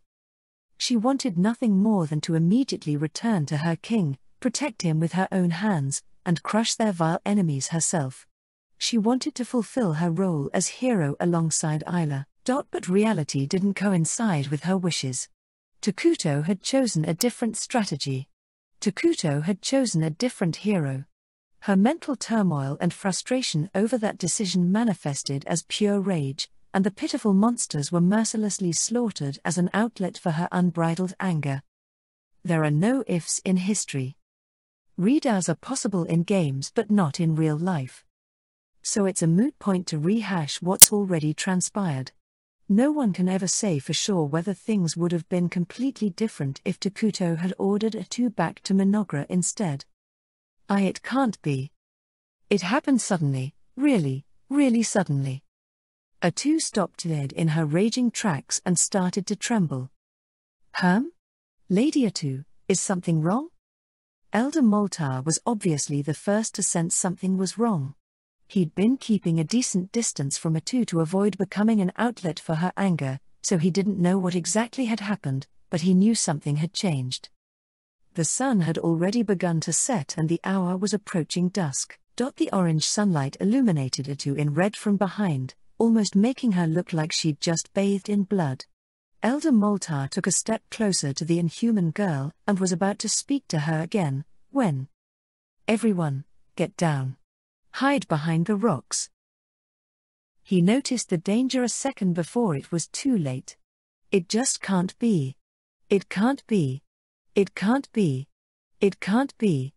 That's impossible. That can't possibly happen. The ground exploded. Atu's tentacles whipped around wildly to express her outrage.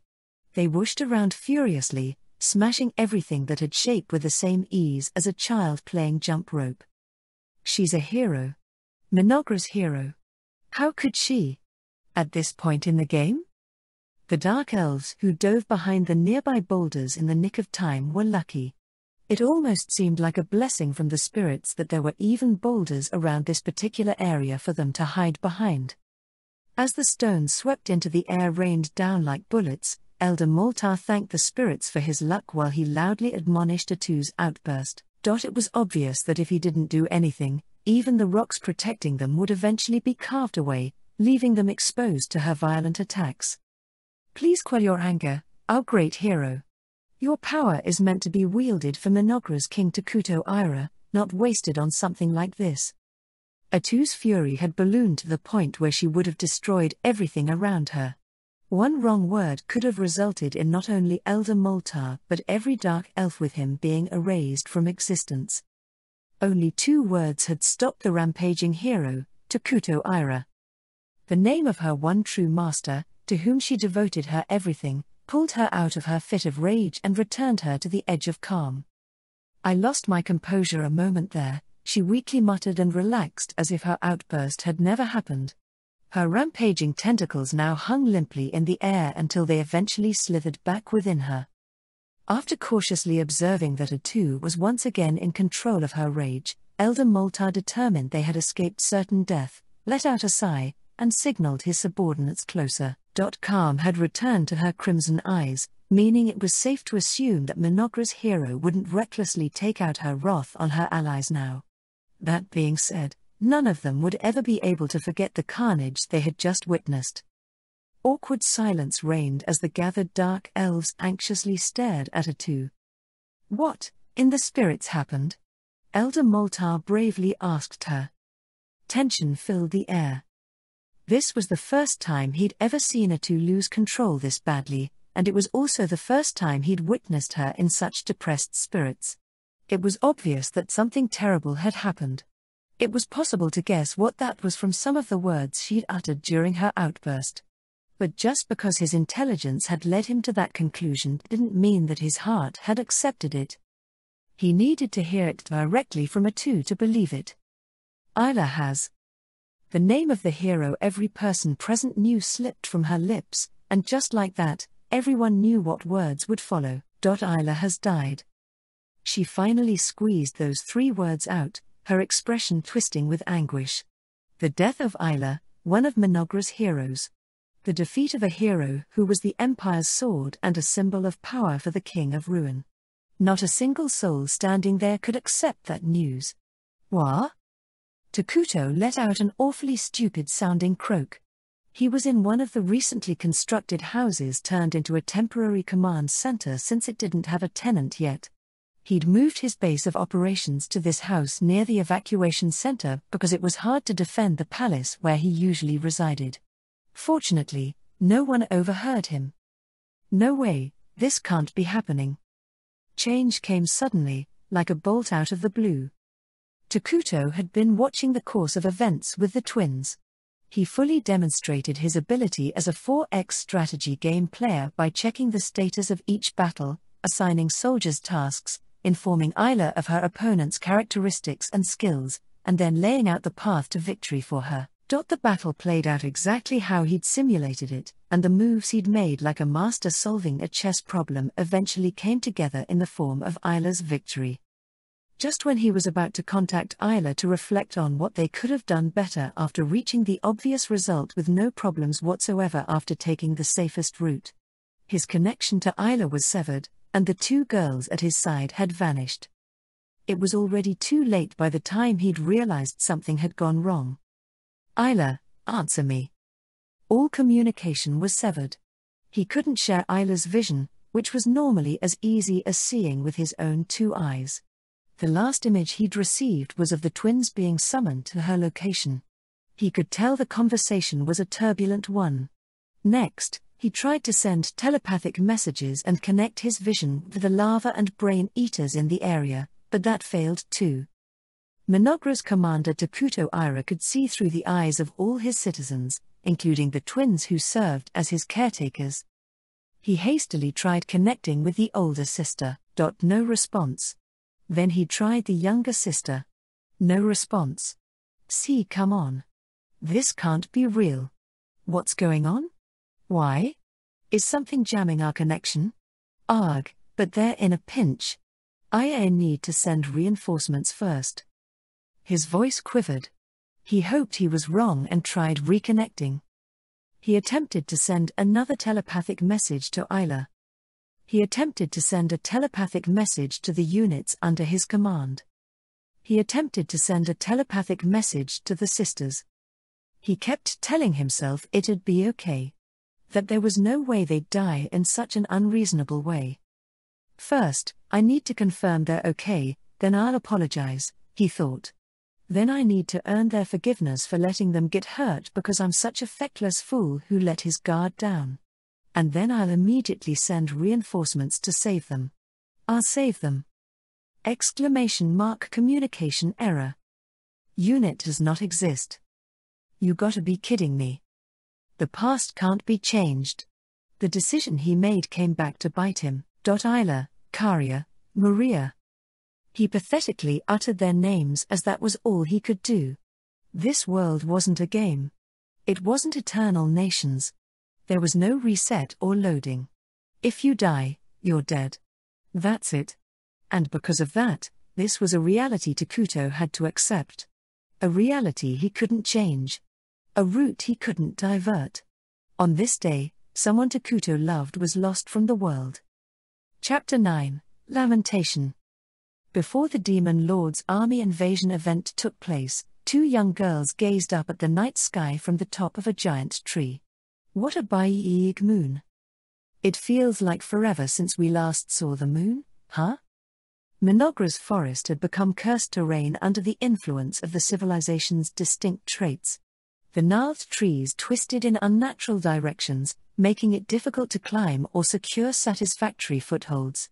But climbing such trees was child's play to the children of the forest, elves and the closely related dark elves.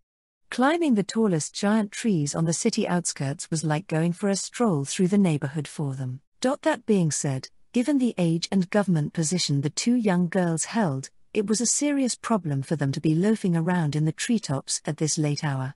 They were in for a real scolding if the overprotective, worrywart hero Isla, who'd become an adoptive mother to them, found out.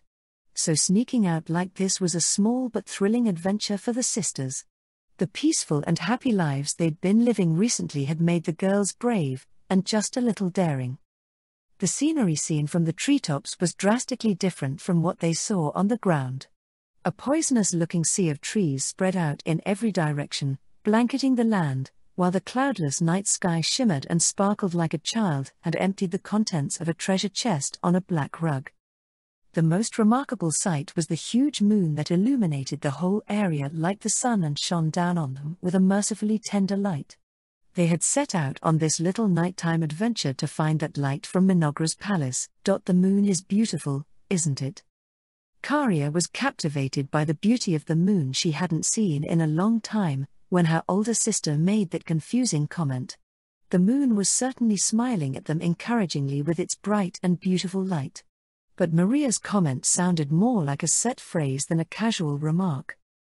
The moon is beautiful, but, what did you mean by that, big sister?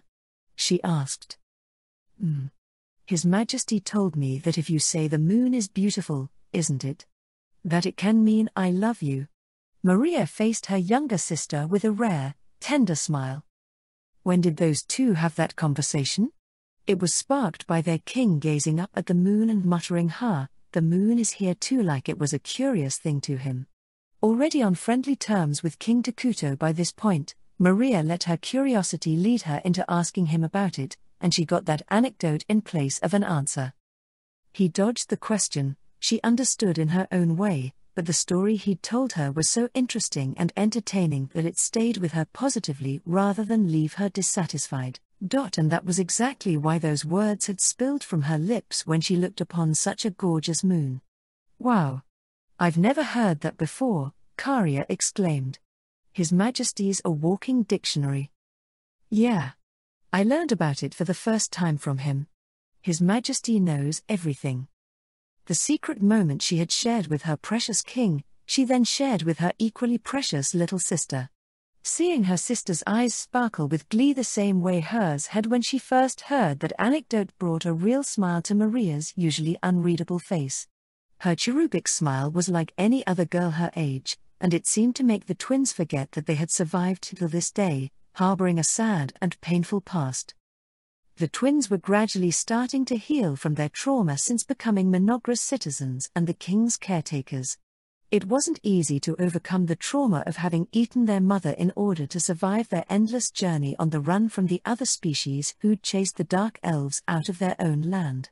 Their mother had suggested it herself as a way to save her people from starvation.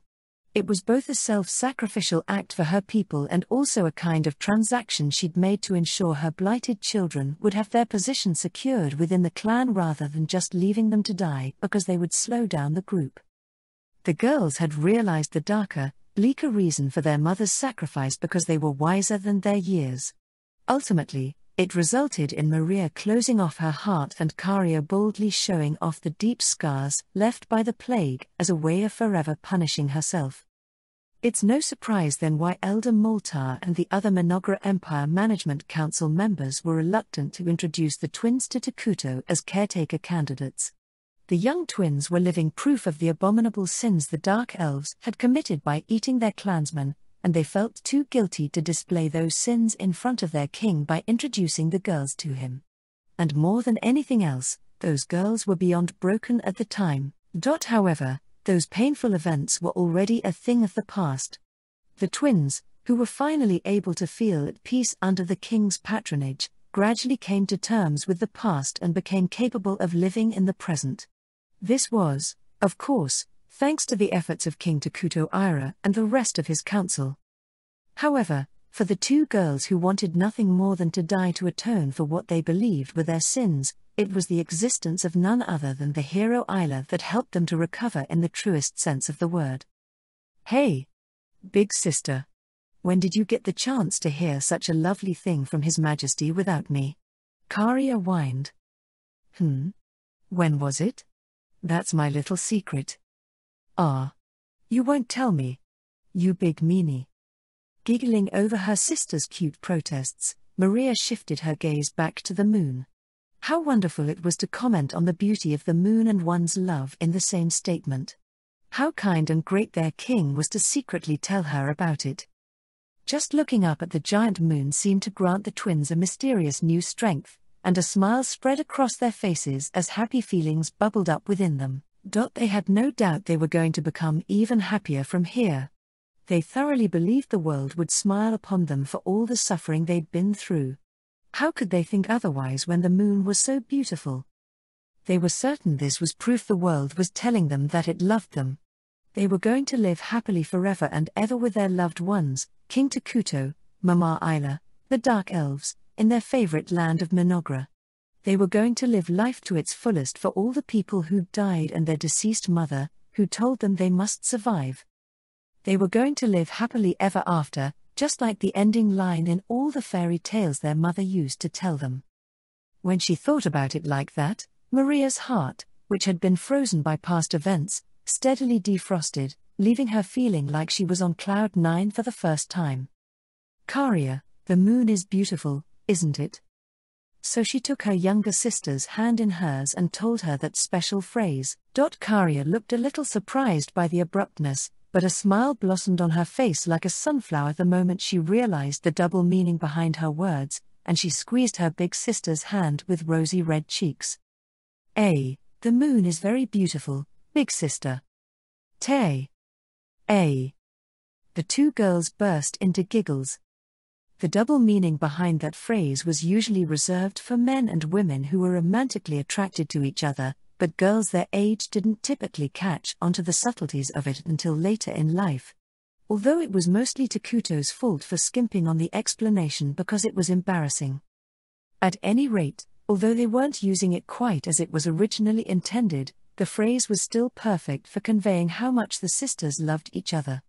And comparing the beauty of the moon to one's love for a family member was perfectly apt in this place where only the starry sky and a sea of trees were around to hear them. "I know." Karia clapped her hands together, the moon's tender light delivering a marvelous idea to her. "Let's bring Mama Isla with us next time. And then we can tell her the moon is beautiful, isn't it?" "Ooh. Let's. Their eyes sparkled as if they'd just struck upon the most wonderful of ideas. Just the look on their faces showed what telling Isla that phrase meant to them. Isla was their second mother. Of course, they never forgot the mother who gave birth to them. They were able to survive and find such happiness because their first mother gave up her life for them. Never for a moment would they forget her warmth and love. At the same time, they weren't blind to the sheer amount of love and affection Isla poured into them and their broken, closed-off hearts. They didn't know why a powerful hero like Isla cared for them so. But there was no denying the warmth they felt when they were gently hugged by those monstrous forearms that should have only known how to reap death and destruction. "Tay. I just know it'll be an even better day than today." When was the next full moon? They couldn't wait for that day to come. How much more beautiful would the moon be when all three of them looked upon it together? Just imagining it got Karia so excited that she couldn't sit still, and she stood up. "Keep it a secret till then, Kay?" "Okay, big sister." "Tay. The girls giggled some more. They were going to bring their beloved mother to this spot on the next full moon. They might get scolded for staying up late, but this was Mama Isla they were talking about. She would forgive them no matter how much she nagged them. The sisters were going to take in the moon together with their mother. And the girls were going to tell their dear, dear mother those all-important words. I love you. They believed that day would become the most special of all days. When the twin sisters next opened their eyes, they were surrounded by a sea of blood. No. Mama. Even after the enormous blast from Flamin's self-destruct blew everything away, including the very ground, the twins and their mother were still alive. No, that wasn't quite right. It was a bittersweet miracle that Isla was still breathing as she was so far gone. Death was inevitable.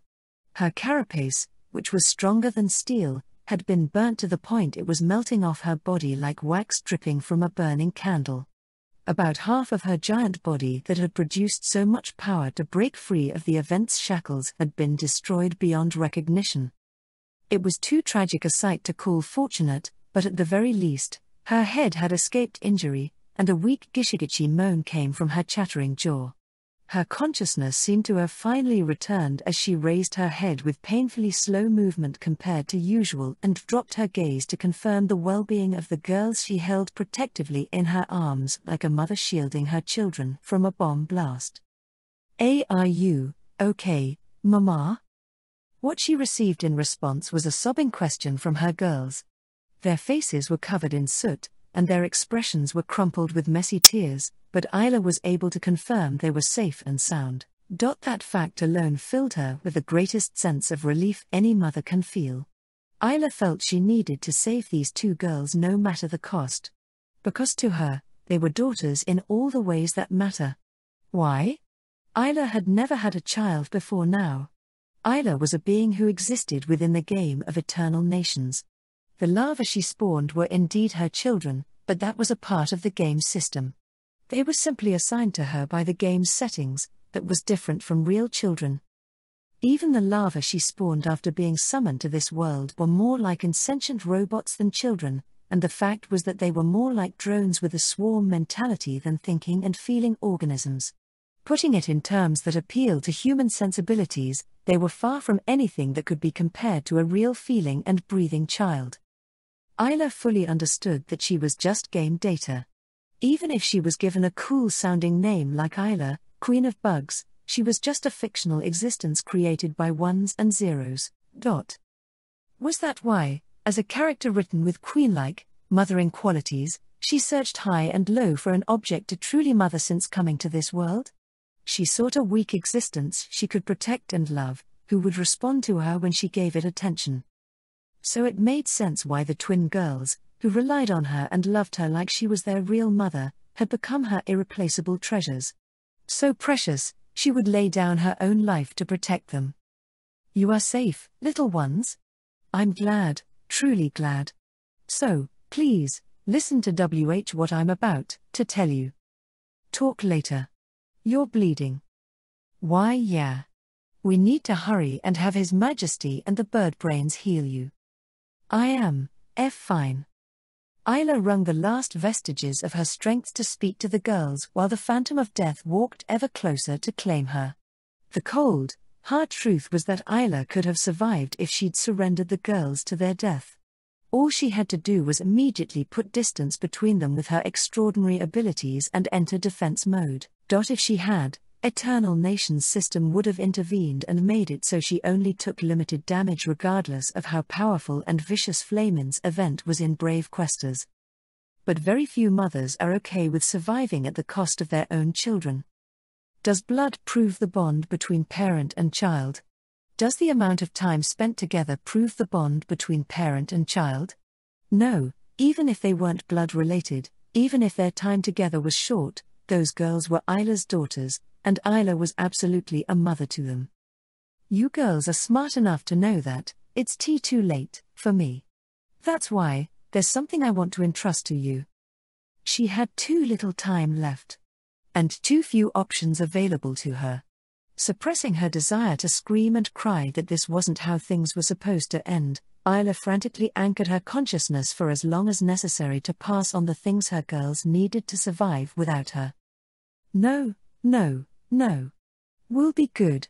We'll do everything you tell us. So, please, Mama. Mama. Isn't there anything we can? Unfortunately, tea time is not on our side, my dears. It's because Carrie and Big Sister are too weak. Because we tried to become happy. We're being punished again for trying to be happy. Why? Why does everybody die? All we want is to be together. Is it such a bad thing to say we want to be with our mommies? Did we do such a bad thing? Are we bad girls? Isla wanted to scream to the high heavens that that wasn't true. But she no longer had the strength to do even that much for them. Her life was already as fleeting as a flickering flame before a powerful gust of wind, and she had something she must do before her light was extinguished. Let us die with you, Mama. We can't take it. We can't take the pain anymore. There's no reason to keep on living. There's nothing good about being alive. Just pain and more pain and more pay. Please, listen to my last words. Isla's greatest wish was to keep her girls alive. She needed to do whatever it took to send them somewhere safe, somewhere away from this hopeless situation they found themselves in. The three of them were currently standing at the front lines of the war between the Demon Lord's army and Mynoghra's army.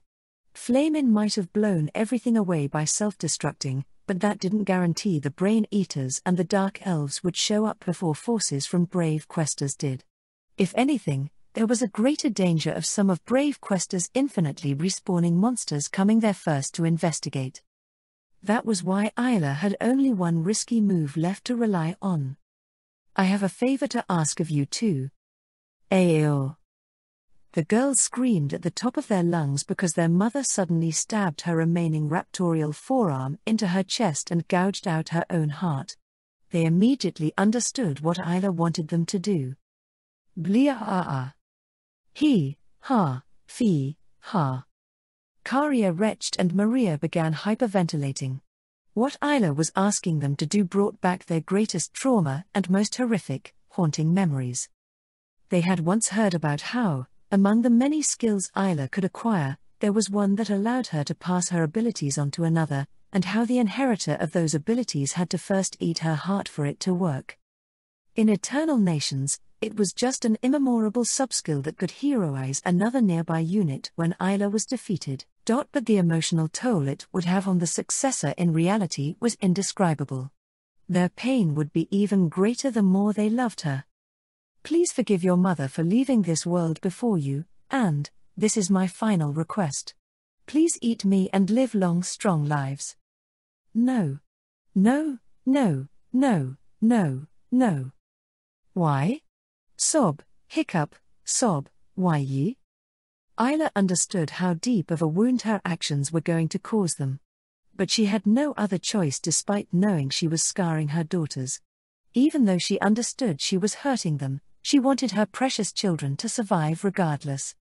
You will be all right, for you are my adorable daughters. Master Takuto, I'm sorry.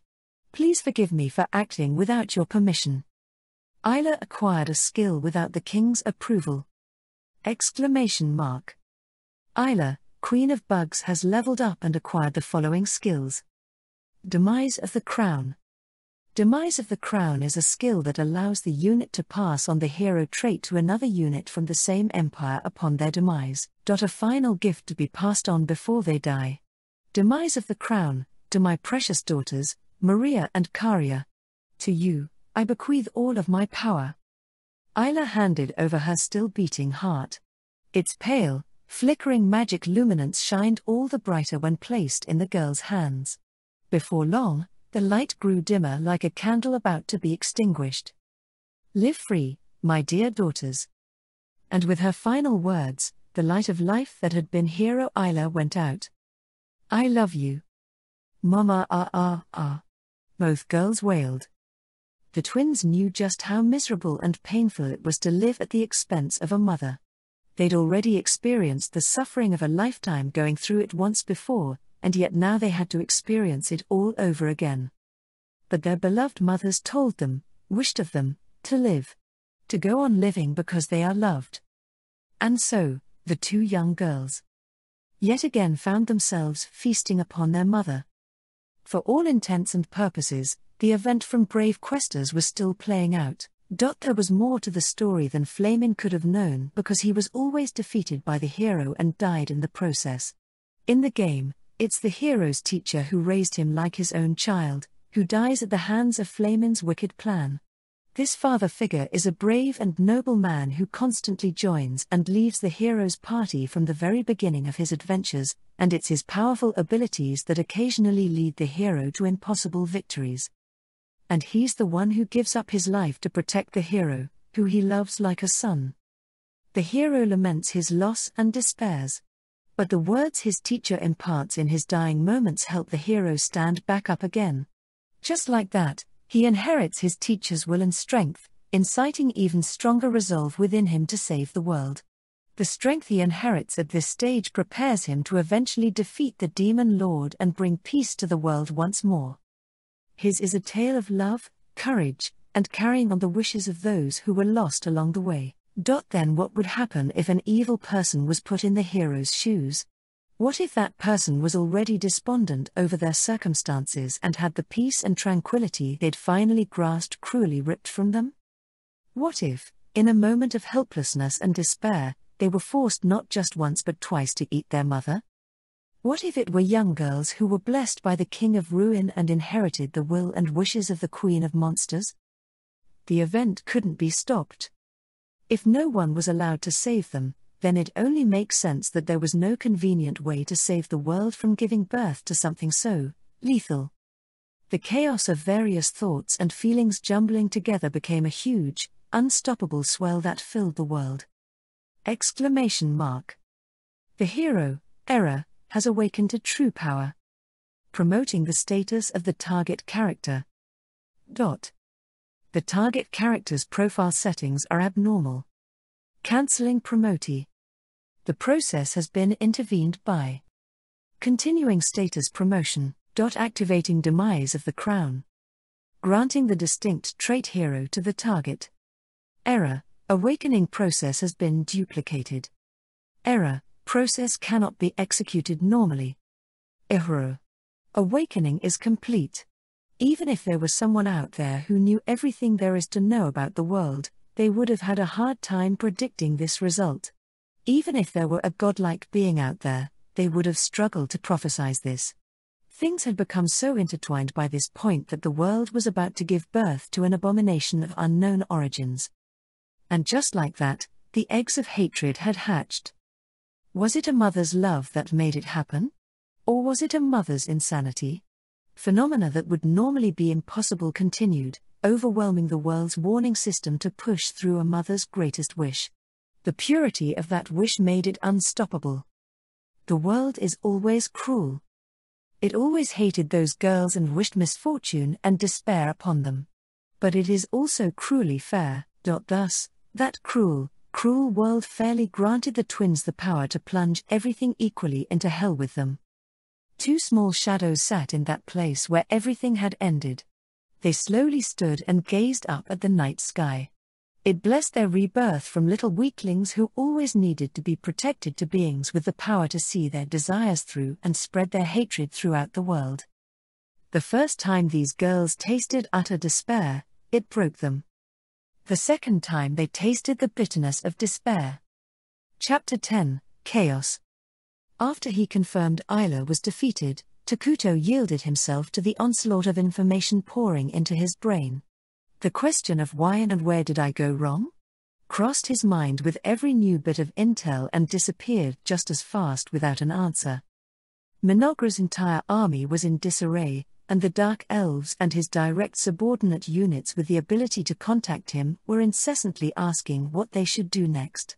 Ignoring all that noise, Takuto blocked out the world and placed himself in a thought bubble that offered some sense of calm. A normal person might have shriveled up and withdrawn from the world in his position. They might have escaped reality by shutting everyone out and huddling in a corner, hugging their knees. Some might have hidden their blunder by throwing a fit and yelling at everyone around them. But the man known as Takuto Ira didn't fit those personality types.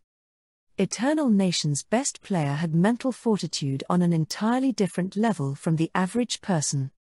Takuto quietly closed his eyes and took deep, measured breaths. It only took a couple of seconds to clear his mind. The act was as normal and deliberate as an athlete taking in the morning sun before a routine jog.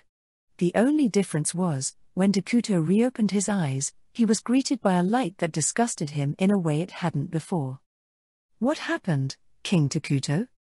A distraught telepathic message came from Atu as soon as he'd finished his little calming exercise, as if she'd timed it with that knowledge. Takuto had been so focused on Isla and the twins until now that he'd failed to answer her earlier queries, but he calmly switched over to their telepathic link and spoke with her. Isla has been defeated. It seems she was dragged into a forced death event. How can that happen? He heard her click her tongue, stifling a swear as she raised her voice in frustration. It's like what happened to me, isn't it? Atu's mind immediately went to the damage she'd suffered at General Ice Rock's hands.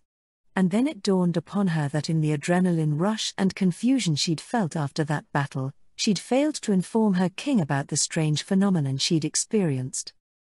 Atu screamed at the top of her lungs, her beautiful face distorting with anger and outrage. But this was not the time for her to report her blunder and receive punishment. The most important thing for her to do right now was to ensure Takuto's safety. Isla's defeat is an emergency. I'll immediately change course back to the capital.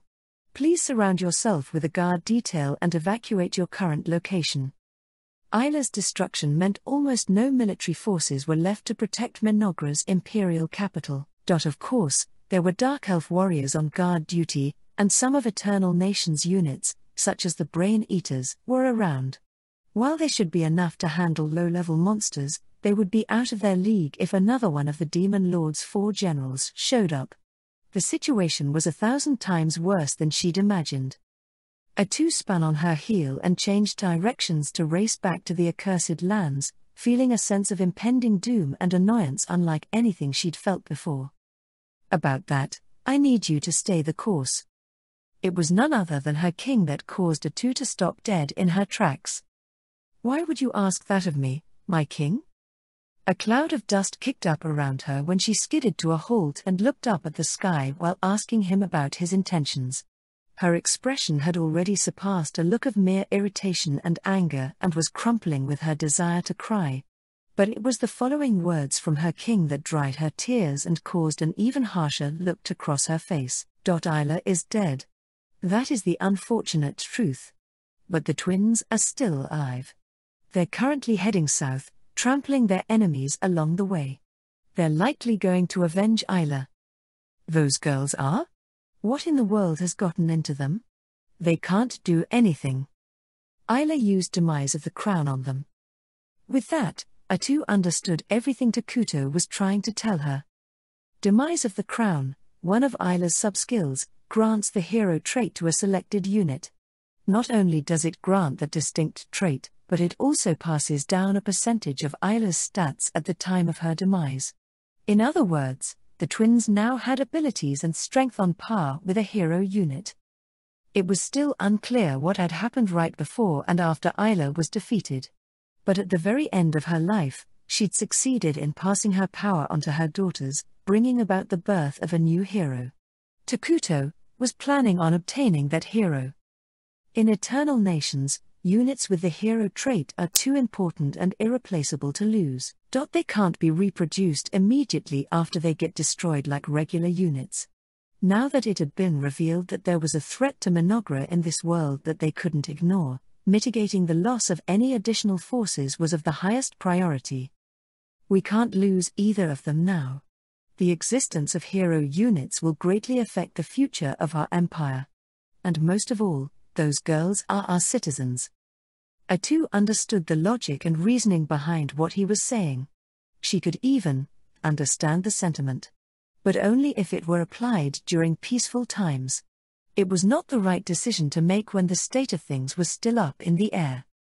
Then please call them back at once, Atu demanded, momentarily forgetting she wasn't just talking to a friend but also her king and commander.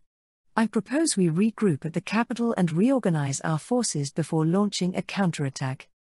We can't do that. I can see what the girls are doing, but they aren't taking orders. What nonsense is that? We don't need units that can't take orders. I suggest their immediate disposal. Request denied. King Takuto. They were in a crisis. Their situation was the worst of the worst. Atu's impatience rapidly ballooned, and the worst-case scenarios kept flashing in her mind. She didn't know what had led to Takuto's decision. To her, it only looked like he was being reckless. At the same time, she was tormented by the thought that her own blunder made things so much worse. No matter how confused and deflated she felt after that battle, she still should have informed him of the dangers of attacks influenced by different game mechanics. Information is the most valuable resource during war.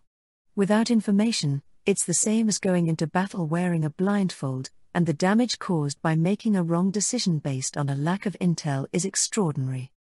Atu clenched her teeth so hard she could feel them cracking under the pressure, and then she shouted, "Great and mighty King Takuto. I have something I must report to you. The RPG's mechanics are a real threat. It even bested me, your Atu, and took Isla from us. This failure is a direct result of our incompetence as your heroes. The responsibility falls on our shortcomings. So please, reconsider your decision," she implored, her face twisting as it might if she'd been forced to swallow bitter medicine. But she was basically demeaning herself to get her point across. How much resolve did it take for this hero, who had absolute confidence in her strength and always took pride in being Takuto Ira's sword and shield, to deny the very things she prided herself on? Blood dripped from where she bit her lip too hard, proving just how much determination it took for Atu to tell him these things. But telling him was a double-edged sword. It might only serve to confuse her king further. Atu might suffer the most unbearable misery yet if it caused him to be disappointed in her. However, that was a cheap price to pay if sacrificing her pride could alleviate his feelings of frustration and guilt and, in turn, help him make a more rational decision. Everything was for her king, Takuto Ira. She laid her heart bare for that reason, but... I see. Even so, please go to them. Isla left them in our care. Takuto's stance was unchanged. I can't expose Mynoghra, expose you, to danger over mere sentiment. Your Majesty, King Takuto, you are everything to me. The plea wrenched from her very soul wasn't reaching him. Atu expected the worst was yet to come, in the form of some unknown game mechanic leading to the twins' demise and then her own. She didn't care if she died. It was no skin off her nose. But to Atu, Takuto's death was the most unbearable thing in the world. The fear of that potentially happening because of her tormented Atu more than anything else. That's why, when she received his next orders, Atu felt like she'd been struck by lightning. Atu, this is an order. You're the only one I can rely on. SST. Atu felt the air suck through her teeth in a gasp as her impassioned heart was doused with ice-cold water. It wasn't disappointment or despair that cooled her down, but something akin to a fanatic experiencing an epiphany. She had been given an order, as such, there was only one thing for her to do. At long last, the bitterness twisting her features gave way to understanding and resignation, and then, "I will do as you command, my king." She accepted her king's decision. Thanks, Atu. I believe in you. Atu's change of heart came from her suddenly remembering some very important things, such as just what kind of commander her king was, how she'd always believed and obeyed his orders to a T, how Takuto Ira was the greatest player in Eternal Nations history, and how she was the only one, in a state of irrational disarray. And more than anything else, she remembered the unique talent her master possessed and that she should always believe in. Takuto Ira always pulls off the impossible in the 11th hour. That's how it always was. Whenever things got dicey, He'd give commands as if he were possessed by the god of strategy and turn the tables to such a degree that none of his mistakes mattered, making him come out on top. That's just the kind of man Eternal Nation's strongest player was. And that was the man Atu trusted and loved with all her heart. Atu's feet finally moved to take her south. She'd already received all the information she needed to know. Apparently, he already had a firm grasp of the terrain through his shared connection with the twins, and Atu wasn't sure if it was because her connection with him had grown stronger or not, but she could vaguely see what he did. From the looks of it, they were already fighting at an outpost set up in front of where the Demon Lord's army had settled. They hadn't yet confirmed their enemy's strength or the twins' new strength. There was a good chance Atu wouldn't make it in time. But she was convinced she'd be able to rendezvous with the girls if she headed there at full speed. Takuto Ira had given her the order to go, after all. There could be only one result then. Atu charged through the wastelands. A crater formed each time her foot hit the ground, her inhuman legs propelling her forward faster than a horse. The strategy was already decided, and she had accepted it. All that was left was for her to accomplish her mission, whatever it took. Unshakable determination gleamed in Atu's eyes, and her evil presence grew even stronger. Meanwhile, the enemy monsters that sporadically attacked were scattered like dust before her. She had her king's full support, which meant that there was no one in the world capable of stopping her forward march. Except Atu, there's something I have to tell you first. What is it, my king? Takuto's quiet voice reached Atu as she bounded down her pathless path. With her mind already made up to follow through with his strategy, Atu concentrated on his telepathic message to ensure she didn't miss a single word. Be extremely careful. A dubious look crossed her face, then transformed into something more sinister. They're in berserker mode. The situation was far more chaotic than she'd expected. Chapter 11. Witches of Regret. In the wastelands to the far south of the Accursed Lands, a lone girl appeared before the main defense outpost controlled by Lady Wind of the Demon Lord's 4 generals. Half of the girl's small body was covered in burn-like, puckered scars, and she wore an outfit that seemed purposely designed to show off those startling wounds. If that wasn't striking enough, a magic circle loomed in one of her eyes, visible even with her head turned down. More than anything else, the dense, unconcealed presence of darkness exuding from her screamed that she was no ordinary girl. Although the area was illuminated by moonlight, the hour was already past midnight. General Lady Wind gawked for a moment when this girl, who clearly shouldn't be there, just seemed to appear in her territory like a ghost, but she immediately switched gears to defend her position. Adorned in a light green dancer's outfit, the pale-skinned Tempest General Lady Wind was the only female general with the Demon Lord's army. She naturally possessed a level of intelligence that set her apart from the rest of the demons, so she promptly gave orders to the more intelligent monsters under her command and had the girl surrounded in no time. The girl's name was Karia Elfur. My oh my, what a naughty little girl you are. Are you here knowing this is the Demon Lord's turf, protected by Tempest General Lady Wind? The girl didn't respond. She seemed to be muttering something under her breath, but Lady Wind was too far away to make it out. Skeptical as she was, Lady Wind sauntered right over to Karia until she stood before her. Lady Wind's monsters with excellent night vision were already in battle position, and not even the tiniest mouse could find an opening to escape from the circle they'd formed around the girl. They had only summoned the best of the best monsters to advance their goal of world conquest. Her superiority complex gave her such confidence that every organism outside her people was lesser than a gnat. It left no room for her to feel wary or alarmed by potential threats. "Ha," she sighed. "What woodwork did you come crawling out of, Are you from that village?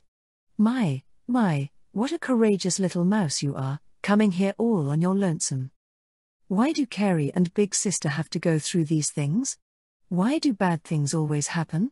Why is the world so very painful? Why?" Instead of an answer, Karia merely muttered words filled with bitter regret and hatred. Lady Wind didn't know what had transpired in the child's life, but she could easily guess that she was lamenting that their actions had made her into a victim of one sort or another. "What are you mumbling about, Were you brought here against your will? My. You poor thing. I feel so sorry for you. I'll put you through some extra special torture before I end your pitiful life." Did Lady Wind's words spark a reaction in her? Or was it just because her voice was too loud?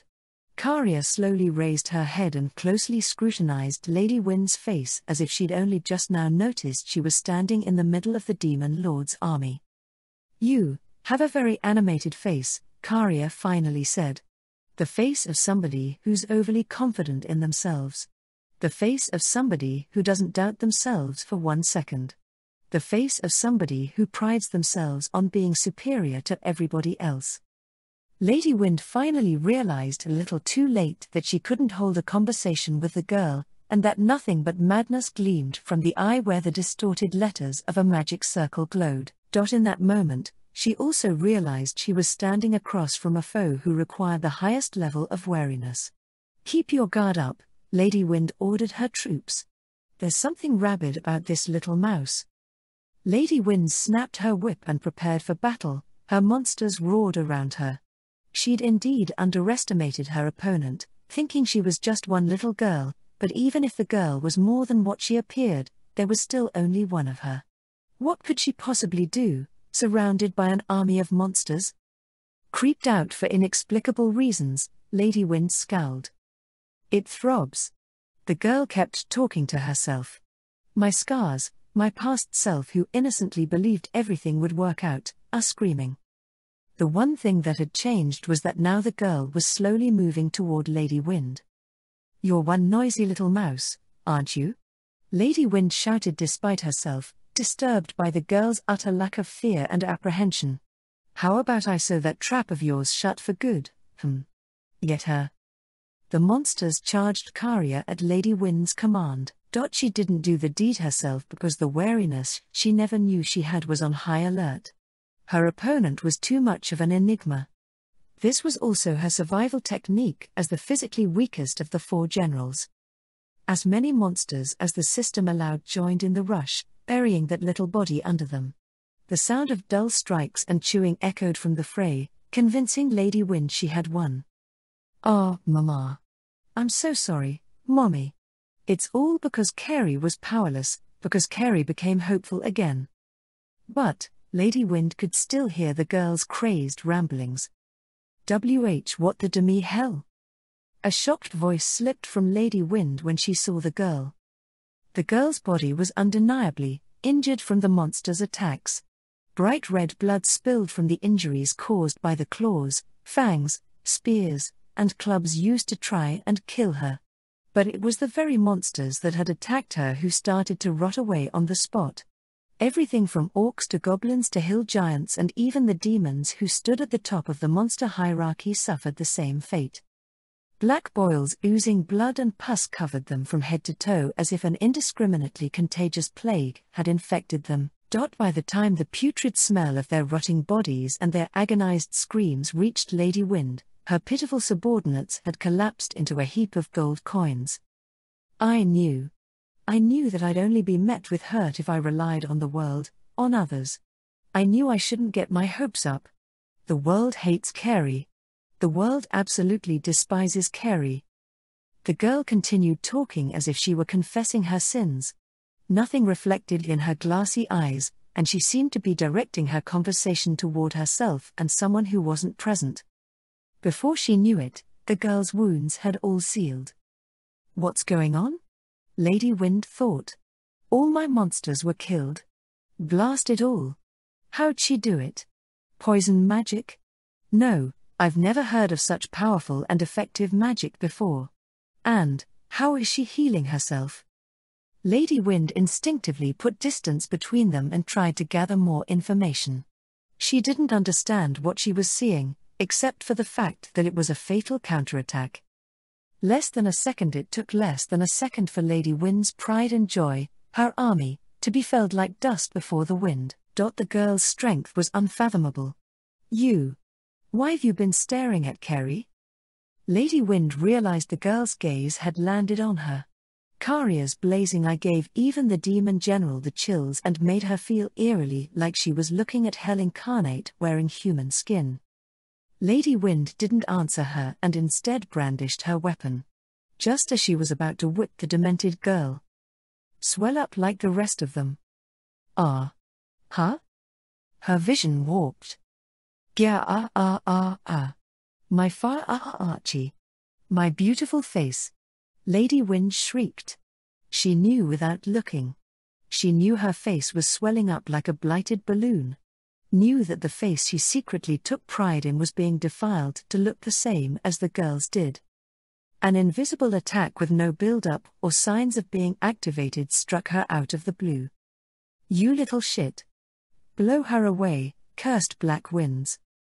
Lady Wind wasn't so foolish as to let herself go down like this. With one hand covering her inflamed face, she unleashed her ultimate attack. This was the ace up her sleeve and the deadly skill only she could use. Cursed Black Winds is a powerful and merciless damage over time spell that she'd created by weaving together dark magic and curses to halve all her opponent's stats during battle. Since it affects all stats, it has the unfair propensity to reduce her opponent's strength exponentially, and because her game system programmed it to be so, it's an inimitable skill that can't be escaped or dodged once used. But this ultimate attack comes with one downside.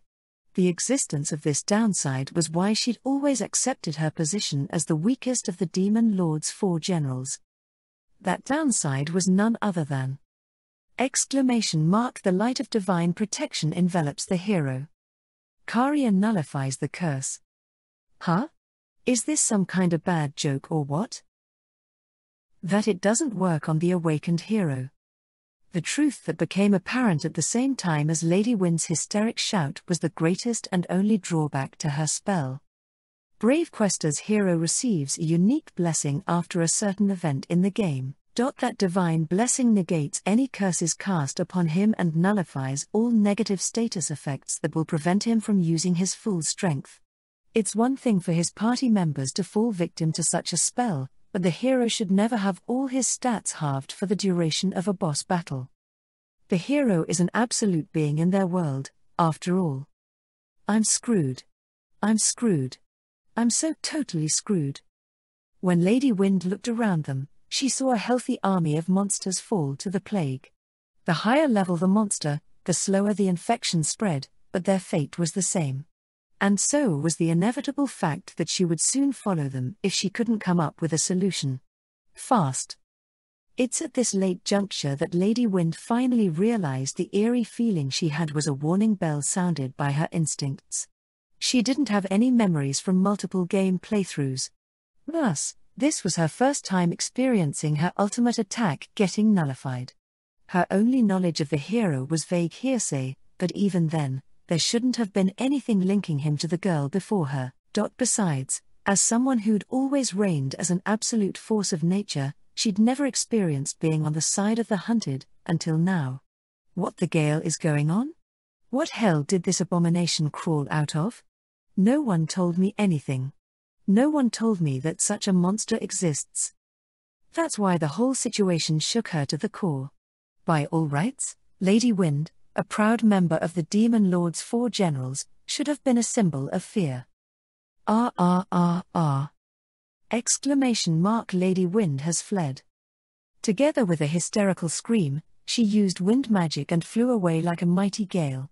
The move she made was the most foolish and unsalvageable. Did she not know the way it worked?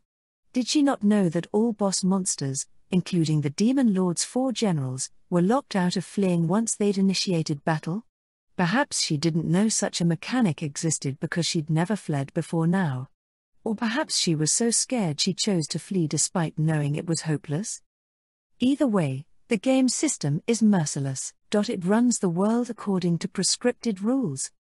Exclamation mark boss monsters can't flee. No one can flee from the hero. No one can flee from a witch. Lady Wind failed to escape. Lady Wind's body was fixed in place as if an invisible rope had wrapped around her and pulled her crashing back down to earth. Stunned by the impact of hitting the ground, she lifted her face with a moan, and her eyes met with the girl staring at her with one blazing eye. Tempest General Lady Wind saw memories of things she'd never experienced herself as she was filled with despair before this being that couldn't be categorized under light or dark. Arg. W. Wait. Gak. Korf. Irk. Her body oozed pus from its inflamed boils as she rotted away. The girl quietly stared at Lady Wind, so quietly, with an eye that reminded her of the pits of hell. Help me. Before long, Lady Wind begged quietly for her life before being reduced to a gold coin. The moon illuminated the scene with its beautiful, silver light. Not far from the hellish scene where the forces of darkness were reduced to nothingness by rotten festering boils, a different kind of hell was unfolding. An enormous magic circle was in the process of being set up at this other outpost belonging to the Demon Lord's army. The circle pulsed with a reddish-black light and seemed to be powered by the huge crystal-shaped items arranged at set intervals around it. The magic circle appeared to be the size of a city square. The equipment and spell type were clearly not of this world, but it also didn't seem like it was meant to bring about the thick stench of death hovering in the air around it. Only elite monsters were assigned to it. The area teemed with even more powerful demons and monsters than the last outpost, giving away at a glance that this was a critical facility to the Demon Lord's army. The scene there was even more bizarre than the outpost wiped out by the plague. Silence reigned. Every monster and demon stood in complete silence, staring into space with no life to be found in their glassy eyes. Aha ha ha ha ha ha. Aha. Aha. AAA ha ha ha ha.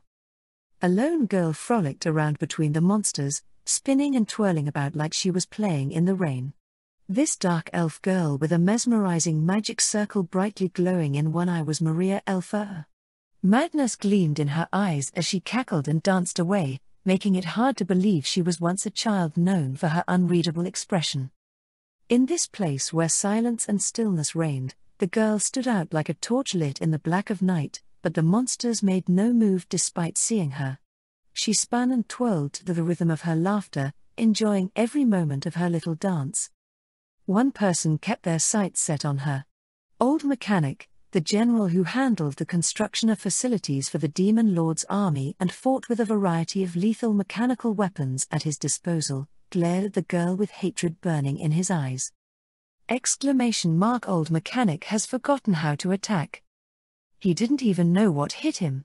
Construction of the magic circle had been going well. The facility had reached 90% completion, and it was already at the point where it could be used once they started it up.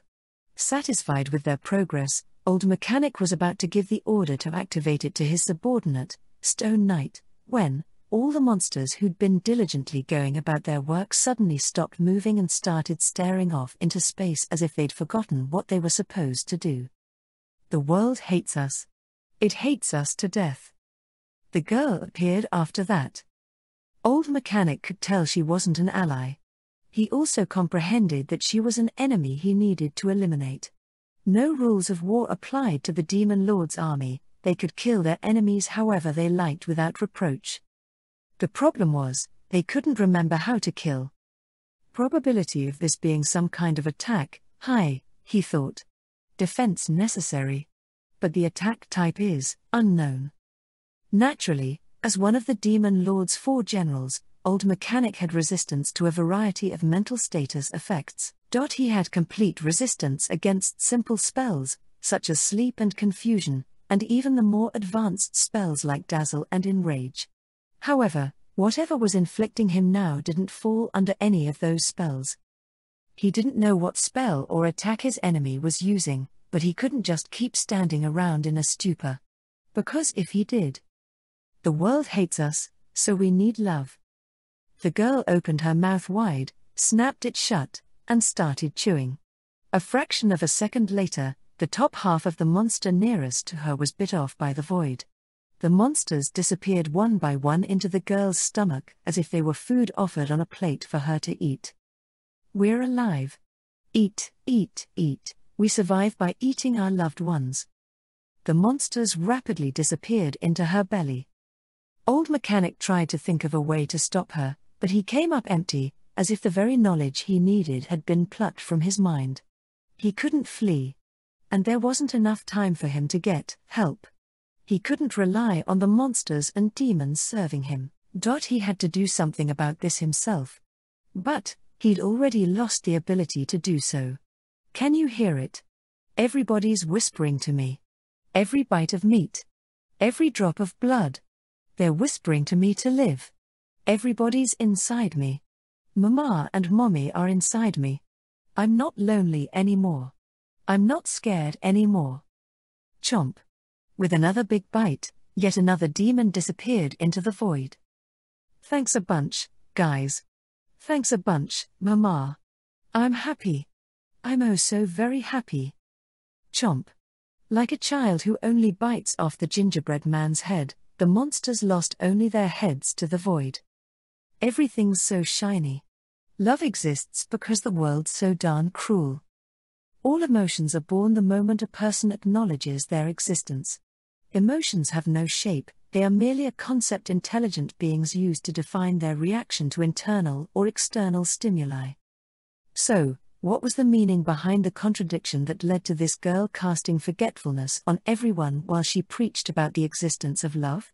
Old Mechanic no longer had the ability to think about such things as his cognitive functions were in a state of rapid decline. All ability to think was escaping him like air let out of a balloon. But what if he didn't have to think to eradicate his enemies? What if he just so happened to possess the ability to do just that? Emergency situation, confirmed. Engaging priority measures. Switching mechanical armor to automatic attack. Change appeared in Old Mechanic with a small click. Earth General Old Mechanic looked like someone had combined a tiny old man's body with steam-powered machine parts. The steel armor that served as his exoskeleton of sorts had a built-in component that used magic power and could be set to auto-attack enemies. Old Mechanic's ultimate attack consisted of him leaving the fighting to his mechanical armor while he buffed and healed himself. Even if he was rendered incapable of moving, his mechanical armor should be capable of eradicating the girl with its overwhelming strength. Switching settings didn't count as an attack. Without knowing what would happen next, the mechanical armor's giant arm attacked the girl with a jarring motorized sound. That's a no-no. Mechanical armor has forgotten how to operate. But Old Mechanic's expectations were shattered just like his armor, which fell apart and vanished as if it had forgotten how to exist. It's only now that Old Mechanic realized the child's invisible attacks worked against inorganic objects just as well as they did on the organic. Threat level, max. Life forfeiture allowed to stop threat here. Please forgive me, Demon Lord. Explode, magic circle. An even bigger no-no. Magic circle has forgotten how to operate. The magic circle forgot how to operate while it was in the middle of letting its magic power run amok to cause a massive explosion. Its operation ended without explanation or any build-up. Every single strategy Old Mechanic came up with using his limited thought process was nullified with a single word from the girl. It was such an utterly pathetic and quick end. The magic circle's purpose was a mystery. The girl didn't know when she showed up, and Old Mechanic had already forgotten about it. But thinking about it wouldn't change anything. After all, the magic circle had already forgotten what it was meant to do and ceased functioning. Old Mechanic made eye contact with the girl. "Do you believe in love?" she asked. "Love exists, you know." Old Mechanic has forgotten attack. Old Mechanic has forgotten agility. Old Mechanic has forgotten courage. Out of nowhere, a tremendous sense of emptiness filled Old Mechanic. He was losing his mind in a way that felt like it was being slowly devoured. He'd long since forgotten how to fight and even how to flee. Now he could only display the emotions he was left with. Eek. Here was a man who was said to be as robotic and unfeeling as the many mechanical weapons he created, and the first emotion he ever showed was fear. A pathetic voice squeezed past his lips. His knees clattered against each other as they shook. No one would look upon him now and think that he was once the sinister Earth General who'd terrified the world and brought an end to a great many people and their kingdoms. The girl's eyes twinkled as she ate up his reaction. Is it scary? Are you scared? Hey, aren't you scared? Ah ha ha. See, you are scared. So scared? The girl frolicked up to him, grabbed his head in both hands, and stared into his eyes. It was as if she was drinking in every ounce of the fear he felt, making her scarier than anything else. Old Mechanic was finally reduced to abandoning all his pride to scream like a baby. You are. Demon Lord. Please save me, Demon Lord. Correction, he'd already lost his pride to the void. Don't worry. You can just forget if you're scared. Old Mechanic has forgotten fear. Old Mechanic has forgotten the Demon Lord. Old Mechanic has forgotten who he is. Old Mechanic convulsed once before standing there in a stupor. His eyes had glassed over, mirroring what remained of his subordinates. He looked like a man who'd completely forgotten who and what he was. The girl, Maria, stared at him with a deranged form of compassion. Forget everything. The good, the bad, the world, everything. I'll erase it all for you. What? Huh? All that will be left is love. Old Mechanic had already been stripped of everything. If the mind makes the man, then he'd even lost his mind. All that was left was an empty shell of a man. And yet, his heart was filled with a mysterious warmth. Perhaps that was the feeling given by this so-called love he was left with. Unfortunately, without ever learning if that was true, Earth General Old Mechanic even forgot that he was alive. The moon illuminated the scene with its beautiful, silver light. Chapter 12, Curtainfall. A man wearing a worn-out black frock coat stood in the middle of the vast, empty land and assessed the two girls before him with a hawkish gaze. They were the poor souls who'd been at the mercy of this cruel world and their even crueler fate and found themselves possessed by the moon's magic. The land where they stood was strange, to say the least. Something had clearly been under construction there at some point, given the various spots with scaffolding and the lumps of clay and lumber brought from elsewhere and placed in strategic locations around the area. The strangeness came from the lack of even a skeleton of a building, leaving only the eerie feeling of emptiness in its place, as if they had given up before they'd even started. The scene graphically portrayed the fact the man was the last one standing. "It's you, then?" he asked quietly. "You're the ones who defeated my army? Fate seems to get a kick out of messing with me to allow you to do so with such finesse." The man sounded amused. Though his deep, baritone voice and word choice made him sound introspective, it was filled with a certain kind of mirth, like he was enjoying this conversation and didn't feel an ounce of wariness or alarm. "However, that means I must end you here. That's the way this works, after all. Brave Quester's last boss is the Demon Lord. This man was the final destination on the Elfa Sisters' regret trip. I don't know how you felled my army. But insignificant small fry can't even land a scratch on my body." The world warped with his words. The magic power in the air fluctuated rapidly and surrounded his body. It then became a jet-black garment, creating the ultimate defense. The Demon Lord puts up a dark barrier. The girls could no longer see the man's face, proving the existence of an inviolable force field that was strong enough to distort light and space. However, the hero's power disperses the darkness. The dark barrier has been dispelled. A flash of light came from the Elfa Sisters, followed by a high-pitched cracking sound that resulted in the barrier surrounding the Demon Lord to shatter like glass. Surprise clouded the face that had been obscured by the darkness a moment before. "That ability. Does this mean you have awakened the hero's power? How is that possible? The hero isn't supposed to exist in this world. That's the way this was supposed to work, so what in the accursed void is going on?" The Demon Lord looked baffled for the first time, Only the hero could use this ability, that was true in every single memory he possessed, and the same person always filled the hero's shoes, no matter the playthrough. The Dark Barrier was his ultimate defense skill that protected against every kind of attack. It was because of this very power of his that he was able to terrorize his last world, and it became known throughout the land that only the hero could defeat the Demon Lord. That premise, that absolutely immutable law, crumbled before his eyes. For the first time in his life, the Demon Lord experienced the emotion known as confusion. Who gave you that power? What granted you the hero's power? The girls didn't answer. They merely walked closer in silence. Did they not know the language? Or were they simply not interested in conversing with him? The Demon Lord chuckled to himself as he remembered the true hero was also a silent man. It's of little consequence either way. I must destroy everything and conquer the world. That's the way this works. And so, the Demon Lord changed mindsets, from conversation mode to battle mode, from a scruffy-looking man to the Demon Lord. It's not just his mindset that changed either. The Demon Lord's frock coat ripped as his body swelled and countless blades grew out of him like a coat of porcupine spines. He grew in size until he was bigger than a small manor.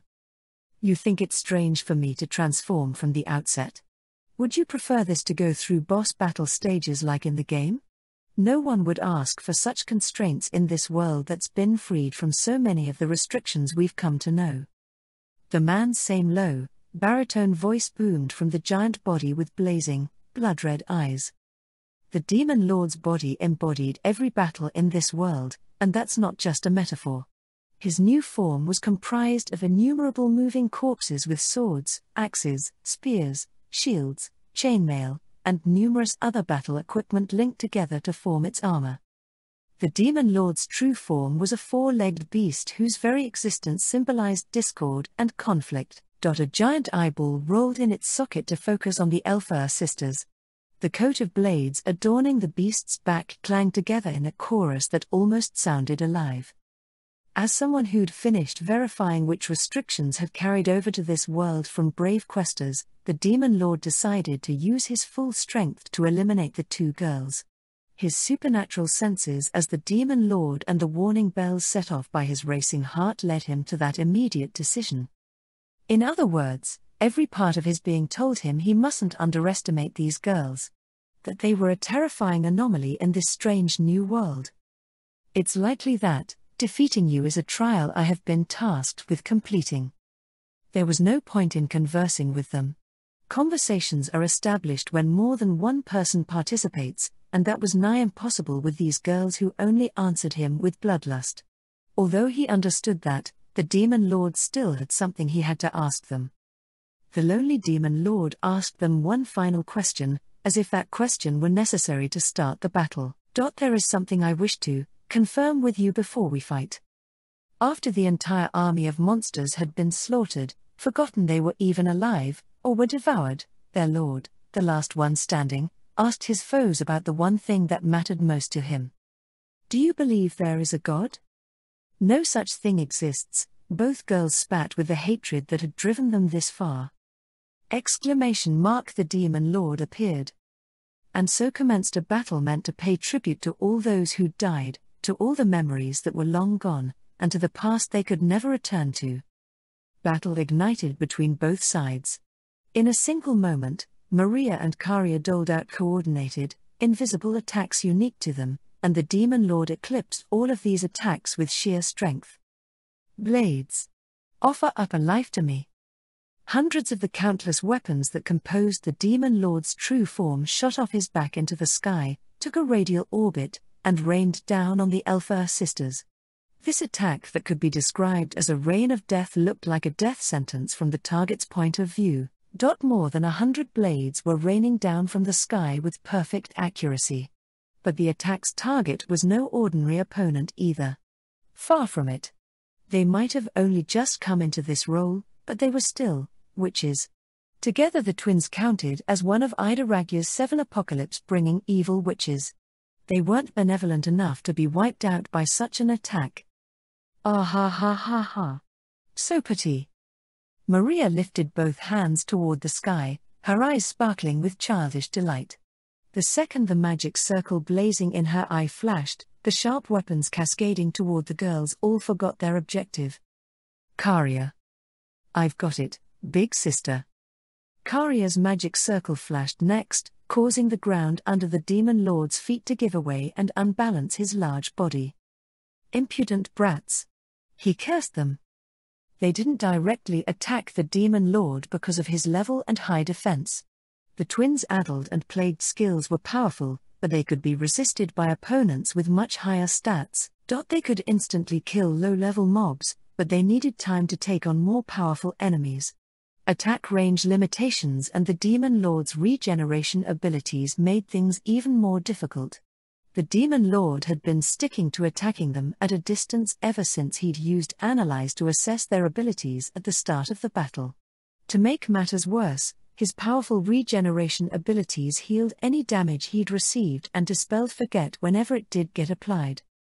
On the other hand, all the demon lord's attacks kept forgetting their objective due to Maria's addled, so the battle was essentially at a stalemate. For that very reason, Maria chose now to unbalance the demon lord and momentarily distract him. They put this plan into action to make close combat a possibility, by obtaining a physical weapon. The Elfer sisters have obtained the demon lord's weapon. The demon lord's weapon is cursed. The girls were quick to scoop up their pick of the countless weapons that had been launched at them and now littered the battlefield. Maria went with dual blades and Karia chose the halberd. Of course. Maria uses addled. The demon lord's weapon has forgotten its curse. The curse wasn't even worth worrying about. You dare to wield a piece of my body. What arrogance. What insolence. And that's what makes you perfect fodder for my trial. The ground exploded as the girls charged forward. The volley of weapons launched to intercept them instantly vanished, and boils erupted all over the demon lord's body to hinder his movement. And still, the demon lord did not succumb. Blade and claw that could easily tear through steel clashed at speeds beyond what the human eye could follow. The demon lord couldn't run away. Even if he weren't restricted by the system, he still wouldn't have that option. The battle was slowly but surely leaning in the Elfer sisters' favor. The demon lord had entered his final boss form from the start. He no longer had any aces up his sleeve to bring the battle back in his favor. Not only were his debuffs being nullified, but he also couldn't even land one of his normal physical attacks on them. Meanwhile, the close combat attacks his opponents doled out were definitely bringing him closer to his demise. Game over, those two painful words and the inevitable, eternal erasure from existence that they promised plagued his thoughts already. I can't lose. God is on my side. There's no way I'll lose in a place like this after God chose me. The demon lord howled. His cry was a plea to the God who'd given him knowledge and led him to this world. How ironic it is for a being who's supposed to bring darkness to the world to believe in God. Peace. The peace I desire more than anything is just within reach. I will overcome this trial given by my God. Is it not even more comedic for all these evildoers to seek their own peace across the board? This goes for Flame General Flamin, who'd gone out with a bang alongside Isla, and the demon lord as well. Why were they brought to this world? Why were they given sentience? How much happier would they have been if they could have just continued to live on as game data without being given a soul? The demon lord was reminded of what had transpired when he came to this world. He'd been greeted by an endless expanse of white nothingness and an overwhelming presence that told him just how tiny and worthless his existence was. Then came the truth of the world. Yes, God exists. It appeared before them and undeniably made a deal with them. It was because of that promise, that deal they made with God, that the demon lord didn't question this land or his quest to conquer the world. He only became all the more determined to do so after learning he was an existence that couldn't do anything else. Everything he did was for the eternal peace and happiness brought about by God. All of it was so he could ascend from a game character to a being with an immutable soul. Ah ha ha ha ha, Maria laughed. Come on. Come on. Come on. Are you silly? God doesn't exist. There isn't a God anywhere. The world is cruel like that. You keep blathering on and on about God this and God that. Shut your yapping trap before I make you, Karya said coldly. Both girls were utterly uninterested in his unobtainable dream. God does exist. It's God who grants peace. Only God understands our suffering. That's the deal. That's how it's supposed to work. My existence here is proof of that. The demon lord roared. Everything that had happened at that time, from God's compassion to the demon lord's confession, wish, and declaration before him, swirled through the demon lord's head. He was but one scruffy man, and his ambitions were about to crumble away like sand spilling through his fingers. And at the hands of just two girls. His wish was going to be extinguished before two measly little girls. I will obtain freedom. I will obtain freedom and go to a world without conflict. I'll go outside these confines. Go outside the game. The demon lord thundered. The great God will grant my wish if I just believe. The girls who'd clearly heard him merely looked at the demon lord like they were looking at the filth that had gotten on their clean, white shoes. The twins knew better. They knew this world was devoid of hopes and dreams. Everything was deserving of hatred, and the more you believed, the greater the betrayal you'd taste. The only thing worth believing in was the past. The only thing they could believe in was the kind souls who were lost to the world because of their kindness. Their minds, bodies, powers, wills, convictions, thoughts, everything that they were, was dedicated to the past. Filled with regret for those who'd died, the girls who went mad with the power of the moon pushed on solely for the people they had lost. It's the world. God will grant any wish if you offer up the world. What's your God? What do you believe in? Tell me the name of your God. God doesn't exist, the girls repeated in unison. God doesn't exist. Such a convenient being doesn't exist in any corner of this wicked world. Their king's kind smile briefly came to mind, but they shook it off. They both felt their hearts squeeze. The moon illuminated the scene with its beautiful, silver light. The battle came to a predictable end. The demon lord's abilities came up short against the Alpha sisters, who were strengthened by the maximum buffs granted to them by the full moon. The difference in strength was too great to be upended by a random miracle. Things might have gone differently if there wasn't such a huge power gap between them. But reality is cruel like that. A video game can be considered like a world of its own. It entertains many people, tells a lengthy story, and puts people through emotional roller coasters.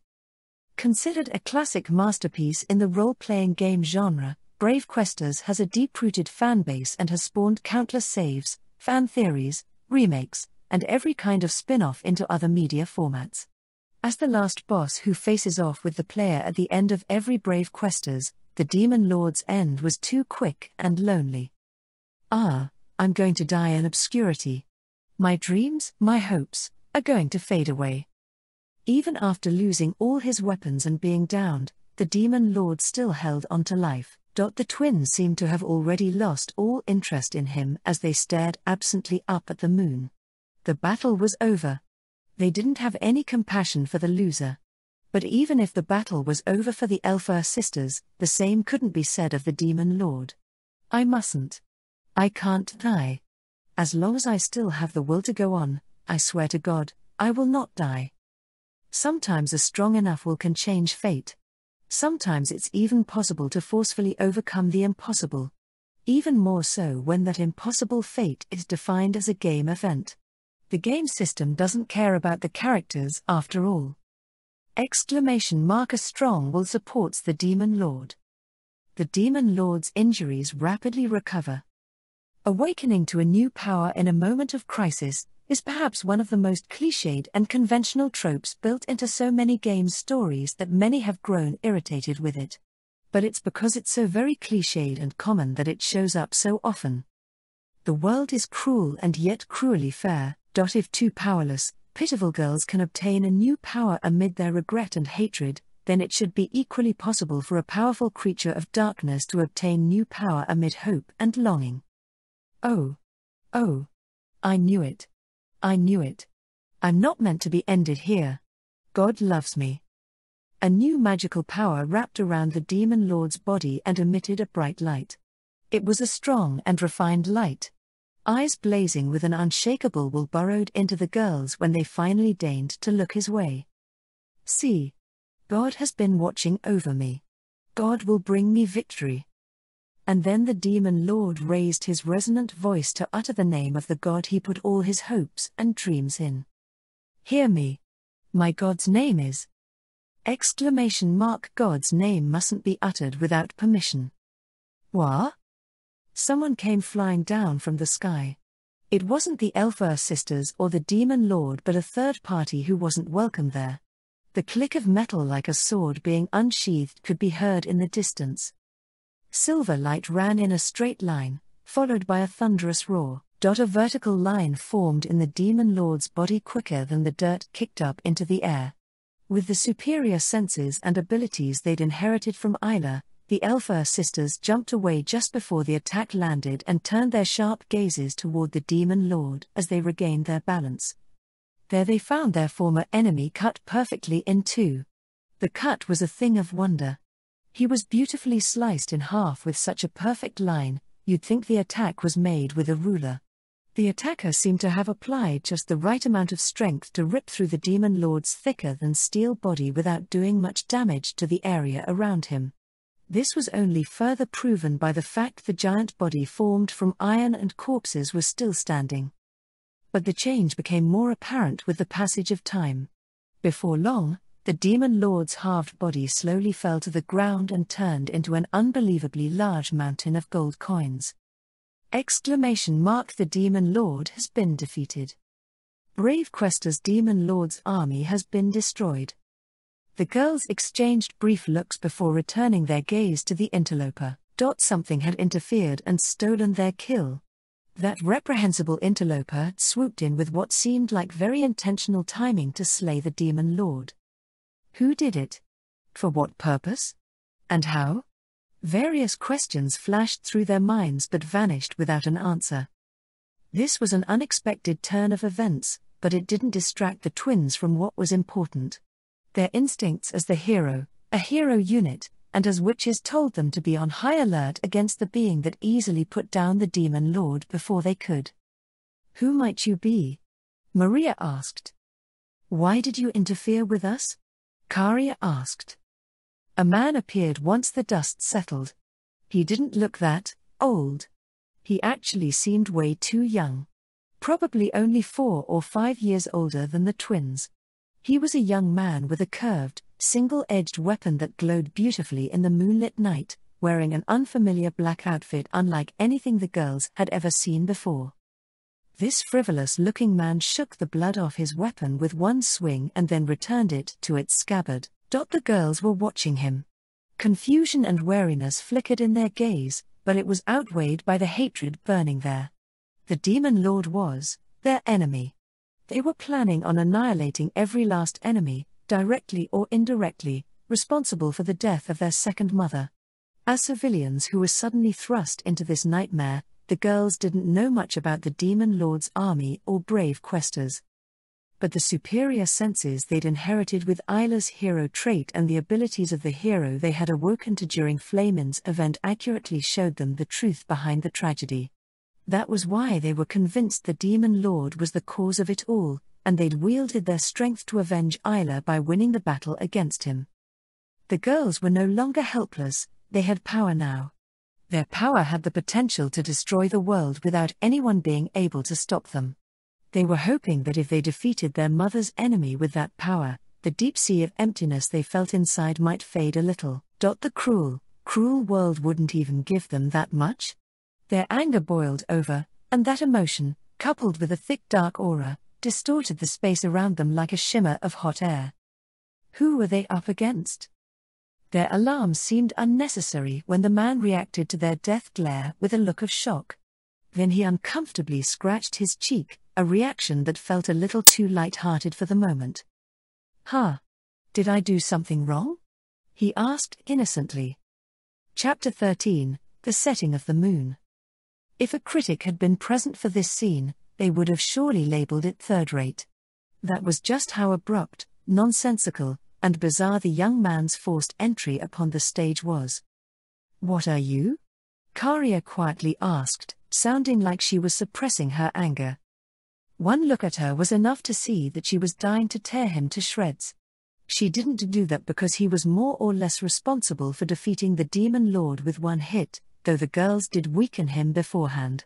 He'd split the Demon Lord in two with a single stroke, much the same as if he were crushing any small fry you might find along the wayside. His skill was impressive, to say the least, but not one that should have been used on the Demon Lord. As such, it was hard to get a feel for who, or what, they were dealing with. So the girls decided to ask for his identity to feel him out first. I'm just a guy who thought he'd rescue some girls from a big bad monster," the man answered with zero wariness. It was as if he were just greeting a neighbor he'd bumped into in the park during the early afternoon. They were currently standing in the wastelands to the far south of the last known civilization on the continent. There was no good reason for this man to be there or his carefree attitude. The Elfer sisters shared a look. What remained of their rational sides within the madness was wise enough to question whether this newcomer was friend or foe. But even on the off chance that he was an ally, he'd just insulted them in the worst possible way by stealing their kill at the last second. "Rescue us? Did we look like we needed rescuing to you? You ought to get your eyes checked," Karia said with venom. "Ahaha," Maria laughed. "That's funny. We didn't ask for help. What made you think we needed to be rescued?" Their instincts as witches told them to be wary of his actions. His behavior was strange enough to make them address it. Maybe they weren't going to leave it be. "You interfered for a reason." The man fell silent at their accusation. Maria's eyes opened as wide as possible to skewer him with a mad look designed to peel his hide. The man shrunk back, startled by the madness burning within the Elfer sisters that he hadn't noticed sooner. He was unquestionably hiding something from them, and the witches weren't going to let his clumsy reaction slide. "Ha. Don't be silly. You're putting me on the spot here. It was a coincidence. I swear. Believe me. Come on, turn that pretty little frown upside down, be bad time for a joke." The girls silently brandished their weapons. These were the weapons they'd taken from the Demon Lord, that had forgotten they were supposed to disappear after their master died. The halberd and dual swords that embodied all the wars and evil deeds of another world dully reflected the moonlight as they eagerly waited to sink into their next prey. Whoa. Wait. I wasn't trying to do anything funny. I really was trying to help you. The man thrust both hands in front of him as he frantically tried to persuade the twins to calm down. But there wasn't a soul alive in this world capable of stopping the girls in their berserker mode. The only people capable of such a feat had passed on. Did the man sense the strange aura they gave off, or did he act on instinct alone? Determining it was impossible to persuade them, he shrugged his shoulders, his carefree expression vanishing as he silently rested a hand on the sword at his waist. "Don't try it. You can't beat me at your current level." He was about to unsheath his sword in response to their bloodlust, but there was something oddly theatrical about his comment. It was almost as if he were acting according to a script. He almost seemed like he was being forced to play a different role now. The sudden shift in his behavior gave that disturbing impression. So what? The girls felt like spitting on the warnings their instincts were giving them. They couldn't care less about any of that. They didn't give a damn about it. The only thing that mattered was that this man had defiled their past. He had ruined their atonement and offering to the past. They'd been rudely robbed of the ability to dedicate this battle to their mother because of this man's interference, leaving them eternally unable to avenge her with the Demon Lord's death. How humiliating. How enraging. Their hatred had grown so large that even the sisters couldn't keep up with it as it turned into dense darkness that poured out of them. Stillness came to the world. It was the calm before the storm. They were already standing close enough to hear each other.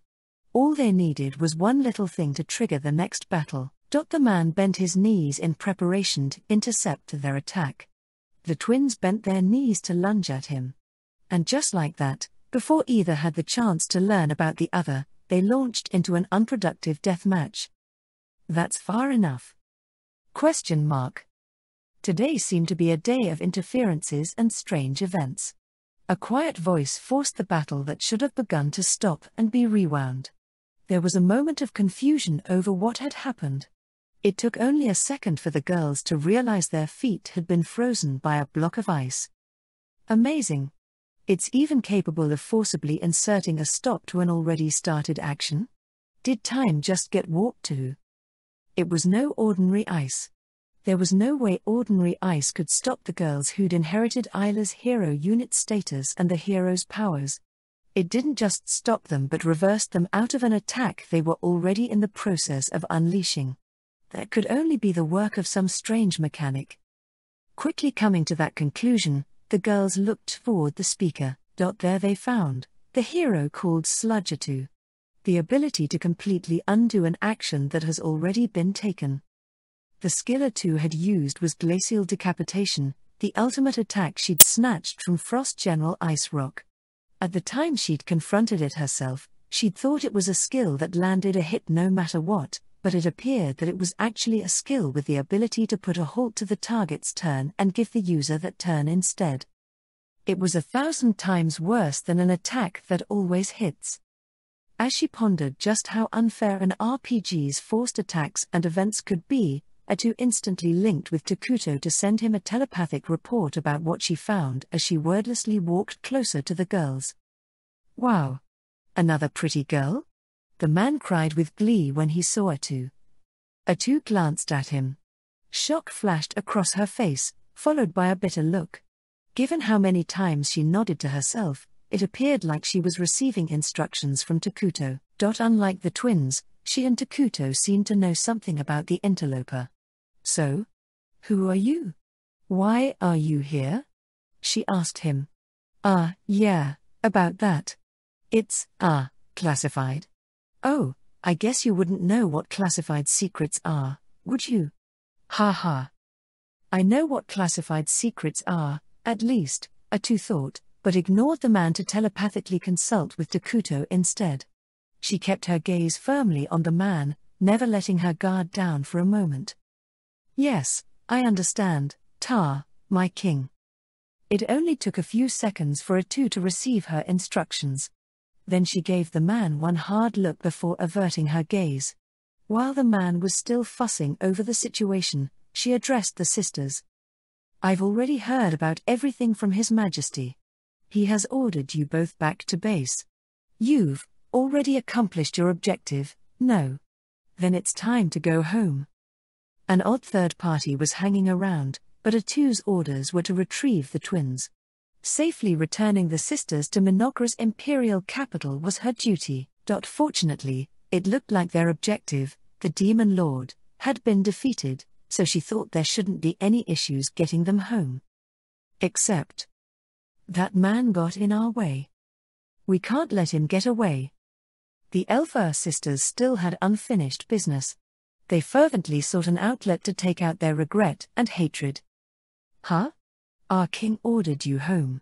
Why aren't you obeying? Are you girls misunderstanding something here? A2 let her annoyance show through her words. To her, Takuto came above all else. And she also believed that the Dark Elves should feel the same as his citizens. Mangy Dark Fae, who happened to be in the right place at the right time to receive the honor of becoming the king's citizens due to his boundless mercy, had no right to disobey his orders. Don't get in our way, Karia demanded. We won't forgive even you, Misatu, if you do, Maria threatened. Did you go mad with your first taste of power? You urchins need to be put in your place. It sounded like something had snapped. A legion of tentacles burst from A2's back. Each swaying tentacle had a clear objective and gave off a bloodthirsty aura that warned they were ready to strike anyone who dared disobey Takuto's orders, be they friend or foe. A2's current strength was unclear, But Sludge Atu's true worth went beyond simple combat strength, it lay within the limitless number of abilities she could snatch from her enemies. And she had just succeeded in obtaining all the skills she could want from her battles with the Demon Lord's army. The twins' combined abilities were certainly one of the most annoying types to go up against, and their strength was not to be underestimated either. But they posed little threat to Atu. All she had to do was subject them to an inescapable preemptive strike by inhibiting their ability to act with glacial decapitation and then attack at a distance with her tentacles. She might be up against two little girls, but they had inherited the hero trait, they shouldn't die from it. It'll be excellent if they're immobilized by the damage. Even better if they faint. If they can't recover from this, then it's a necessary loss. A natural-born hero unit can calmly assess the situation and swiftly develop a plan of attack. Even with the twins' new powers, it was nigh impossible for them to win against the overwhelming battle senses honed by one of Mynoghra's most elite units. Neither side could back down. The twins were fighting for their past and the hero for her king. Explosive tension flowed between the three girls who completely ignored the man, who kept reaching out his hand and pulling it back as if he were debating if he should mediate for them. And then it happened. The moon's beautiful, silver light was obstructed. It was nothing out of the ordinary, dawn had come. Before they knew it, the moon had already begun to sink below the horizon, losing its luminance. At the same time, the sun poked its head out, outshining the moon from the opposite direction. Karya, let's stop now. Big sister? ? It was the older sister, Maria, who'd muttered those words as she watched the setting of the moon. Apparently, the younger sister shared the older's opinion, as they both stared at the moon like the fight had gone out of them. Eventually, they sadly looked away from the moon and bowed deeply in Atu's direction. I'm sorry, Miss Atu. I'm veriest sorry for being rude. The two apologizing girls were acting just like their old selves. From that, Atu determined they could be persuaded to return home without incident. She glanced at the setting moon, nodded as if she understood what had happened, and let her expression soften ever so slightly now that the girls she'd once taken a liking to had returned to themselves. I see. Well, the situation being what it was, I'm willing to overlook your rudeness as long as you obey orders. However, be sure to apologize to His Majesty. I'll say sorry. Yes'm. The girls tottered over to Atu.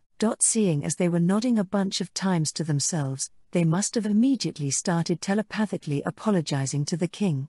He seems awfully Japanese to me, Atu thought as she turned her attention to the most dangerous person there. And?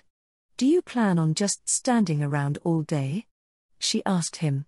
She assessed the frivolous-looking young man, who appeared to be around 16 to 18 years old. It was her first time seeing clothing and a weapon that looked like his, but she knew what they were. She had already confirmed her suspicions with Takuto through their shared vision, but they both hoped they were wrong, because if they were right, things would turn bad fast. Atu quietly waited for the man's next move with more tension than she'd felt dealing with the twins.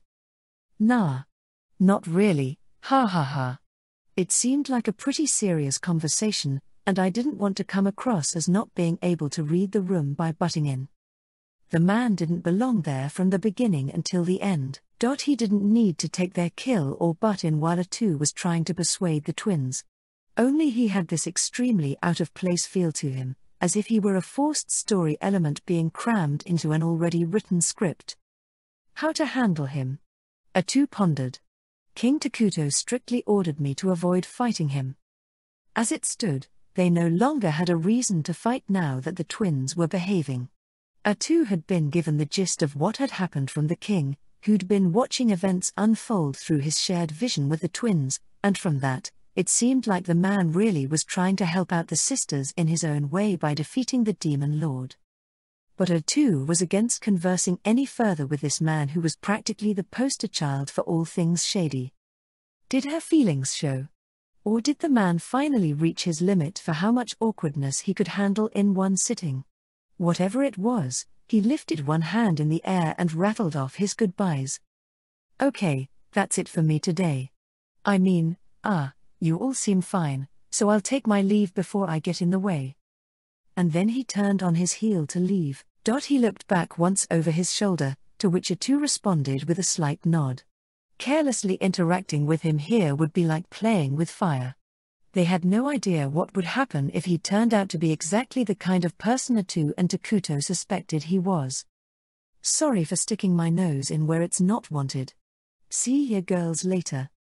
Then the man dashed off like a rabbit and eventually disappeared beyond the horizon at a terrifying speed. Atu exhaled a small sigh after she saw him go. This was for the best. Takuto was ordering her to hurry home too.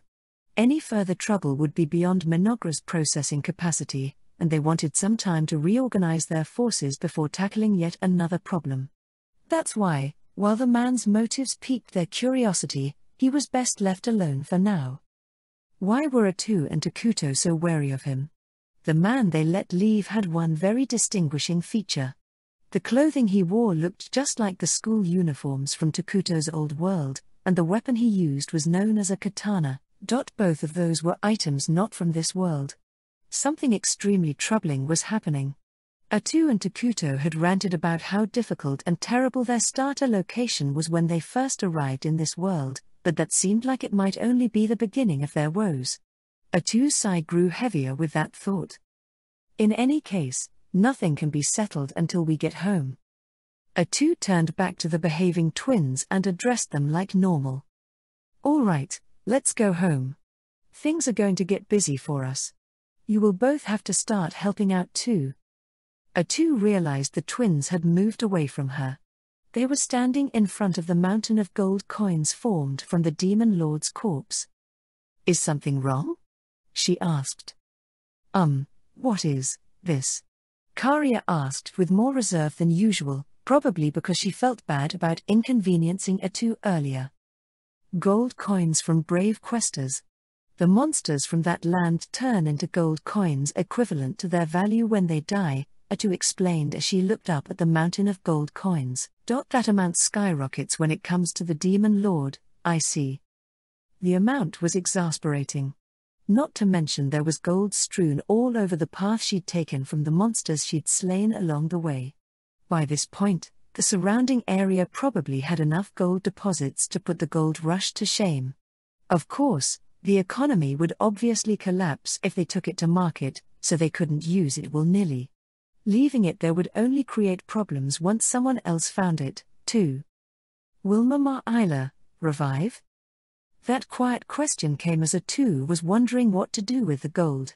She contemplated the question as she dug through her knowledge to see if there was a way to revive Isla. "Unfortunately, Isla is dead," she softly replied.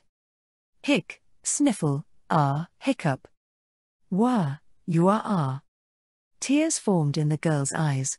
Maria stifled her sobs as she stayed standing, while Karia collapsed to her knees. They didn't think they would be left with such emptiness at the end of their regret trip. They didn't think their wishes would be so disregarded. They wept and wept for the past that could never be returned to. The beautifully glittering gold coins almost seemed like some kind of reward, and that only made it all the sadder.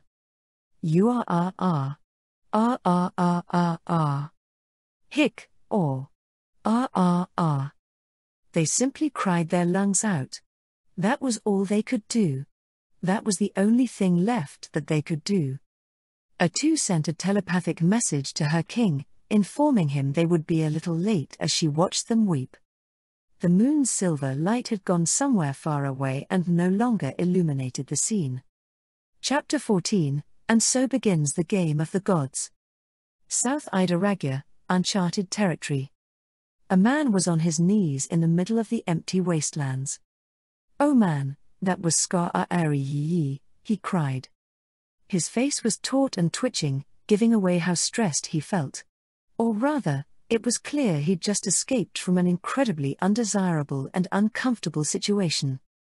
He looked around 16 to 18 years old, wore a black Japanese-style high school uniform, and had an ornate katana sheathed at his waist. The young man was clearly not from this world. He couldn't stop thinking about the conversation he'd just escaped from and shouted seriously, "Scar-Yi. at the dusty ground for the second time before finally regaining some semblance of calm and unsteadily pushing himself off the dirt. Remembering the events that had led to him defeating the demon lord and becoming an interloper had him cursing his god for putting him in such an awkward situation. What the hell was that whole bit about "I want you to go and rescue a sweet and beautiful pair of young ladies whose lives are in danger"? They weren't in danger at all. Going only made them angry. Stupid screw-up god. He vented up at the skies. The way he stomped his feet as he ranted was quite like a clown putting on a comedy act. But he'd made some remarks that couldn't be overlooked, and they caused the person who was listening in to widen their eyes with surprise. Yes, God was real. God was the being who'd sent the man to this world. God was the being who'd granted him his powers. God was the being with a specific objective. God was the being who had introduced themselves as a patron. The mysterious being the young man had met had introduced themselves as God and gave him a second chance at life to resolve some sort of screw-up they'd committed. His memories of his past life ended abruptly when two bright lights came glaring down at him. Before he even had a chance to process that he'd probably died, God told him the facts and granted him a second life and tremendous power as an apology. Ever since that encounter in that world of endless white, he'd been reluctantly obeying God's orders. Most of God's requests were inconsistent and aimless, things like defeat some random monsters that appeared in the distance however you like and try running at full speed. It was as if the young man were a new toy a child had gotten their hands on for the first time and wasn't quite sure how to play with it yet. Of course, he still had free will, so he could have run away whenever he wanted. But he reluctantly played along because he had a certain level of respect for the being who'd given him a second life, and he was genuinely concerned about the lack of civilization in the deserted lands he found himself in. It could also be said that he felt he owed God a debt of gratitude too. And it's then that God finally gave me my first meaningful-sounding quest, the young man thought. It was none other than the being who self-identified as God who'd asked him to defeat the demon lord. It beseeched him, saying that it was very important he do this, and fast. But look at the mess it got him into when he actually followed through with the request. Apparently, he was a completely unwanted and unneeded third party to that battle, and the three pretty girls he'd encountered treated him with disdain and looks that could kill. His old self probably would have apologized profusely with a strained smile, his knees knocking together the whole time. In that regard, he felt momentarily grateful to God for strengthening his mental fortitude but quickly shook his head. I wouldn't have been in that sucky position if that screw-up of a God hadn't given me bad instructions. He lamented. Everything I did backfired. Velp, I guess I was sorta at fault too. I'd be lying if I said I wasn't hoping for the typical development to unfold when I rescued a cute girl, and that's why I leapt before I looked. He was an avid reader and connoisseur of anime, manga, and movies. Of all the media he'd consumed, isekai was the most popular genre, which always revolved around being summoned or reincarnated into another world. Most isekai stories follow the same formula: the protagonist gets to live a second life in another world, where they overcome hardship and go on great adventures to rise up and leave their mark on their new world. The protagonist of those stories is almost always accompanied by a harem of beautiful girls and women. Some of the most popular series crossed his mind when he'd received God's request, and he thought he might get to live out his greatest fantasies, but it wasn't to be. But it's all that worthless God's fault for putting the idea in my head by saying, the girls you rescue will fall in love with you at first sight and won't be able to keep their pretty hands off you. Dang it. He totally had me fooled. In all of my past life, I never once received as wilting of a look as those three girls gave me just now. This seriously sucks. At any rate, reality seemed to have been a bit harsh on him. The cute girls he was supposed to rescue didn't need any rescuing and actually looked like they were going to kill him for butting in. The girls of this world seemed to be significantly stronger than in the books he loved. Then again, he still felt like he'd been tricked into earning their ire. I'm pissed, he shouted as he remembered God was the source of his miserable experience. Hey! Crappy God. Get your butt out here. Show yourself and clearly explain things. I can't accept this crappy outcome, you big fat loser, he shouted some more. There was no response, as if his words never reached their intended target. This was what happened every single time God didn't want to deal with him. The young man angrily stomped his feet some more as he thought about how flippant God was. Master. It was during his tantrum that someone appeared in the middle of the uncharted territory's otherwise empty wastelands. Oh, it's you. Yes, indeedy. It's your lovely slave. This girl was the first person he'd met in this world. She seemed to be a slave girl God had scrounged up from somewhere for him, and she obeyed his every order as if she were a baby chick following its parent around. The young man was plenty dissatisfied with God, but he let a lot of things slide because of this girl. When all was said and done, he was just like any other man, extraordinarily weak when it came to a cute girl who worshipped him. Oh yeah, you've been hiding all this time, right? You're not hurt anywhere, are you? I'm just dandy. I was protected by God's mysterious superpowers. Did that dumb perv say anything? Wait, you weren't violated, were you? I do have a message for you. It goes something like my bad, Tehe. Next time I see 'em, they're done for. The girl wryly smiled as she nodded along with the man. Either she sympathized with his anger or was equally fed up with God's go-as-you-please attitude. Well, I am grateful for the cheap powers I got out of this. Ah, man, guess reality doesn't play out like a novel, does it? Cheat powers? What's that, master? Oh no. Look, ooh. There was a quiet chhk sound. By the time the girl realized that was the sound of the katana being returned to its sheath, the hill giant that had been hungrily looking at them from behind a boulder fell to the ground in 2 halves. Oh, it's all good. Don't you worry. He's already done for. The whole thing happened faster than the eye could see. The threat was eliminated before the girl could inform her master about the hill giant hiding behind the boulder behind him.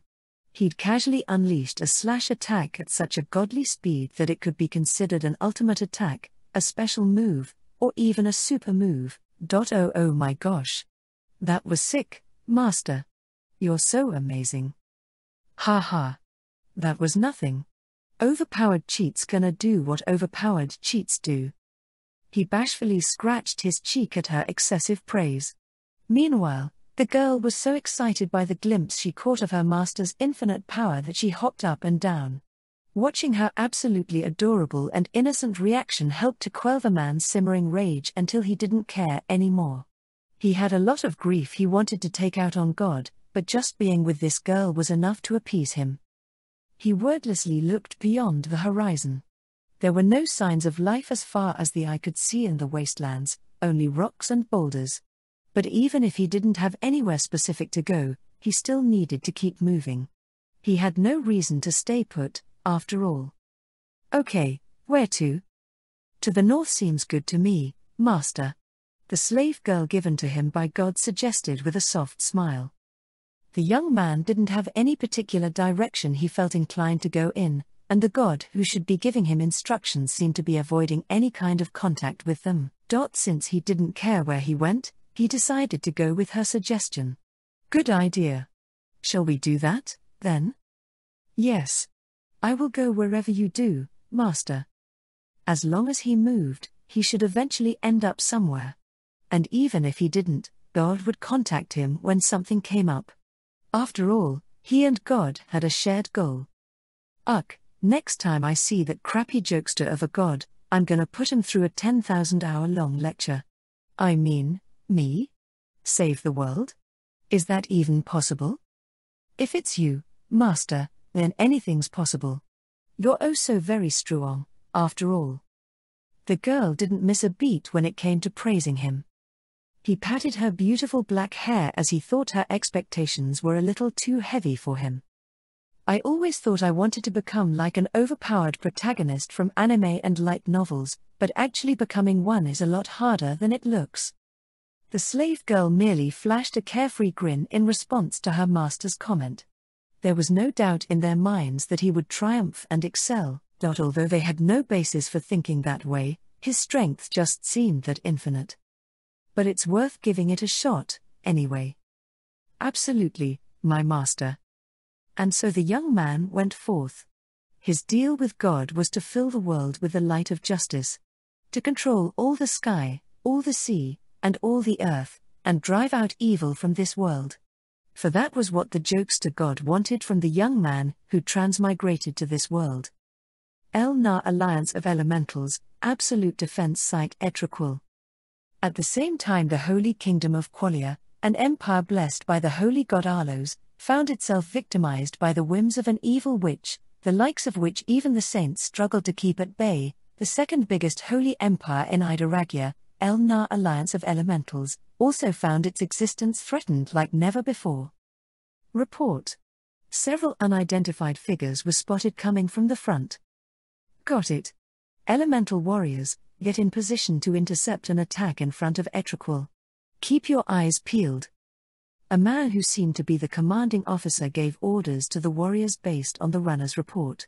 They were inside an extensive wooden fortress built within the elven forest, where the air was cool and pure, and the atmosphere had a certain kind of sacredness to it. The fortress was as tall as any castle's ramparts, and the number of elemental warriors stationed there seemed greater than the number of stars in the sky. The elven elemental seals engraved everywhere shined a faint light to increase the strength of the fortress, and the materialized greater elementals patrolled the area like a swarm of sparkling fireflies. This giant fortress that suddenly appeared in the forest depths was known as the Elves' Absolute Defense Site Etriquil. Every fortress is built with holding off enemies in mind. There was no way they'd constructed something of this scale for the fun of it. Etriquil was currently under enemy attack, as if to prove the point of this fortress' existence. The Vixens are here. One of the elven warriors shouted as he kept close watch over the front of the fortress with his bow drawn. What had appeared from the woods was a group of beautiful women. Nay, their beauty was far too great to simply describe as beautiful. Their entrancing looks were so out of this world that it enthralled even the elf men, who were surrounded by beautiful women daily. Something about the scent coming from their deliciously curvaceous bodies beguiled and tantalized the men despite knowing they were lusting after the enemy. But the elemental warriors knew these sultry vixens were scarier than any monster. They had very distinct features that separated them from humanoids: goat horns, bat wings, and serpentine tails unlike any that existed in this world. They were a creature known as succubus. 1, 2, 3. The devilish woman leading the pack let out a pleased moan. Whatever is a girl to do with so many virile gentlemen? I can't stop drooling. Just hearing her utter those words caused the young elves, who'd sortied from the fortress to intercept the vixens, to blush and grab their swelling nether regions. A greater succubus can seduce a man with just the sound of her titillating voice.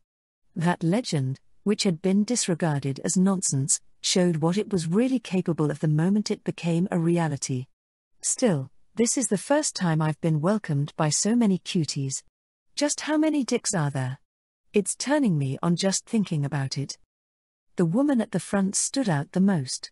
She wore clothes that accentuated her curves and placed her hands in positions that invited naughty thoughts. She clearly didn't doubt her attractiveness for a second. She also wore distinctly different accessories from the others, which made her outfit even fancier. From all appearances, she was the group's leader. Queen, it's not very classy to count the number of men by their dicks. Queen, please wipe up your drool before it dirties my shoes. HNGH. A tall and short woman stepped forward on either side of the woman who was lusting after the elf warriors. They both appeared to be succubus too. The leader let out a sexy laugh in response to their nagging and flashed a sensual smile that would down any man. She was the queen's succubus, Vijaya. This woman, known as the strongest of all the succubus, was the root cause of the great cataclysm afflicting El-Na and the subject of a strict order from the Tetrarchy Council to keep her contained at Etriquil. You vile succubus skank! Cease your sleazy games at once, angrily bellowed Zace Tethroy, the commander of Etriquil and a promising candidate to become a future clan chief. The elves were in a more precarious situation than any of them ever imagined possible. They had spent too long trying to ascertain the status of their fellow clansmen that they'd failed to prevent the succubus invasion from encroaching further into their territory. The Tetrarchy Council continued to reject any attempt to request aid from the Holy Kingdom of Qualia out of misplaced pride and consideration for their allies' equally precarious circumstances. They had lost a great many clansmen as a result. Nay, their clansmen had been charmed to the other side. That terribly crude reality that seemed to exist solely to drag the proud and holy elves through the mud infuriated Zace. But no matter how angry the proud and noble elves may be, their enemy certainly wasn't on the same wavelength. How could you call this a game, Honeybun? We're just enjoying every minute of what it means to be alive. Queen Vijaya struck a pose with a triumphant grin as if she were proud of her comeback. As she did, her outer garment exploded with a magical popping sound, revealing her voluptuous mounds. She was stripping, for no reason at all. Queen, you don't need to strip piece by piece. Queen, your boobies are showing. HNGH. Even succubus seemed to have their own form of propriety, as the two attendants candidly scolded their queen. But the succubus in question didn't listen to a word of it. Succubus were infamous for not listening to what anyone had to say, and Vijaya was the queen of that too. Shameless trollop. Put some clothes on. Naturally, Zace had to make his disapproval known. Sure, he was shocked to see her clothes just pop off like that, but the greater issue was that he didn't know where to look. Odds were that he wouldn't be able to concentrate during the holy war about to take place. Zace was a man like any other. Because he was a man, he wasn't confident he could keep his thoughts from wandering to more tempting places. Such was the pathetic nature of the male sex. Oh no. You want me to cover up the girls? Could it be my knockers aren't as much of a knockout as I thought? I'm in shock, boo. No, I'm not saying they aren't alluring, but that's not what matters here. The twins and I are so relieved to hear that. Would you like to cop a feel? Come on, just a little poke. They're begging for some attention.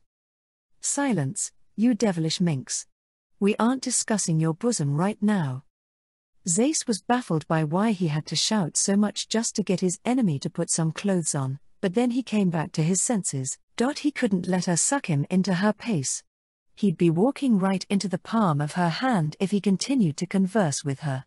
That's how it happened to all his clansmen, too.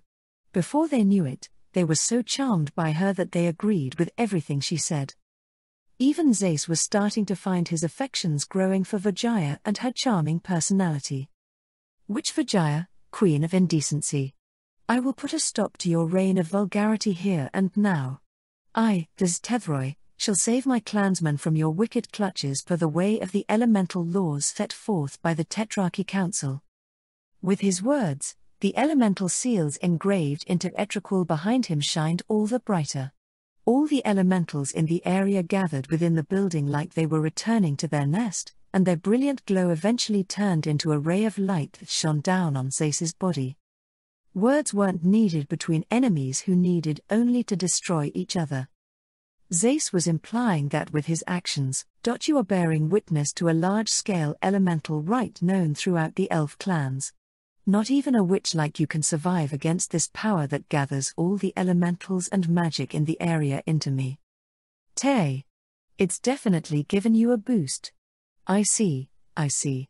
So, you want to communicate with our bodies? I'm totes down for that, sugar cakes.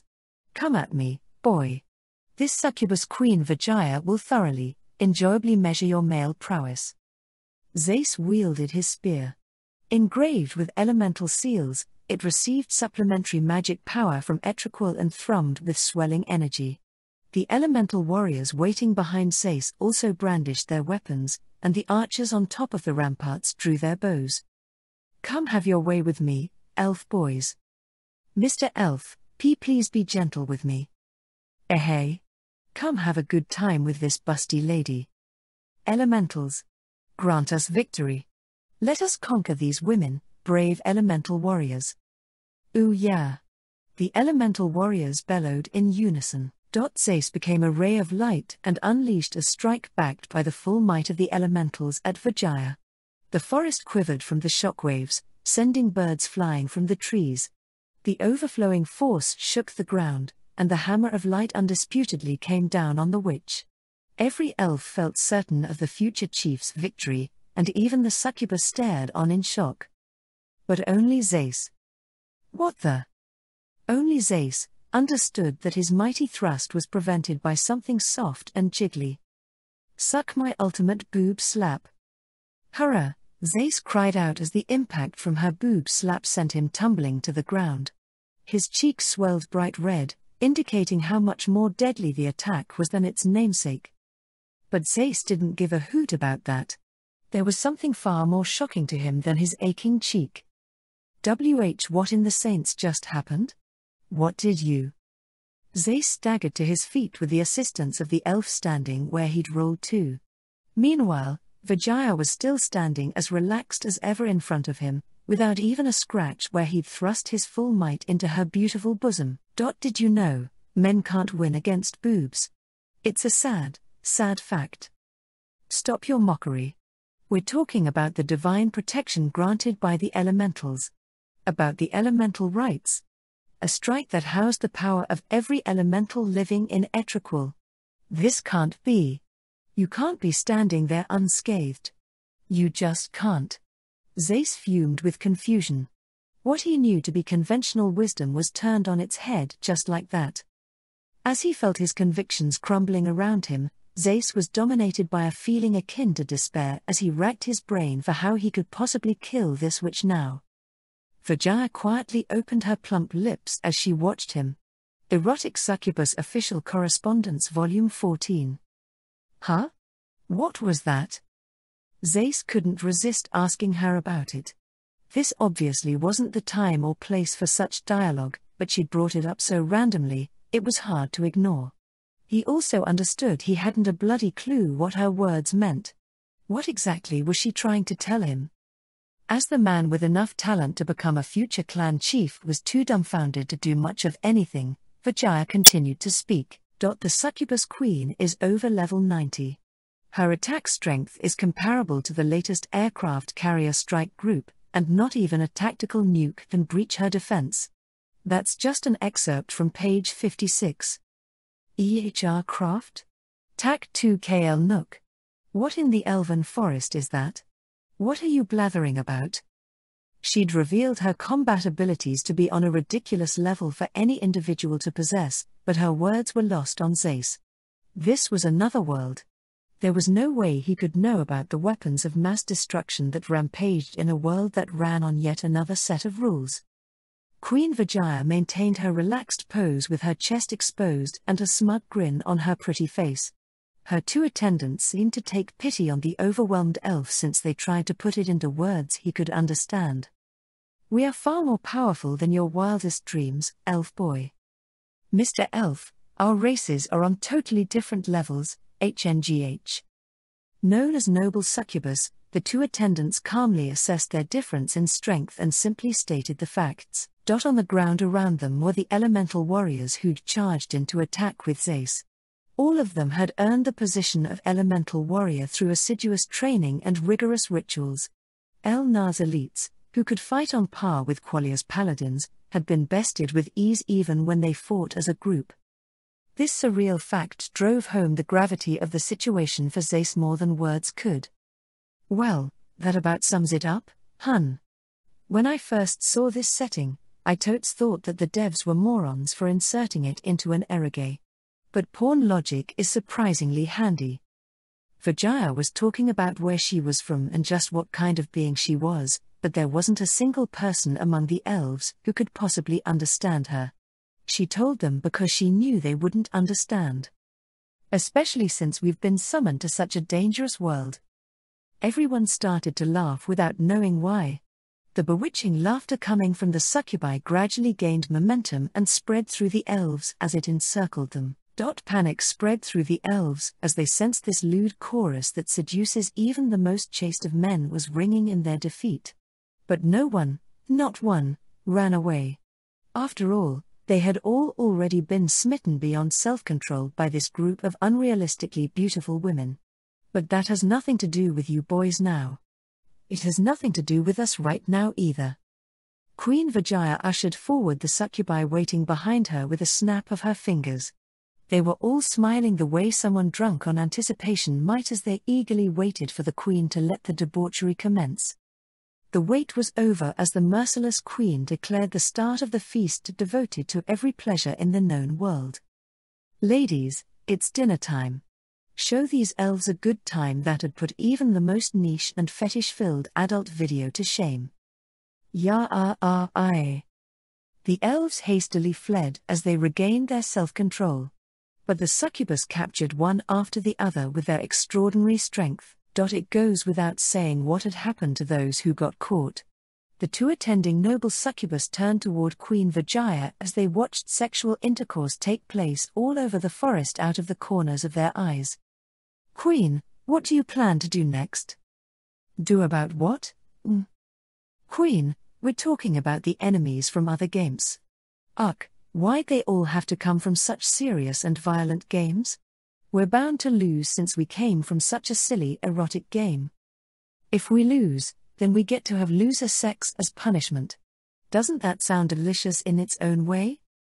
The petite noble succubus turned bright red and started fidgeting until she finally muttered I could be down for that, and said no more on the subject. The taller noble succubus gave her head a light shake at her partner's very succubus-like reaction, sighed, and then looked up at the sky like there was no use fighting it. Put into the best of moods by their pleasing reactions, Vijaya smiled. Hatred, killing, war, all of it is uselessly useless. It's useless, meaningless, worthless, and unproductive. Sex is where it's really at. Sex, I say. Everything can be solved if we forget all our worries and just make sweet, sweet love. We came here to make that a reality. Even her roaring laughter had enough magic power imbued in it to ensnare any man. Every fiber of her being existed to enslave men. Vijaya was created for that purpose and lived every moment for it. Vijaya had no objective. She had no dreams or aspirations to work toward. She simply did whatever she and her God felt like doing. The ultimate desire can be refined into either the greatest of accomplishments or the worst of nightmares. Sometimes it is simply a matter of having the right opportunity and the correct mindset to succeed. Queen Vijaya smiled a smile capable of charming all life to their naughty downfall. As chaste witch Queen Vijaya, I suppose I'll commence conquering the world as my beloved god of excess desires. New threats were undeniably pervading the world. Holy Kingdom of Qualia's northern province, site of the witch disturbance. A world completely closed off by snow. The earth was frozen, the town was frozen, and even the people had turned into frozen popsicles. On this day, the witch and saint had their 22nd encounter in the middle of ground zero of the northern witch disturbance. Hiya. Nice to meet ya, good to see ya. How ya been, sainty? You always open up with the same line, Iraqino. Really? Velp. Not that I'd know that anyway. How many times had they had this same conversation? Saint Solina leveled Iraqino with a glowering look, never letting her guard down for a moment despite her mounting frustration over the witch's desire to open every encounter like they were meeting for the first time. I will uncover your secret this time, Solina flatly declared as she readied her holy staff. Further discussion was crass. No, it was dangerous. Saint Solina had a strong advantage over witch Iraqino. The primary ability Solina knew Iraqino used was called Slurp, which allowed her to turn people into accommodating dolls. Similar to zombies, these dolls were stronger than when they were alive and couldn't be stopped unless you bashed in their heads. Meanwhile, Solina's ability, Blooming Burials, was an arter that allowed her to summon large-scale flames to cover an entire area. Wielding this miracle arter just once allowed her to return the horde of Slurped to dust. If you exclude the mental anguish it caused her, Solina was the best suited of all the saints to put a stop to this witch's ability. This was why Irakino could never defeat Solina. Because she'd never win, Saint Solina faced witch Irakino with the absolute highest degree of vigilance. Irakino had been killed a total of 21 times so far. Shucks, we should do something to commemorate our 22nd battle, Sainty. I'd sure as hell like to beat you soon. Solina was unquestionably killing Irakino. She'd done everything from incinerating her corpse to applying holy seals to it. Why, she'd even gotten into the habit of deliberately bringing the corpse back to base with her to dissect it and pickle the chopped up pieces in vats of holy salt. And yet, no matter what Solina did, Irakino always revived and showed herself again with supposedly no memory of what had transpired. Clearly some sort of black magic was at play here, and that fact always kept Solina on her toes. And more than any other factor. Are you leery because I defeated the last Sainty and her little dog too? Witch Irakino had gotten the better of the veiled saint.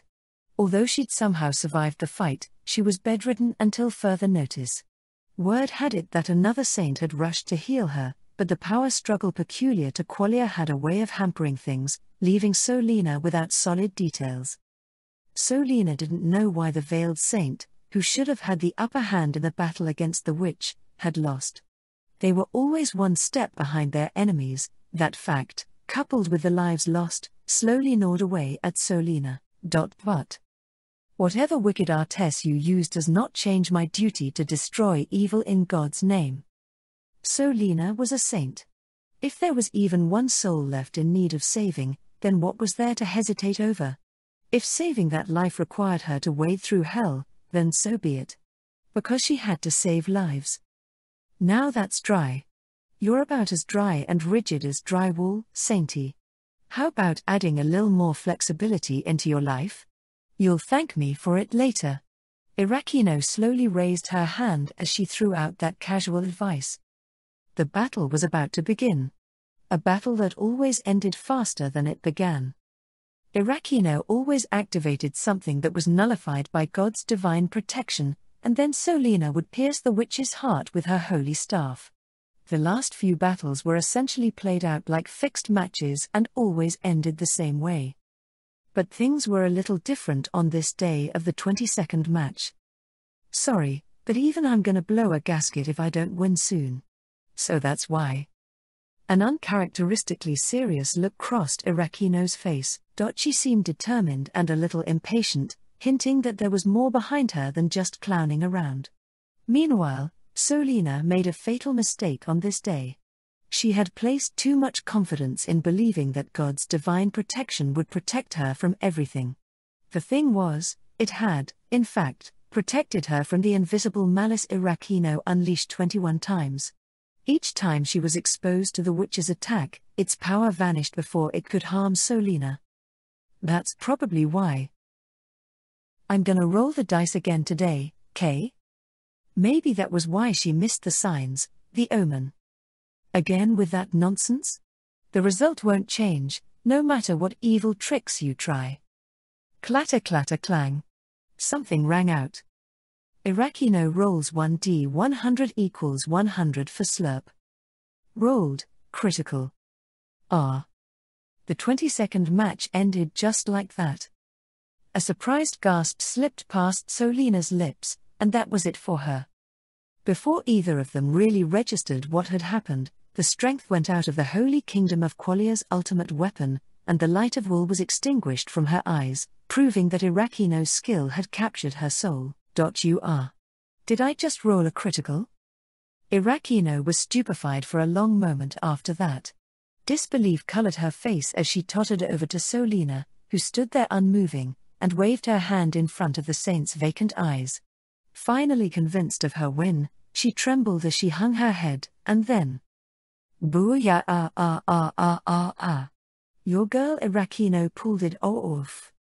She shouted loud enough for her voice to travel across the frozen land and thrust her fist into the sky. Hot dang, it took 22 different character sheets, but I've finally made it.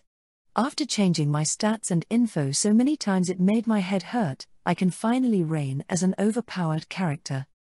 Irakino skipped and twirled all around Solina with such excitement. She looked just like a cute little girl and not some nasty creature who'd plunged a great many people into the pits of misery greater than death.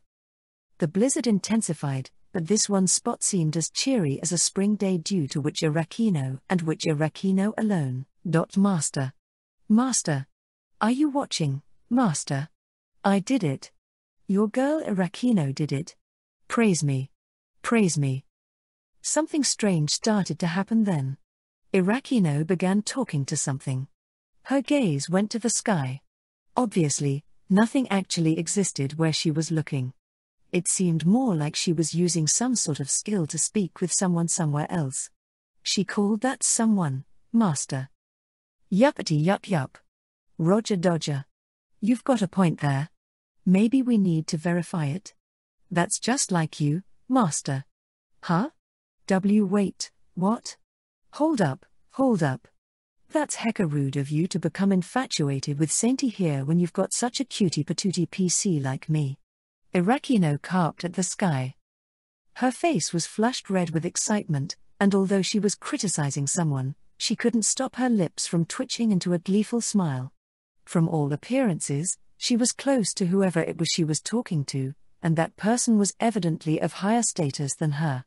Their conversation seemed to be a discussion about their next strategy, which hinted at the high likelihood of Irakino belonging to some sort of group. So? What's next, Master? The discussion continued. The witch ignored Saint Solina, who stood there in vapid silence, as she received orders from some entity. She kept nodding her head in a showy way, like someone taking a conference call, until something in the conversation finally piqued her interest enough to slap her hands together.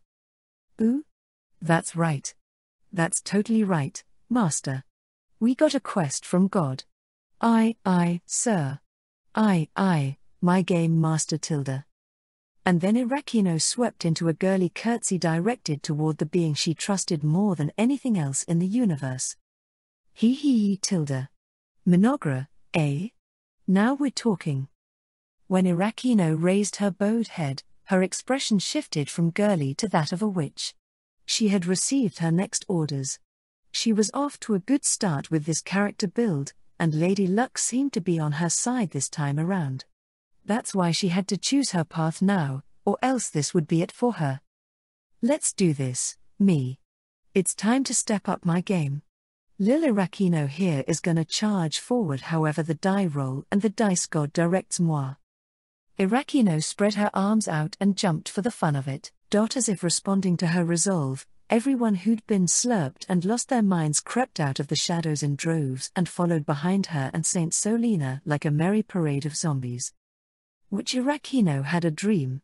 A dream she wanted to come true so badly she was willing to sacrifice anything to get it. She wasn't going to lose until she had her way. It's world conquest time, Slurpees. Yippee ya ah. Irakino set course toward the south for the person she called Master, for the deal she'd struck with the dice god, and to conquer the world. Mynoghra, treehouses. Around the time Brave Quester's demon lord was defeated, and that series of chaotic events had come to a close, Takuto exhaled a sigh of relief that the worst possible situation hadn't come about. He'd been using his authority as an Eternal Nations commander to watch the entire exchange between Atu and the Elfa sisters. It's finally over, His long-suffering sigh seemed to last a whole minute. Takuto was currently somewhere a little unusual for him. He'd been watching and giving orders from an uninhabited residential corner of the city.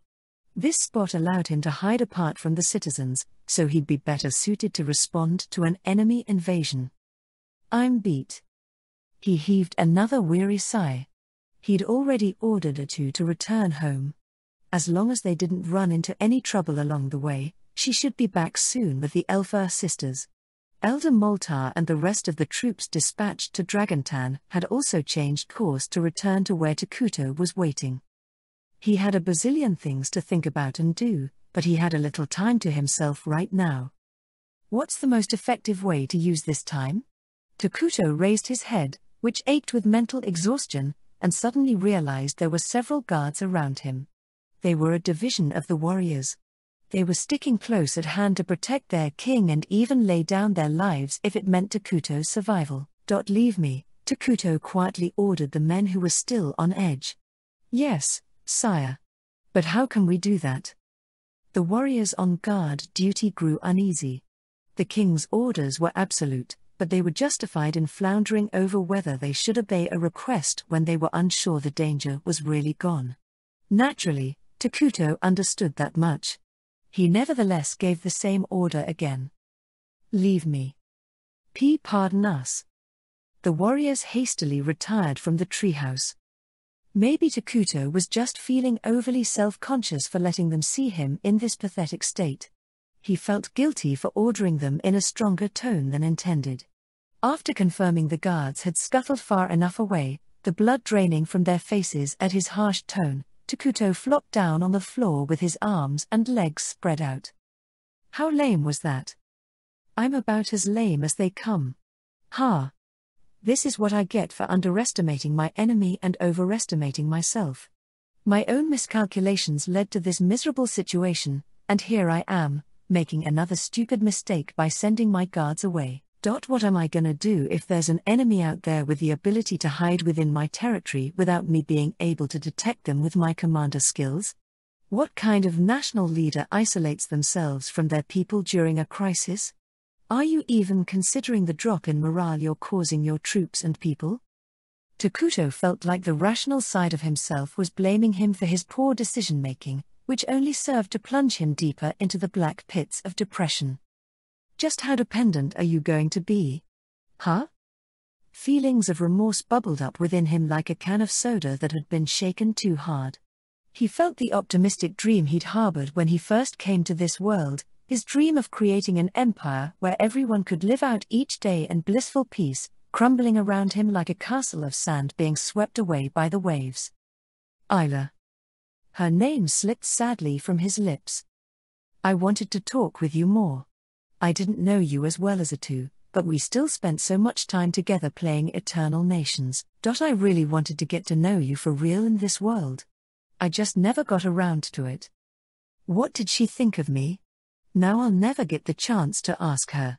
Takuto wondered if anything could be done for her as he reeled from the shock of her absence, leaving him more hurt than the damage to his forces had.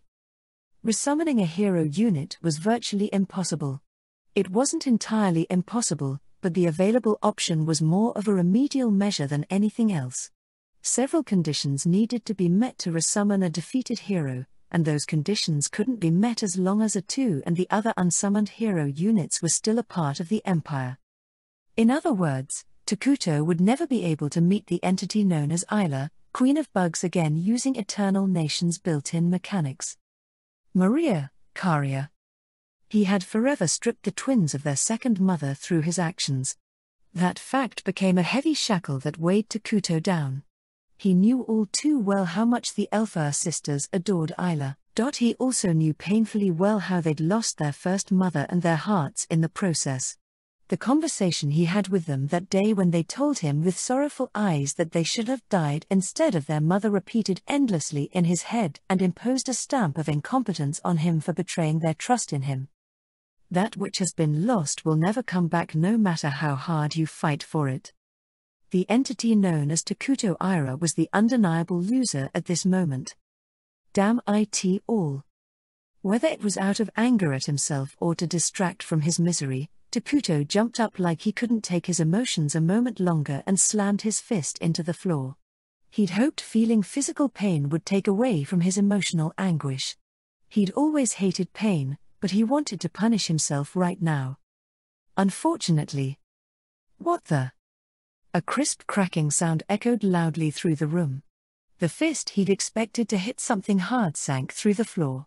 At first, he wondered did the floor melt?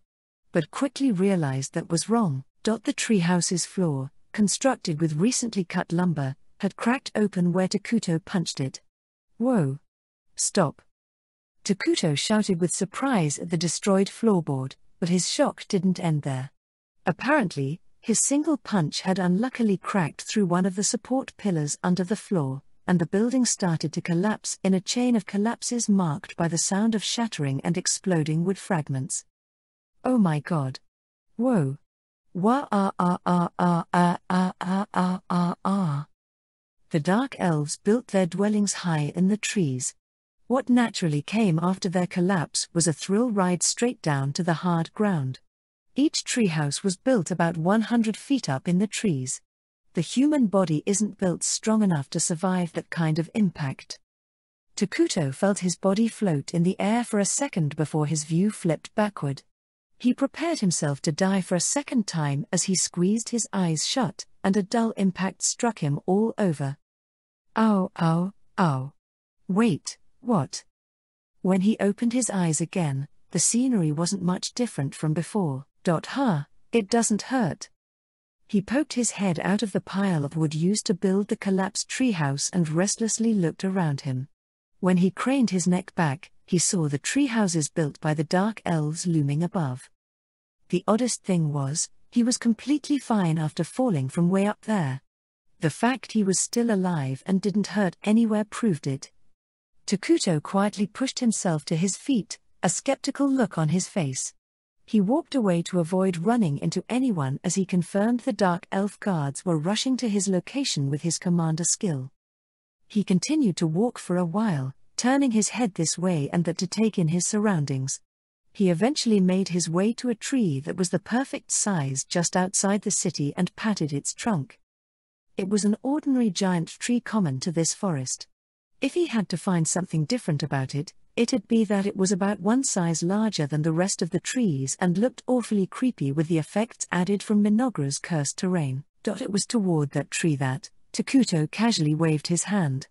The giant tree snapped in half with a dull tremor. Why? He felt like someone had answered his query somewhere. I see. Is that how it is? Is that how it's always been? Takuto took one glance at the other trees being knocked down with the one he'd snapped like a twig, then plopped down on the ground, crossed his legs, and closed his eyes in quasi-meditation.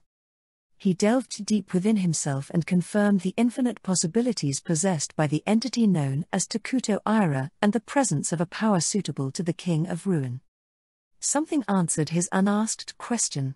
Something that was there from the very beginning. It was just calmly waiting for the time he'd use its power. Ha ha. I could have won from the very beginning. I had it in me all along. Things could have been different from the start. Takuto's eyes flew open, and he let out a dry laugh as he raised his hand to his face. Everything seemed so ridiculous now, especially his own asinine stupidity. He'd reached the limit of his patience. Something pivotal to the entity known as Takuto Ira snapped. Mynoghra's palace, emergency meeting. A strangely tense atmosphere hung over the council room within Mynoghra's palace. Gathered around the table were the hero Atu, the Elfar sisters, Elder Moltar, and the rest of the Empire Management Council members. In addition to the usual attendees, several civil officials and various lieutenant commanders in charge of separate warrior corps were in attendance. And the person who sat quietly in the innermost part of the chamber was Takuto Ira, the commander of Mynoghra and the King of Ruin. All right, King Takuto, please pass judgment on the Elfar sisters for violating orders. I advise you hand down appropriate punishment for the crime of disobeying your sovereign authority. Atu solemnly stated the agenda for the meeting and asked Takuto to make a call. The Elfar sisters in question were pensively standing near the wall, their somber attitude not unlike a convict on death row awaiting decapitation. The sisters were well aware of the magnitude of their crimes. They had charged headfirst into the battlefield as their emotions dictated, when they should have returned to the imperial capital and defended Mynoghra. Those who have power must protect their weaker allies. It was none other than their dear mother who taught them that important life lesson, and they'd done the exact opposite the moment they had power. That was why the twins were willing to accept any punishment, even if it was death most painful. There will be no punishment. They aren't guilty. Takuto's blunt decision wasn't even close to what they'd imagined he might say, and not just the twins either, but everyone present wasn't expecting him to make that call. I object, King Takuto. Atu quickly interjected. You won't be able to keep a disciplined nation if you show lenience. Think of all the misunderstandings that will arise by needlessly forgiving the crimes of tergiversators during a national emergency. Punishing crimes is necessary for the continued existence of any nation. Of course, that punishment can be lessened based on extenuating circumstances or the kindness of a ruler. However, the people of this world had never heard of an acquittal before, they didn't even know the concept. Minimal punishment, whatever that may be, was necessary to keep up formalities. As everyone in the chamber stared in disbelief at Takuto, he shrugged, held up his hand, and changed the topic as if to say the matter was closed. During a national emergency, huh? I'm the one who needs to apologize to everyone on that subject. Atu and a good portion of the council members gawked at him. Just before Atu could jump from her seat to stop him from uttering those forbidden words. I'm truly sorry. It was a situation invited by my carelessness and pride. The king acknowledged his mistakes and apologized to his vassals. Please say nothing more. The king should never apologize. Never. That's right. It's all due to our incompetence. Our carelessness invited this misfortune. The dark elves loudly objected on the spot. That was the one thing they could never allow. That was the one thing he should have never done. The king is an absolute being. His subordinates lay down their lives believing in his absoluteness. Thus, the king can never be wrong. He can never acknowledge his mistakes. Only mortals make mistakes, not kings. People do not follow a king who is on their level, who has become mortal. The heavy responsibility of leading a nation is too great to fall on any mortal, after all. They needed him to take back what he just said no matter what. Atu slumped back in her chair like the life had been sucked out of her. The disorder in the room was already beyond her ability to get under control, and she failed to come up with a solution no matter how she thought about it. And their king was only just getting started dropping bombshells on them, too. And I swear to you on this day that I will bring Isla back. Do you really mean it? You can bring her back to life. The twins' eyes lit up. They'd been watching the conversation unfold with bemused curiosity since they didn't understand what it meant for the king to apologize to his people, but it was a different story when it came to their mother. Both girls had been trying to cope with the foreboding they felt inside but forgot all about it when Takuto mentioned Isla. Takuto even nodded affirmatively to their questions. Please wait just a moment, King Takuto. How do you plan to do that? It's absolutely impossible to revive a hero under our current circumstances. Atu was confused. She trusted Takuto, but she couldn't even begin to guess where he was going with this. Just as she'd informed the twins before, there was no way to revive the hero Isla. Takuto wasn't the kind of person to make promises he couldn't keep. Has he gone mad? Atu wondered to her horror. If he had, they were beyond screwed. But the truth surpassed anything they could possibly imagine. The civilization invited to heaven will live forever with ultimate happiness and unlimited peace, Takuto recited in a booming, resonant voice. Atu jerked her head up at those familiar words. There they will not experience hardship or pain, the dead will revive, loved ones will be reunited, and all will share in their happiness together. Extol your victory. Celebrate the joy of reaching another dimension. The gates to the land of the gods have opened, and you have ascended to an eternal existence with God's love. Takuto quietly rose and threw his arms out, as if welcoming them. That's what's promised in an ascension victory. If this world runs based off eternal nations system, then I will secure that victory. I will bring back all that has been lost. Takuto had recited the lines that always played after achieving the victory known as ascension victory. It was a very different kind of victory type, unique even within eternal nations, which could only be achieved after fulfilling multiple conditions. The big problem was that, fulfilling those conditions was extremely difficult.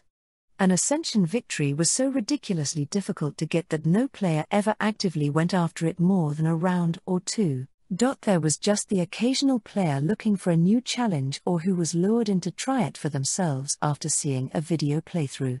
In fact, even Takuto had tried his hand at it a few times but always lost interest and went for a peace victory or a domination victory. The conditions for an ascension victory are too strict.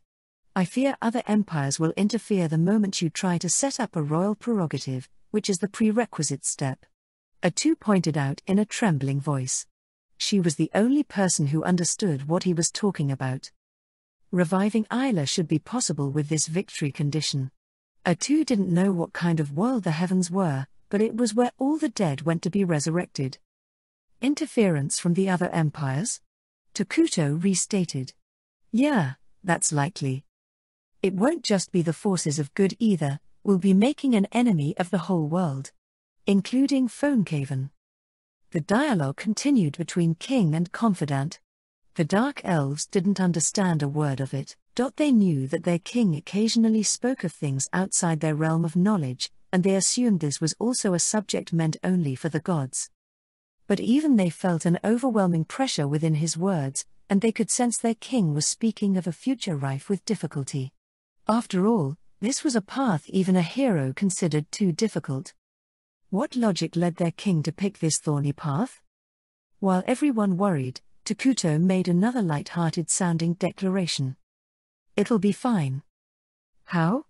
How can you claim that it will be fine, King Takuto?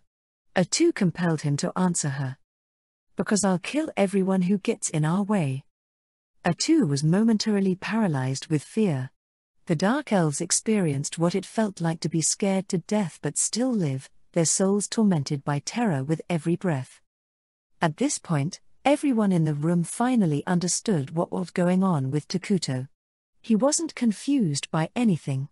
He wasn't rambling on about an impossible future in a manic state because his mind had broken under the onslaught of problems they'd been facing as of late. It was none of those things but something worse. Takuto Ira was furious. His fury ran so deep he simply appeared to be manic and talkative on the surface. No one knew what the source of his rage was. What they did know was that their souls were held in a vice by the anger Takuto was showing them for the first time, because while he was the king of ruin, he'd never gotten angry at anyone before and always seemed friendly. Thick, visceral pressure weighed down on everyone in the room like it had an invisible, crushing mass behind it. Cold sweat drenched them from head to toe, and their mouths were so dry, not even a breathy exhalation escaped their lips when they tried to speak. Something that filled even A2, the evilest of them all, with bone-chilling dread was sitting there in front of them. Listen up. The way to do it is simple. It was impossible to know how he perceived A2's inability to talk back, but Takuto eloquently spoke for himself. Ascension changes the very world itself. That all hostile forces are modified per the victor's designs, and sometimes they even disappear from the face of the planet. Thus, an empire aiming for an ascension victory essentially declares itself the enemy of the world. Even allies will become enemies. The only way to avoid fighting an ally is to annex or vassalize them. Would you still make that choice knowing you must be prepared to destroy everything you have built up? Anger was the determining factor that led to Eternal Nation's top player coming to the simplest conclusion. We'll start by conquering the world. Unspeakable terror filled the hearts of every man and woman who heard his unimpeachable decree. Achieving each of the Ascension victory's conditions and then maintaining them is hard stuff, after all. So we'll wipe every potential obstacle off the map before we get started. Cultivate all the land, bring down the skies, drink the oceans, destroy all living things, and then enjoy a leisurely ascension. That was pretty much what Takuto was suggesting. They were no longer looking at a pacifist commander. Nay, there was never a pacifist within him in the first place. I can think of so many things I can and should do. Things have never been this clear for me before. Blam. Clang. A2 jumped with alarm at a sudden loud sound. She scanned the room, searching for the idiot who dared interrupt such a tense moment. The clanging continued to come from just behind Takuto. ? The rattling and clanging sounds of many things piling up on top of each other grew louder. Takuto was using emergency production. This was a phenomenon that all members of the Empire Management Council had witnessed at least once. But they didn't recognize a single item that he'd produced this time. From the hard, metallic sounds, they could tell the items were hard, but they still wouldn't know what they were even if they put their collective knowledge together. The only exception to this was Atu. When Atu realized the tiny round bronze object that rolled under her feet was a bullet, she gasped. Handguns, machine guns, rifles, explosives, weapons from the world he'd lived in before were being produced behind Takuto. In that old world, human life wasn't valued much in some areas. Frighteningly enough, tools made just to take those lives were also available for a surprisingly cheap price. So cheap, in fact, you could purchase one for little more than the price of slightly high-quality wine. Takuto picked up a nifty pistol from the pile of weapons and turned it over in his hand like he was observing its quality. Emergency production can produce any kind of item as long as you have the appropriate amount of mana.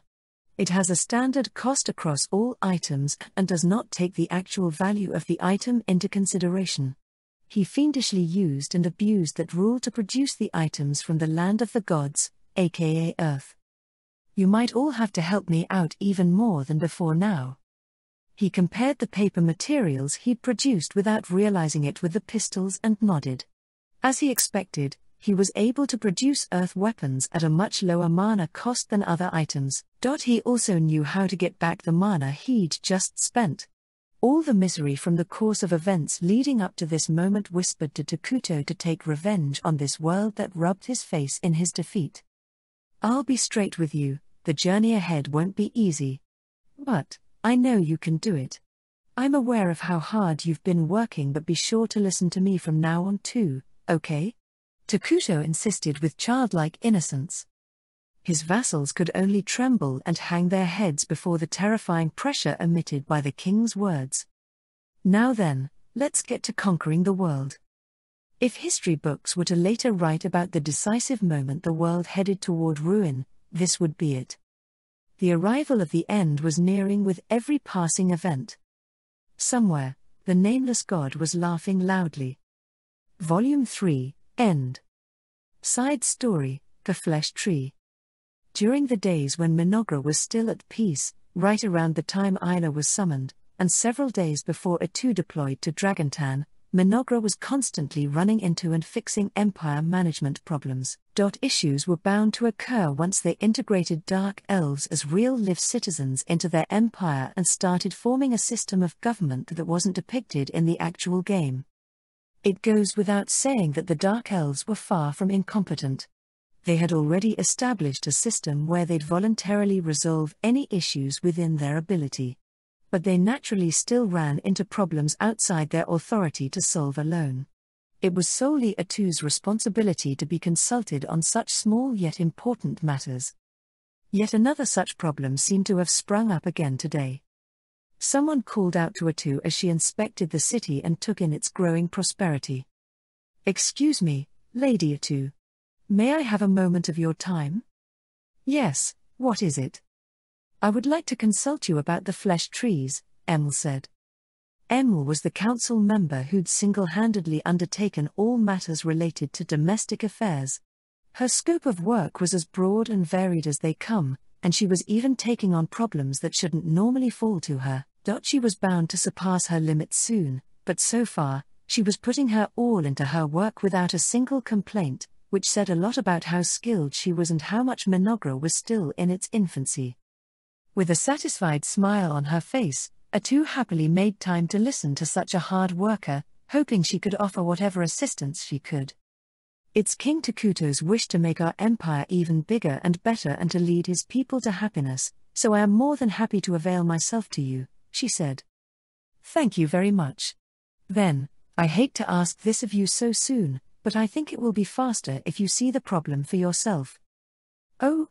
What in the world could possibly require me to see it to understand the problem?" A problem that was faster explained by showing than telling had to have something to do with the terrain or buildings. If Emil just wanted normal management advice, explaining the statistics and details would be faster, and entreaties from the citizens would also come across better with words alone. Seeing the disconcerted look on Emily's face had A2 tilting her head and wondering if that big of an issue had crept into the current construction projects since she'd last checked. Emil led her to the food silo and production facility unique to Mynoghra that took the place of a granary, known as the Flesh Tree Nursery Area. So, how big is this supposed to get? Emil started things right off by asking about what had been concerning her. At her question, A2 craned her neck way back to look up and up at the flesh trees towering over her. The corners of her lips started to twitch.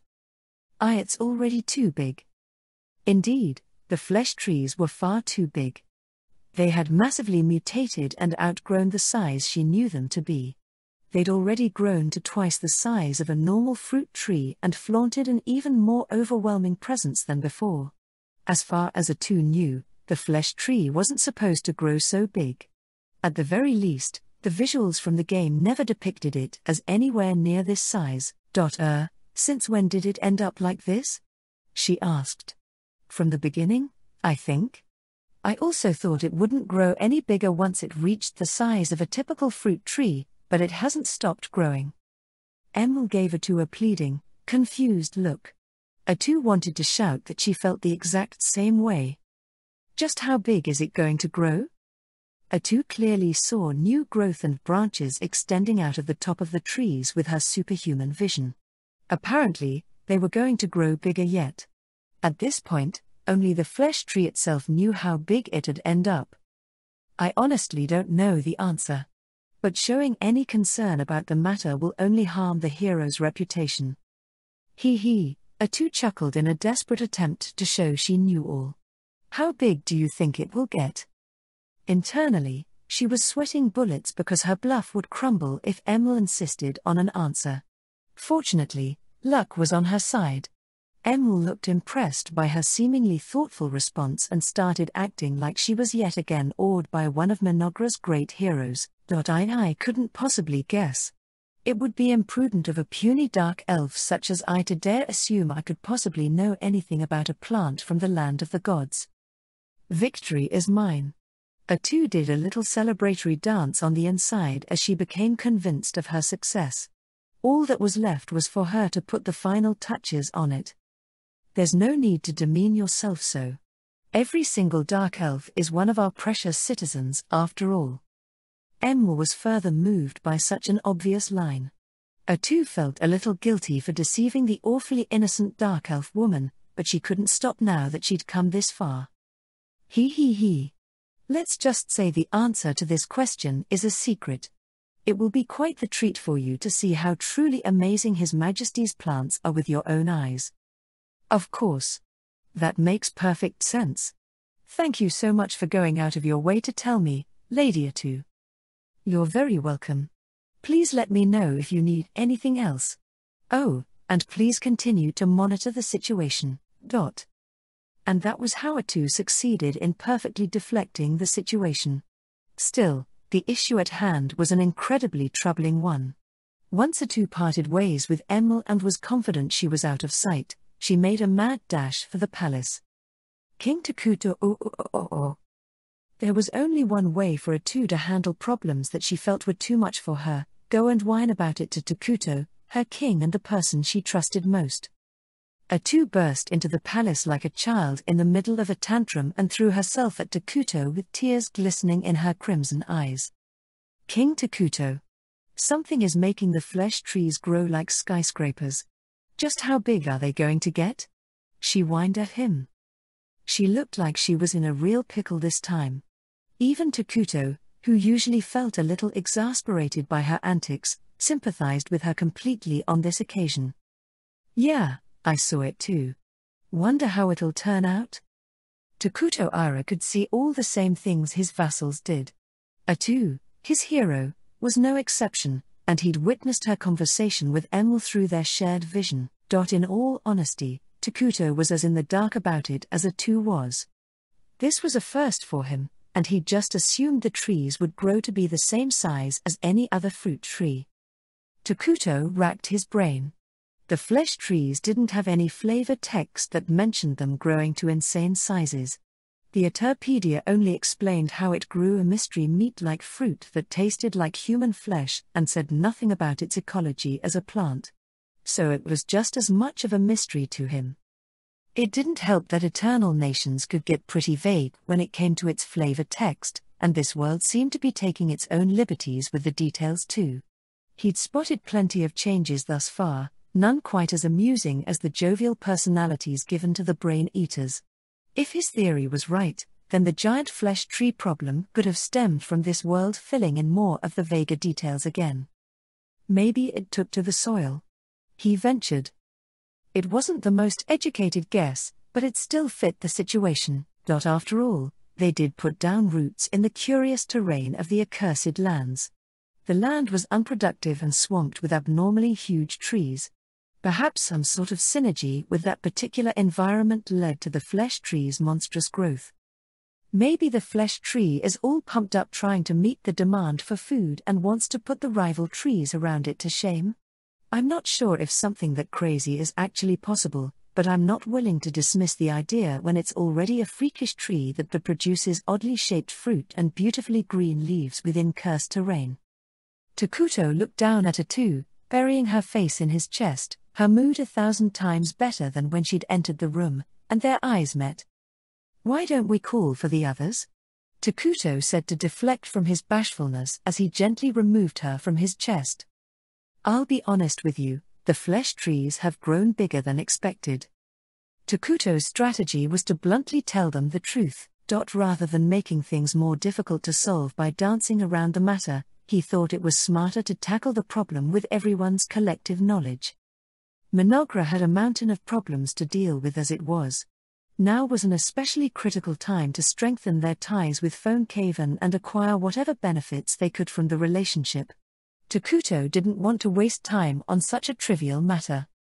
His decision directly resulted in Atu being drilled by Emily's incredulous gaze, but Atu herself had already let the whole incident go.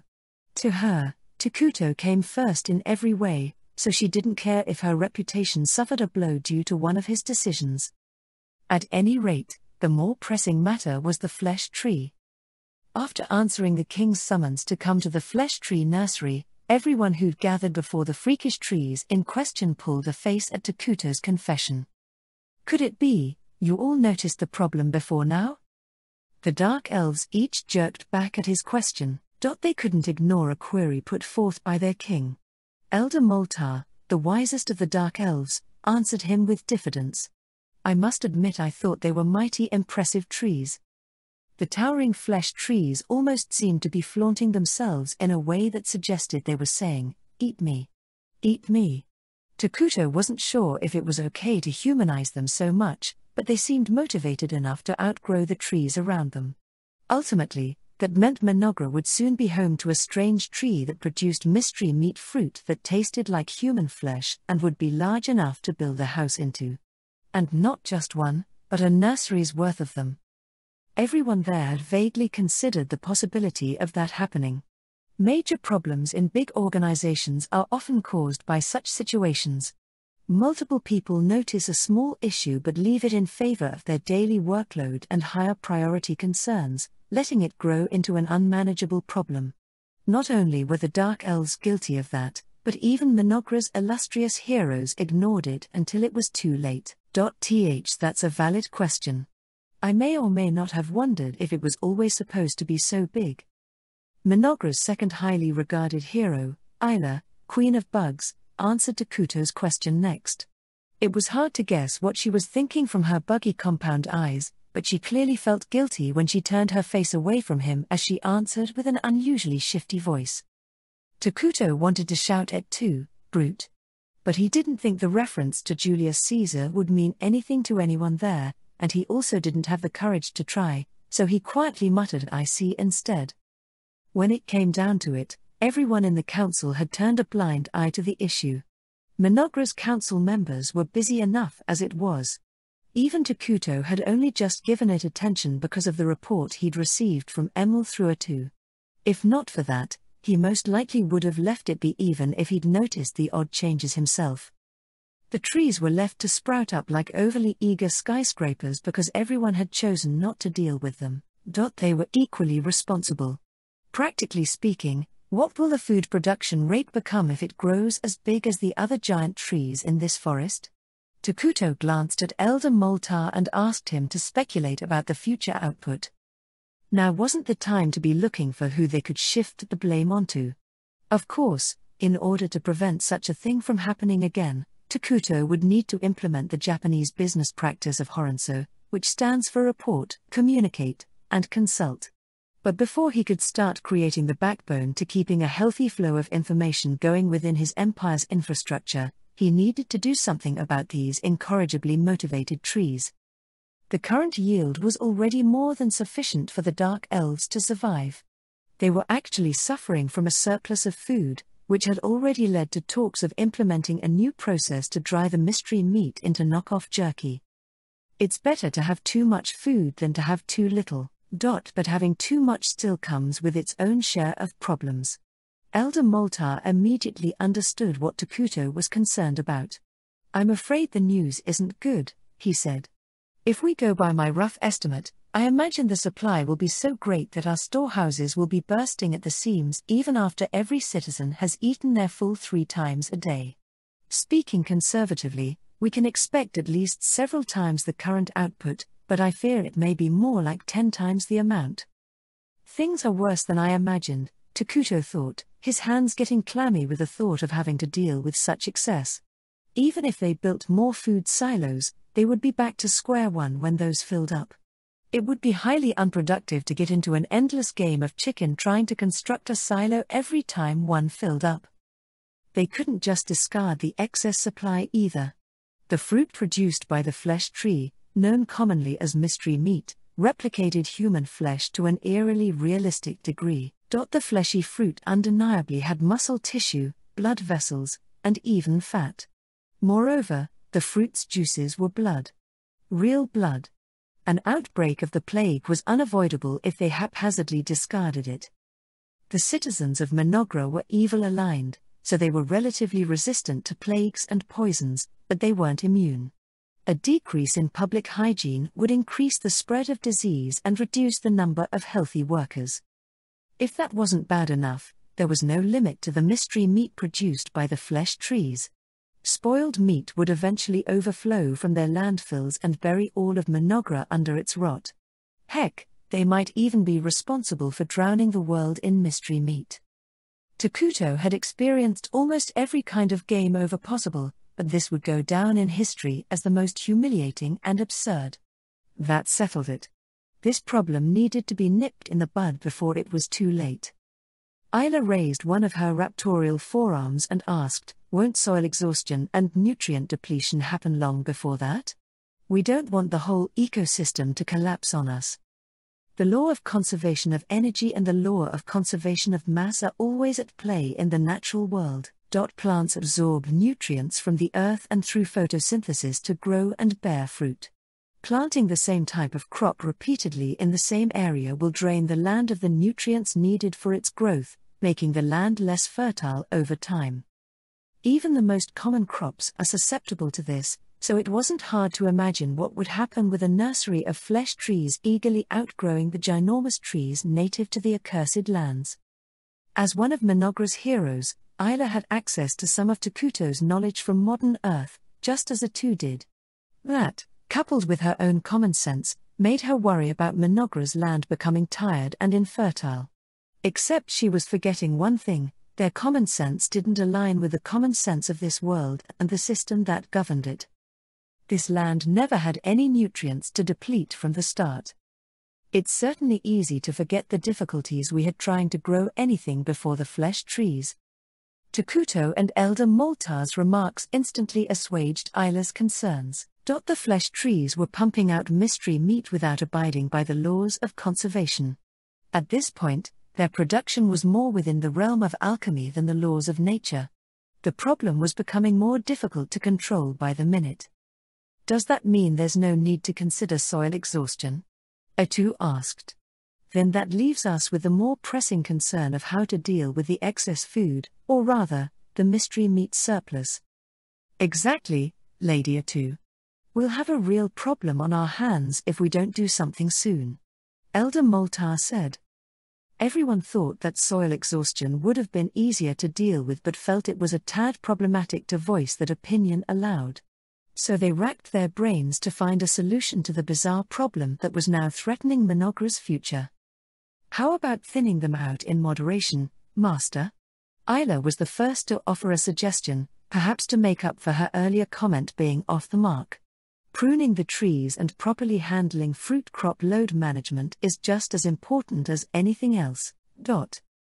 Under any other circumstance, her solution would have been right on the mark, as it drew from common knowledge of how to manage fruit trees. But common sense ran into yet another roadblock here.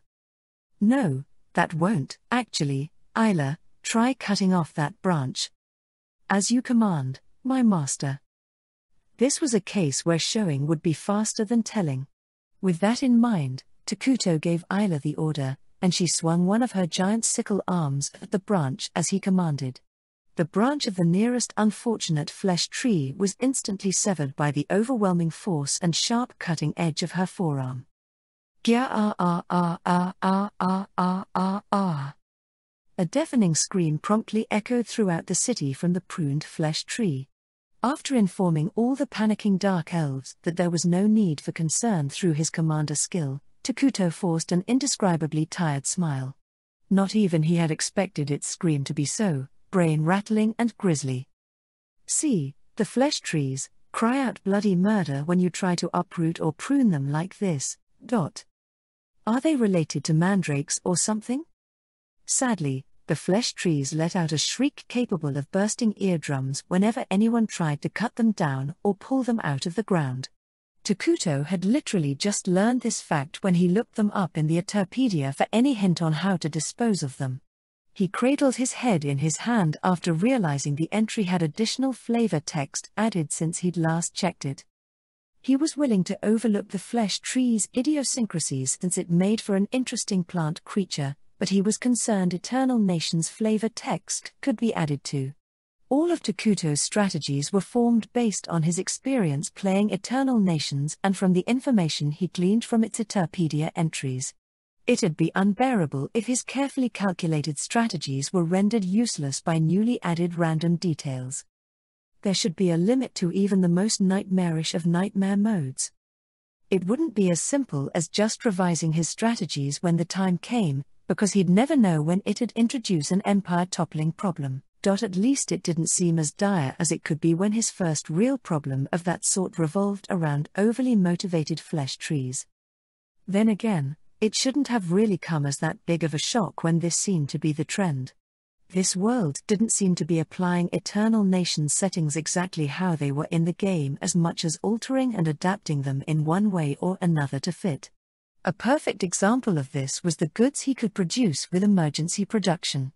A lot of those items couldn't be found within Eternal Nations, so that was a case of the world adapting things in their favor. Viewing everything as the same as the game will only come back to bite me. Takuto was starting to vaguely realize that fact, and yet there was still this optimistic side of him that thought everything would work out in the end. So, to summarize, our only option here is to figure out what to do with this mystery meat that tastes like human flesh rather than how to dispose of the eager tree that pumps it out like there's no tomorrow. Atu muttered, exhausted. This was where the council identified the list of problems they had to contend with. First, the flesh trees were hell-bent on growing as big and tall as possible. At a minimum, they were bound to grow as large as the native towering trees of the accursed land. There was even a chance they would outgrow their neighbors. Second, pruning and cutting down the trees was out of the question. The flesh trees would torment Mynoghra's citizens with their wailing shrieks with every snip or cut of their limbs. Third, they needed to properly consume the mystery meat. Not just dispose of it but consume it. With its production rates, it'd eventually outdo whatever disposal method. Is this some kind of punishment? Takuto felt it was hopeless after he reread the list. He tasted the despair of someone who had to waste their precious time on something so trivial yet unignorable when they already had a mountain of more important things to do.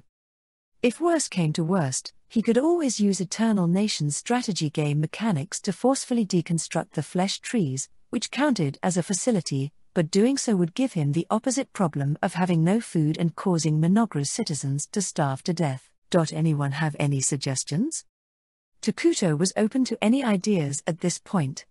They say that 3 heads are better than 1. The chances of a surprisingly useful plan being suggested would increase with more people brainstorming.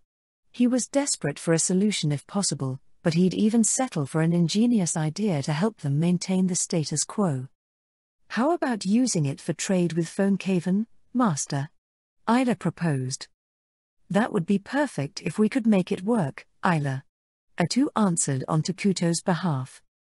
That was a great idea. A marvelous one, in fact. The only glaring drawback was that the mystery meat had this annoying trait that made you think you were consuming human flesh when you ate it. And in this instance, the people of Phone rather unfortunately didn't have a habit of eating human flesh. So that idea was out. Way out. How about moving up the production of Mynoghra's unique race, the homunculus? Elder Moltar suggested. We could encourage them to reproduce like rabbits. Unfortunately, the flesh tree's productivity increases with the size of the city, Atu answered. In other words, it's highly likely they will ramp up their output to match our growing population. The flesh tree's bonuses worked in conjunction with the city's size. This was what made it such an effective facility until the end of the game, but that only added to their real-life plight now. Master, why don't you try increasing the number of larvae I spawn? Isla suggested, then continued the second half of her proposal in a private telepathic message. I also believe it should be possible to exchange unnecessary food once you build a market. Why didn't I think of that? Takuto inwardly gave his knee a good slap at that epiphany. I completely overlooked that option. Isla's proposal was the first light to illuminate what seemed like impossible darkness for them. They would only be postponing the inevitable, but there were plenty of uses for Isla's larvae, which could serve as labor units. Once they filled enough labor slots, they could then be swapped over to combat units, making them a mighty force to contend with indeed. And, of course, food would be consumed in proportion to their numbers. Bringing up the market was about as inspired of an idea as they came. Among the buildings that can be built within Eternal Nations is one called a market. It mainly boosts the productivity of mana, which is equivalent to currency in the game, and gives trade bonuses, while also unlocking the trade system. Trade allows the player to buy and sell materials, food, strategic resources, and the like based on mana. Moreover, the trade system is unique because the value doesn't fluctuate based on the buying and selling of goods, and there's no upper limit to the trading volume. If this unrealistic limitlessness could be used in this world the same way it worked in the game, then the range of strategies available to him would be expanded at once with the various supplies and mana he could buy with his food surplus. Then the incorrigible mystery meat production machines would instantly turn into his golden goose. Of course, it was nothing more than wishful thinking until he could verify if it worked, so he'd keep it just between him and Isla for now. But their potential would explode if it did work. It was definitely a plan worth adopting. Why don't we go with Isla's plan for now? Everyone nodded firmly along with Takuto's suggestion. They all had a feeling they wouldn't be able to come up with anything better even if they wasted more time on it. Discussion about what measures we need to take in the future are on hold until further notice. A wise decision, Your Majesty, Elder Moltar said. New ideas might spring up with time. There are several ways to find a solution to a problem. One such way is to temporarily shelve the problem and reconsider it at a later point once the situation becomes clearer and the organization is more capable of handling it. At first glance, that might seem like neglecting the problem or procrastinating, but it's the most effective method when there are no measures to be taken at the current stage or a stopgap measure to apply. Continued monitoring and management would be necessary, but this wasn't the wrong decision for Mynoghra at this point. I agree. We don't know how big they will actually grow until we see it for ourselves. Atu was absolutely right about that. Their concerns might have been for naught if the trees didn't grow that big, or they could shoot up to 10 times bigger than expected. Either way, they needed to closely scrutinize the data before taking concrete measures. Plus, aren't the flesh trees strictly grown and managed within the nursery? Then they shouldn't spread as long as we don't artificially plant their seeds elsewhere. Then that means we just need to properly manage the trees within this controlled area, Elder Multar summarized. And if we do that, the problem shouldn't grow out of control. As for handling the mystery meat, we might have a surplus right now, but demand will catch up if the number of cities under Mynoghra's control increases. Oh yeah. I didn't think about that. Takuto slapped his hands together. The flesh trees may have a fast growth rate, but they only grew vertically. There was a limit to how thick they could grow, and their numbers wouldn't increase without Mynoghra planting more. The situation would only improve if they could withstand the current problems it presented. It looks like we'll be spared from the worst-case scenario. The whole council sighed in unison with relief over there being a solution. As much as Mynoghra was an empire full of supernatural phenomena, it was ridiculous for a mere building, a plant, in fact, to bring about a national crisis that threatened its future existence. Takuto shook his head, shrugged his shoulders, then walked up to a flesh tree and said, "Don't cause me too much trouble, you hear?" as he patted its trunk. His comment was met with a downpour of mystery meat. Even if it's just a plant, it's still a member of Mynoghra. There's no way it'd intentionally try to cause trouble for King Takuto. Little is absolutely right. I'm sure even this sapling will put its heart and soul into serving our master's wishes. The two heroes tried their best to appease their king, but Takuto only felt like things were going to get worse from here. He was only just getting started bringing elements from Mynoghra into this world. There were plenty more crazy loyal creatures like the long-legged bugs and the brain-eaters, and even more wacky buildings than the flesh trees for him to put into play. And then there were the rest of the heroes, each missing a few more screws than the last. That jack-in-the-box filled with gunpowder and live coals was just waiting for him to let it pop open. In any event, stimulating days were ahead of him. Unsure of how he felt about that, Takuto finished off that awfully exhausting day's worth of work. Afterward. Fehu Kazuno here. It's nice to greet you all again after the wait between this and the last volume. First, allow me to express my heartfelt gratitude to you for picking up Apocalypse Bringer Mynoghra Volume 3. I hope the story was satisfying for you this time as well. By the way, Volume 3, like the previous volumes, has also undergone massive revisions and rewrites to become an even better version of the story from the original web novel. This series is the published version of what I originally serialized on the user-generated novel publishing website Shosetsuka ni Naro. You can still read the Japanese web novel version on that site, but you'll probably notice many changes to the story if you do. I worked extra hard to make the web novel readers experience new surprise twists and have a different impression from the original, so I hope you enjoyed the new content. In addition to the text changes, the ever-talented Jun Sensei has also provided stunning illustrations for this volume. Even if you've already read the web version, I can guarantee that the pictures will make you feel even more immersed in the story. Of course, I put my whole heart into writing this story so that people reading it for the first time in published form and those who have come from the manga version can enjoy it too. I'd be thrilled if you liked it. Speaking of the manga version, the first volume of Yasuko Midoriyama Sensei's Apocalypse Bringer Mynoghra is now available for purchase in Japan. Everyone's favorite, adorable hero Atu gets to go on a rampage with her evil and happy-go-lucky friends in comic form. It's a fantastic adaptation that draws out all the best scenes from the original. If you haven't checked it out yet, head on over to the bookstore as soon as you can.